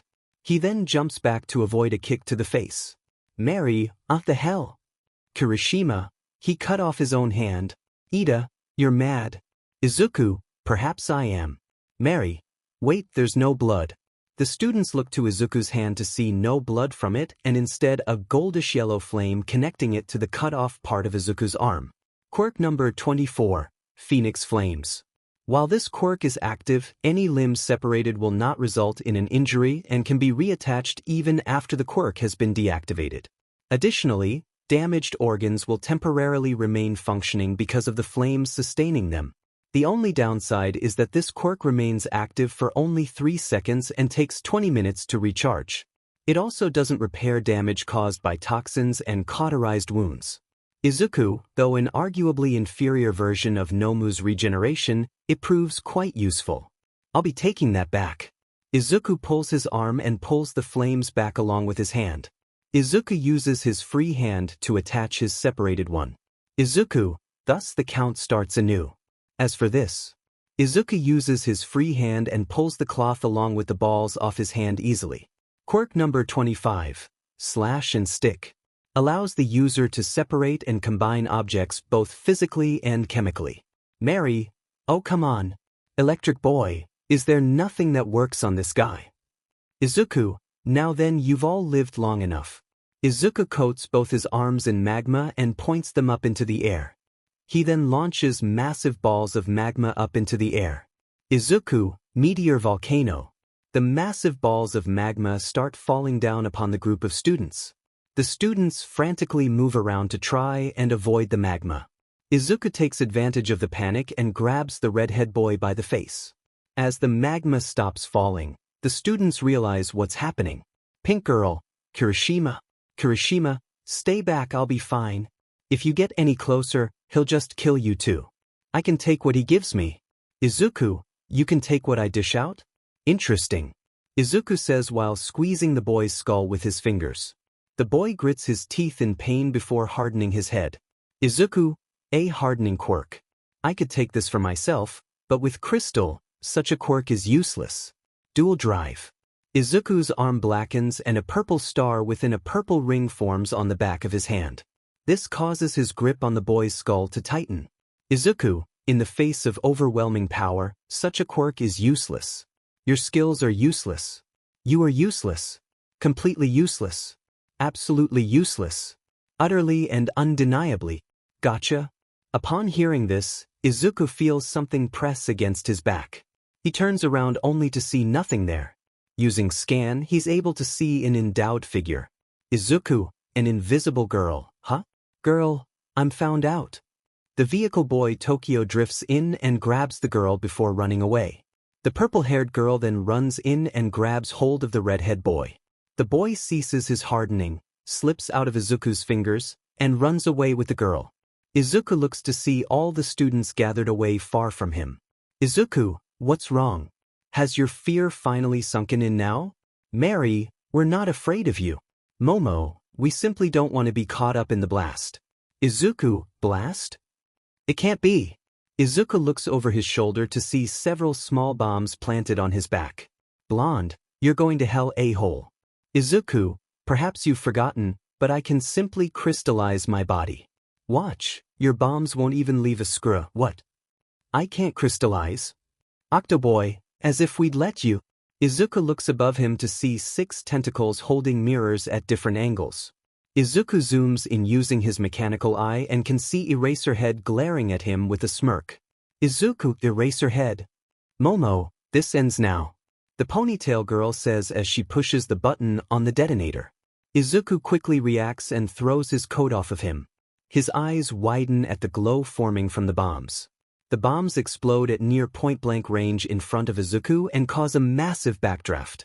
The students and injured teachers try to protect themselves from the harsh winds. Tokoyami, did we get him? Electric Boy, that explosion was point-blank and he couldn't use his quirk. There's no way he didn't get hit. Nizu, don't underestimate a villain. He could very well be perfectly fine. Izuku, not bad. You took advantage of my idiotic overconfidence and caught me in a trap I couldn't avoid or defend from. It's quite impressive for children. The students and teachers snap to attention from hearing Izuku's voice. Izuku, it's a real shame though. As the smoke clears, the eyes of 3 certain individuals widen. Izuku is seen standing there with half his shirt burnt off, large parts of his skin burnt and bleeding, and his mask destroyed, completely revealing his face. Izuku, I made this costume especially for today. Meanwhile, League of Villains Bar. The members of the Assault and Vanguard squads are seen sitting around in silence. Twice is tinkering with his arm, Hino and Magna are playing cards, Katsuragi is playing a video game, Compress and Spinner are having a game of darts, Rin is busy knitting and Dabi is drinking alone in a booth. Magna, they sure are taking their time. Spinner, they are fighting the All Might. You can't expect them to speedrun their way through him like a video game. Compress, nevertheless, our worries remain. There's always the off chance something might have happened. Rin, even if something did happen, my Zuzu will make sure they get out of there safely. Katsuragi, yeah, there's nothing on earth that can stop Big Bro when he's fired up. By the way, since when do you knit? Rin, is it a crime for me to take interest in new things? Well, even if it is, I don't care, I'm a villain. Twice, damn right. We can do whatever we want. Hino, get me a motor oil martini. Hino, I'm too busy here to make you your suicide drink. Just then, the monitor in the bar turns on and grabs everyone's attention. On the monitor appears the masked face of AFO. Twice, hey big boss. What? AFO, where is Tamura? Twice.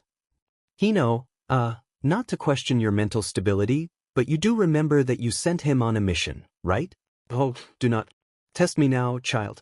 The mission resulted in a failure and called for a retreat. Katsuragi, so the Nomo lost, huh? Twice. Oh, then the others should be here any minute now. AFO, Tamura and Kurojiri have already evacuated. Izuku and Toga were left behind and are still fighting as we speak. Rin, what? AFO, I've completely lost communications with both Izuku and Tamura. Without Kurojiri, I can't warp there and he's out of range so I can't rescue him from here. Spinner, whoa, what are you trying to say here? FO, I'm saying Izuku and Toga are in great danger and we have no means of helping or saving them. They've been left to die. FO says while slamming his fist on a table angrily and ending the communication. AFO, Tamura. Back in the bar. The reality of what the group just heard is slowly starting to sink in. Rin, Zuzu, Twice, Toga, Hino, they've been, Magna, left for dead? The smell of burning wood causes everyone to turn towards Dabi. He is seen sitting in a burning booth with his drink boiling in its glass.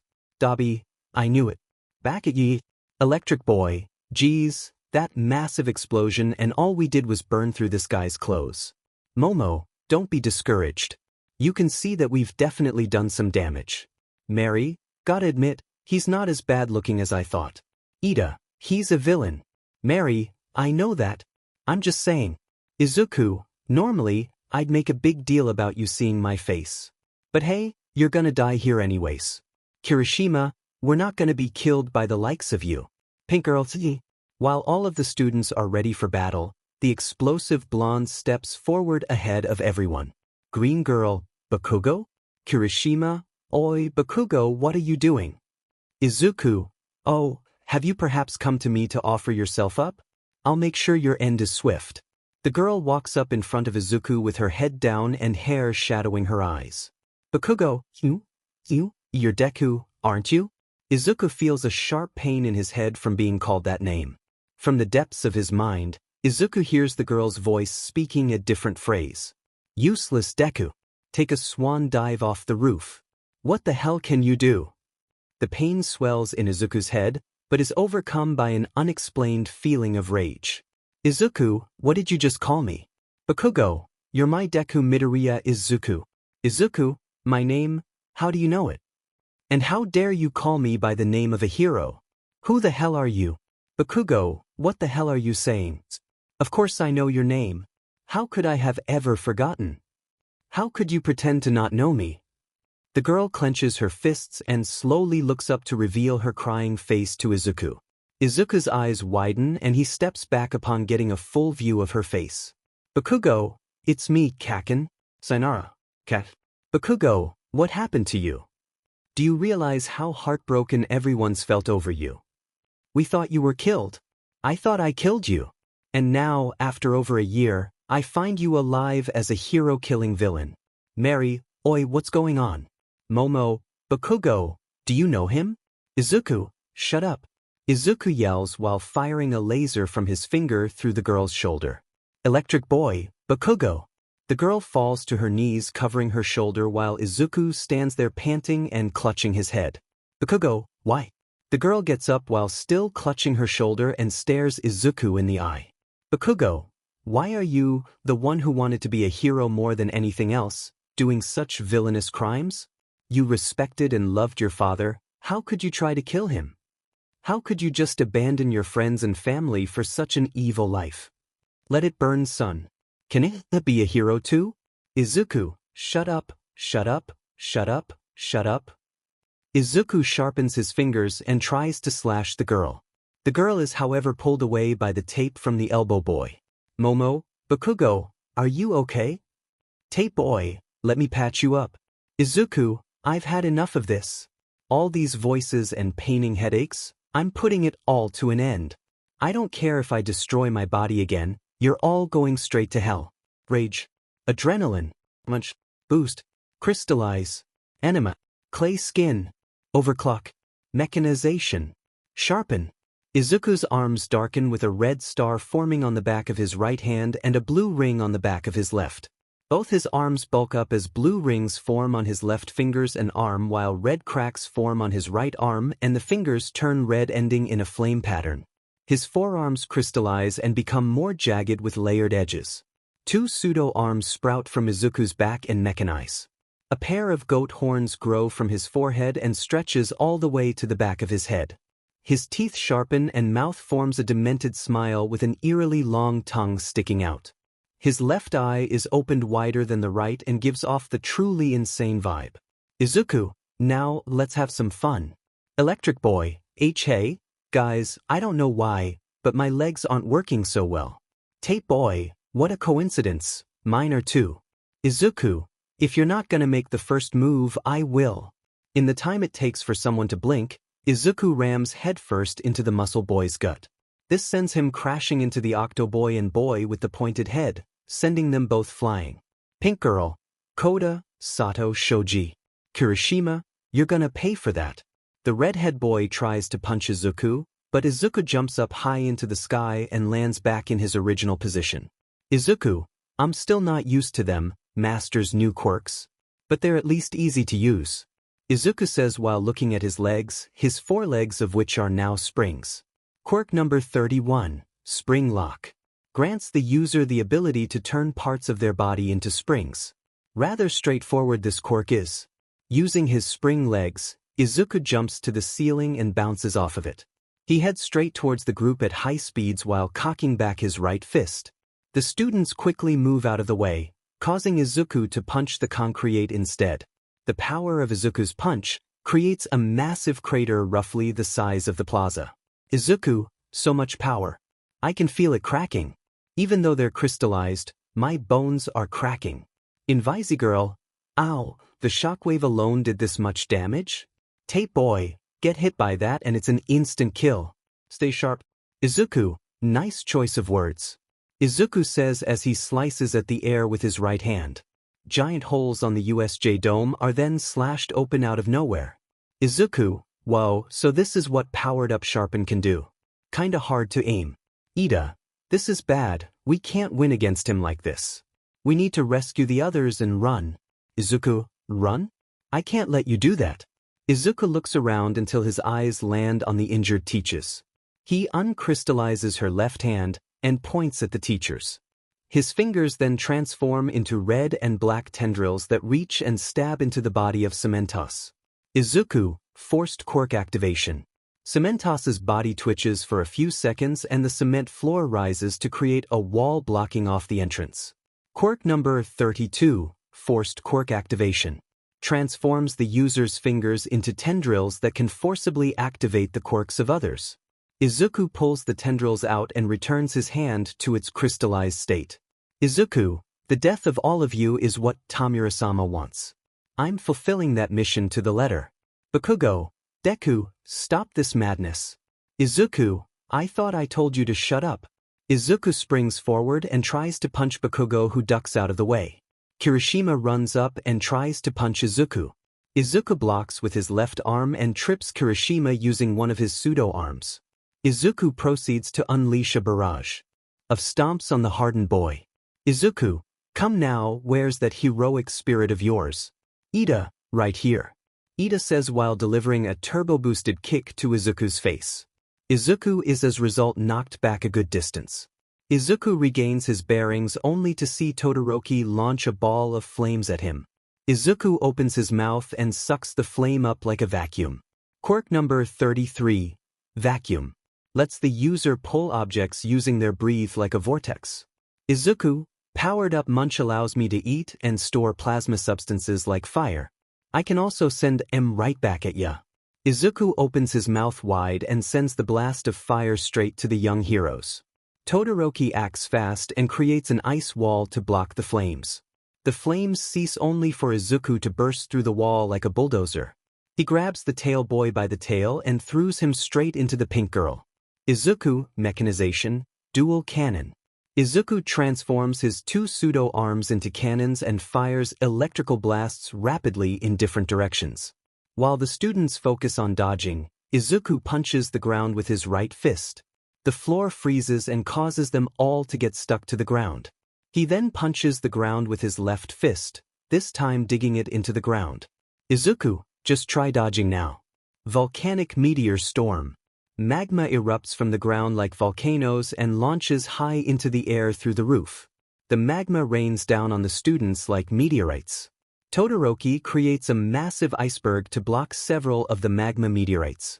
Momo uses her quirk and creates military-grade multi-headed rocket launcher to blow up the remaining meteorites. Izuku, struggle all you want, you're just prolonging your inevitable death. Izuku stops his maniacal laughing for a second due to him getting hit in his low-hanging parts by a metallic pole created by Momo. Izuku, shitty brats, that was a low blow. Izuku says before falling on his side in pain.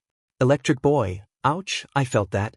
Momo, now, while he's down, get free from the ice. Todoroki, I'm on it. Todoroki uses her flames and melts the ice holding them in place. It is at this time that Izuku recovers from the shock and gets back up. Izuku, well, that hurt. But at least it got me back on my senses a bit. And I think I'll thank you for that by taking that stick and shoving it straight up your... Ida, how dare you? Ida runs up and tries to kick Izuku. Izuku simply raises his left arm and blocks the kick. He then flexes his muscles and repels Ida with the force. Using his spring legs, Izuku jumps far back away from the group. Izuku, mechanization, hyper lens. Izuku throws his arms to his side and mechanizes his chest. A red lens appears on the center of his chest. Izuku, let's see what happens when I magnify my powered-up laser with my powered-up mechanization. Izuku creates spikes on the bottom of his feet and plants himself in the ground. He then stabs his pseudo-arms into the ground behind him and crystallizes them. The lens on his chest starts glowing with a pinkish light and veins start bulging around it. Izuku, Rose Cannon. The light flashes incredibly brightly and a large laser fires from Izuku's chest lens. The sparkly boy fires a laser from his belt and clashes with Izuku's laser for a moment. The lasers struggle against each other before Izuku's overpowers the sparkly boys. Momo jumps in front of the boy and creates a dome-shaped crystal object. The laser gets deflected by the object in several directions. The laser blast comes to an end as Momo falls on her side. Perlobes, Momo, it appears, I've reached my limit. Izuku, huff, you brats, huff, really don't know when to give up. Mary, is he tired? Todoroki, it looks like he's reaching his limit. Izuku limit? A soldier has no such thing. I will only rest once you all die. Izuku yells as he starts running towards the students. He, as well as the students, can see that he's much slower. Izuku, shit, the exhaustion is getting to me. Before Izuku can make it to the students, he gets punched in the face. He looks to see the fist coming from a barely standing hound dog. Izuku, damn dog, stay down. Izuku says as he punches Hound Dog in the face before being immediately punched and kicked in the face by Vlad and Ectoplasm. Izuku, the teachers? Toru, what are you guys doing? You're too injured to move. Nizu, what do you want us to say? Seeing our students fight alone so hard makes us feel ashamed as teachers. We can't neglect our duties. Izuku, it matters not if you're still standing, you will still die. Izuku uncrystallizes his right arm and ignites it in purple fire before crystallizing it again. The flames almost immediately turn red and start burning Izuku through his crystallization. Izuku screams out in pain before dropping to his knees while clutching his arm. Izuku, why? Why is it red? Why does it burn? This is my own power. It will bend to my whims. Izuku yells as the flames proceed to turn black. He then gets back up and stares everyone down. He yells loudly before running with his fist cocked back. Ectoplasm tries to kick Izuku, but his leg gets incinerated through by a punch from Izuku. Ectoplasm, what? Nizu, don't touch those flames. Todoroki, I won't give him the chance to use it. Todoroki says as she sends a wave of ice heading towards Izuku. Izuku punches the ice and completely shatters it. This punch, however, causes Izuku's crystal arm to crack a bit. Izuku screams out in pain and subconsciously uncrystallizes his arm. Feeling sorrow from hearing Izuku's pain, a single voice screams out. Please stop. Isn't all this pain enough for you? The students and teachers all look towards the source of the voice. Izuku, in a fit of rage, turns to the source of the and points his finger while charging a laser. Upon getting a look of the source of the voice, Izuku suddenly loses his urge to kill. The girl appeared to have shoulder-length brown hair and brown eyes. Izuku, look familiar. Izuku continues to stare at the girl, but is interrupted by the cement wall being blown up by flames. Hey, we heard there were some villains causing trouble here. A hero killer, to be specific. This better not be a waste of time. I see All Might's being lazy on the job. Izuku looks to the remains of the wall to see four immediately recognizable figures walking through. Izuku, F me. Nizu, it sure took you long enough. Endeavor, so this brat is the so-called hero killer? Izuku, oh Endeavor, it's been a while. Endeavor, been a while? You must be losing your mind. Izuku, you don't remember me? This eye of mine sure remembers you though. Best Jeanist. A shame, another member of this generation gets twisted. Gang Orca, it can't be helped. Let's just stop him from worsening his crimes. Maruko, you've killed over 100 heroes, right? Let's see how your strength actually stacks up. Maruko says as she jumps straight at Izuku. Izuku tries to move, but he's held in place by his pants being manipulated by Best Jeanist. Izuku shambles. Izuku swaps the material composition of his pants with plastic. Best Jeanist, plastic. Izuku switches the material back and blocks a kick from Maruko with his left arm. He tries to swat her away using one of his pseudo arms, but she dodges. He is then rendered motionless by a sonic blast from Gang Orca. At that moment, A fireball is hurled at him by Endeavor. Izuku, unable to move, manages to blast a stream of water from his mouth and cancels out the flames. Meanwhile, at the undisturbed site of Toga's glass box, cracks are seen forming on it. Cracks continue to form until a knife breaks through. The knife stabs through the ice several more times and eventually tears down the wall. Toga, oh God, I'm free. That took forever. Now where is... Before she can finish her sentence, Toga can see Izuku and notice the predicament. Toga, hero, get away from him. Toga yells as she throws a knife up into the air. The knife descends and lands right in Gang Orca's blowhole. Gang Orca, ow. Right in the blowhole. Toga, hero. Izuku, Himiko. Toga, what happened? Your face. And you've gotten injured so badly. Izuku, hee, I got a little carried away. Seems my cover's been blown. And my chances of escaping seem slim. Toga, don't say that, we can still escape. Izuku, no, you can escape. I'll make sure of that. I at least want to save you. Toga, hey, what do you mean by that? Izuku, the seeds have already been sown, the next generation of Master's power is on its way. I'm no longer necessary. It's just a shame I couldn't live up to Master's legacy. Toga, stop talking like that. You make it sound as if you're going to, My clothes. Toga's clothes suddenly tighten and prevent her from moving. Best Jeanist, you let your guard down. Endeavor, go to hell. Endeavor sends a massive stream of flames straight to the villain duo. Izuku quickly turns and grabs Toga. He forces her on her knees and covers her as the flames hit his back. Toga, Izukuin. Izuku, smile, I'm fine, Himiko. Izuku smiles at Toga for a moment before hearing running behind him. He throws her to the side before getting kicked at the back of his head by Miruko. Toga, Izukuin. Izuku, lying on the ground, turns around so he's on his back. He's then stepped on by Miruko.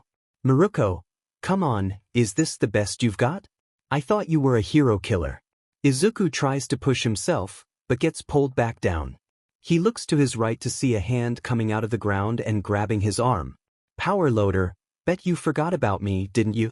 Another hand pops out of the ground and cuffs Izuku's wrist. Izuku's body starts reverting back to normal as he feels the powers of his quirks draining. Power loader, quirk suppressing cuffs, pretty useful, aren't they? Power loader pulls his hands back in the ground while leaving half of the cuff in the hole. He then does the same with Izuku's left wrist.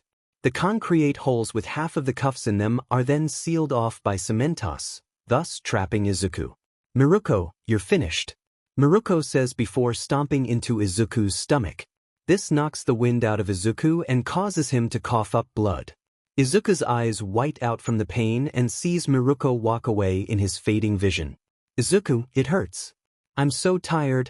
Izuku's eyes slowly starting shutting as his head falls back down to the ground.